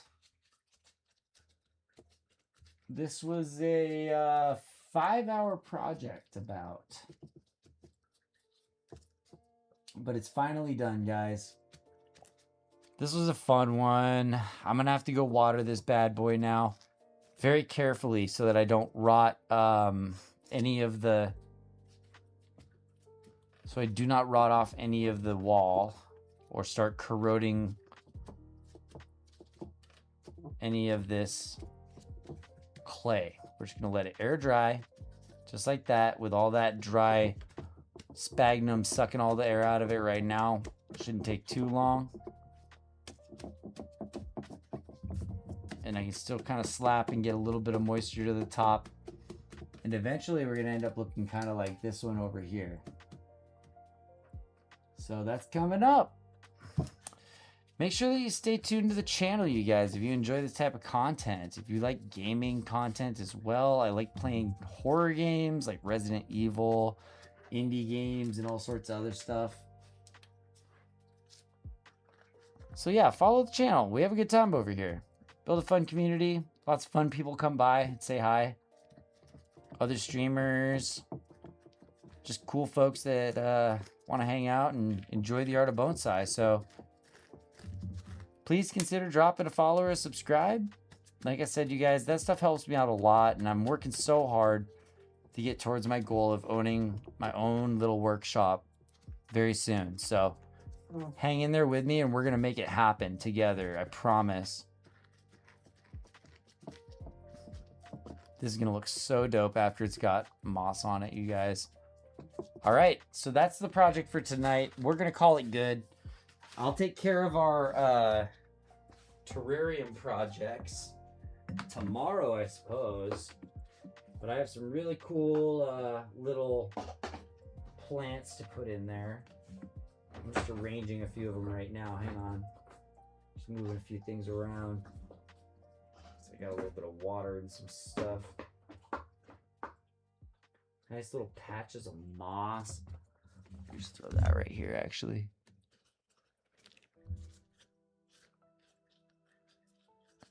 But yeah, stuff like that's going to be for the fish. And it's going to look so good. I can get more moss from all over the place, so I'm not concerned about that. There's some bits of moss, though, that have some very cool long leaves coming out of them. I want to try and save some of that stuff. So I'm just kind of picking through what's dead and what's alive right now. I'm trying to decide what stuff I want to stick into the final product here. Let me see. I think I'm just going to leave this stuff hanging in this moisture here overnight. It should be good to go in the morning tomorrow. So I'll leave it all just like this. Hopefully all protected. I know you can't see what I'm doing, but I'm kind of stacking everything in water. So it'll stay nice and moist until tomorrow.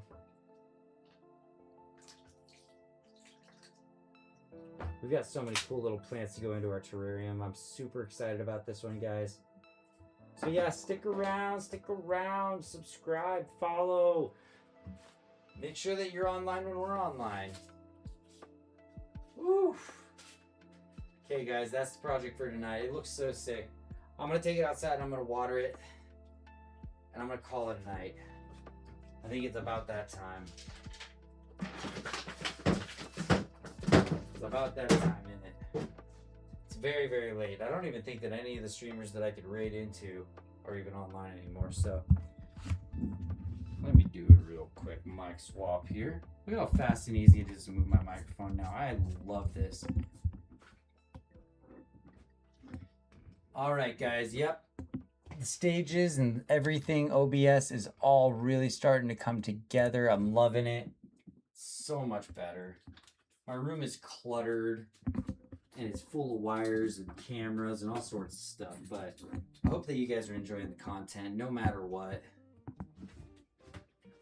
That's my number one goal. Well, my number one goal is to have a good time working on my bonsai trees, but my number two goal is that you guys have a good time doing it along with me. That was a long project, guys. That was 5 hours. Whew. No activity, no messages. Nobody really felt like helping out on Twitch tonight, and that's okay. We're gonna keep trying. We are gonna keep on trying, you guys. Okay, let me make sure it's a safe spot for my mic. Okay, good. Yes, we're gonna keep trying. We're gonna keep coming online. We're gonna keep showing up. We're gonna keep doing our best, and we're gonna keep working on awesome trees like that and like that. More this week. We've got beautiful flowers growing every single day, guys. So make sure you're tuning in. There's a lot of cool stuff going on over here. If you're just looking for a cool place to chill and you know, listen to some bonsai content, chop it up. We talk about what's going on in the world, whatever you feel like. So yeah, hopefully everybody's had an awesome day today. And we are signing out. I love all you guys. Take care of yourselves, take care of each other, take care of your mental health. Find things every single day to do that you love, that bring you some zen. Live a Kaizen and a Zazen lifestyle. Go with the flow of life, but try to be improving something every single day. That's my philosophy. So with that little philosophy dump at the end, like I said, please show compassion, show love, and then good will always win. With that, I will see if anybody I know is online. I seriously doubt it though. Let's see who we can stream. Following.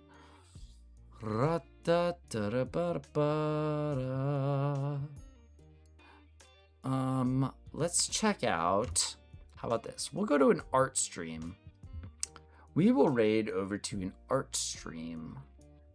What do we got? What do we got? What do we got? What do we got? What do we got?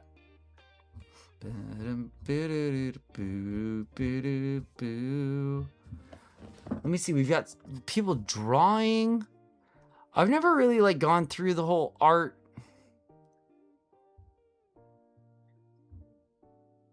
thing here.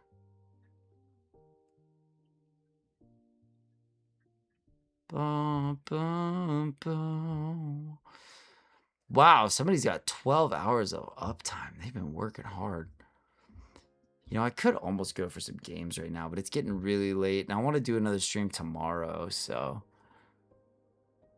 I'm just looking for somebody fun to stream to who looks like they're doing some good art. Let's see. And maybe in English? I don't know.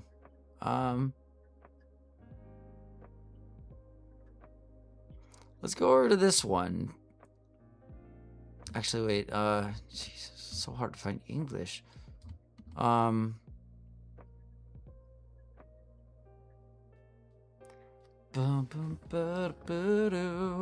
Just goofing around. Let's try this one. 16 viewers, productivity patrol after dark, drawing and writing. All right, yeah, let's go over to this one. Let's check out Cosmic Keyframe Productions. Let's go over there. We're gonna go raid it. Let's see if we can raid it. Oh, they're offline. Ah, just missed it. That sucks. Wow, the raid's not going well. I wanted to make a new friend tonight, maybe. Let me see.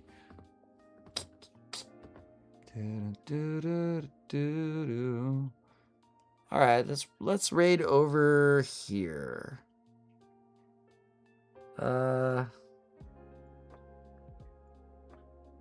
Bunny 420. Yeah, sure. Vile Bunny 420. Let's go check out Vile Bunny 420. Oh, they're on. Be right back. Bye. I don't even know how many raiders we've got. 3 viewers? All right, I'll take it. Oh, 2 viewers. 3 viewers. There we go. Hey. All right, guys. Stick around for the raid and start dropping all those cool, raid emotes and all that fun stuff. So, yeah, let's go check out this new Vile Bunny 420. See you guys. Hope you all have a good one. Later.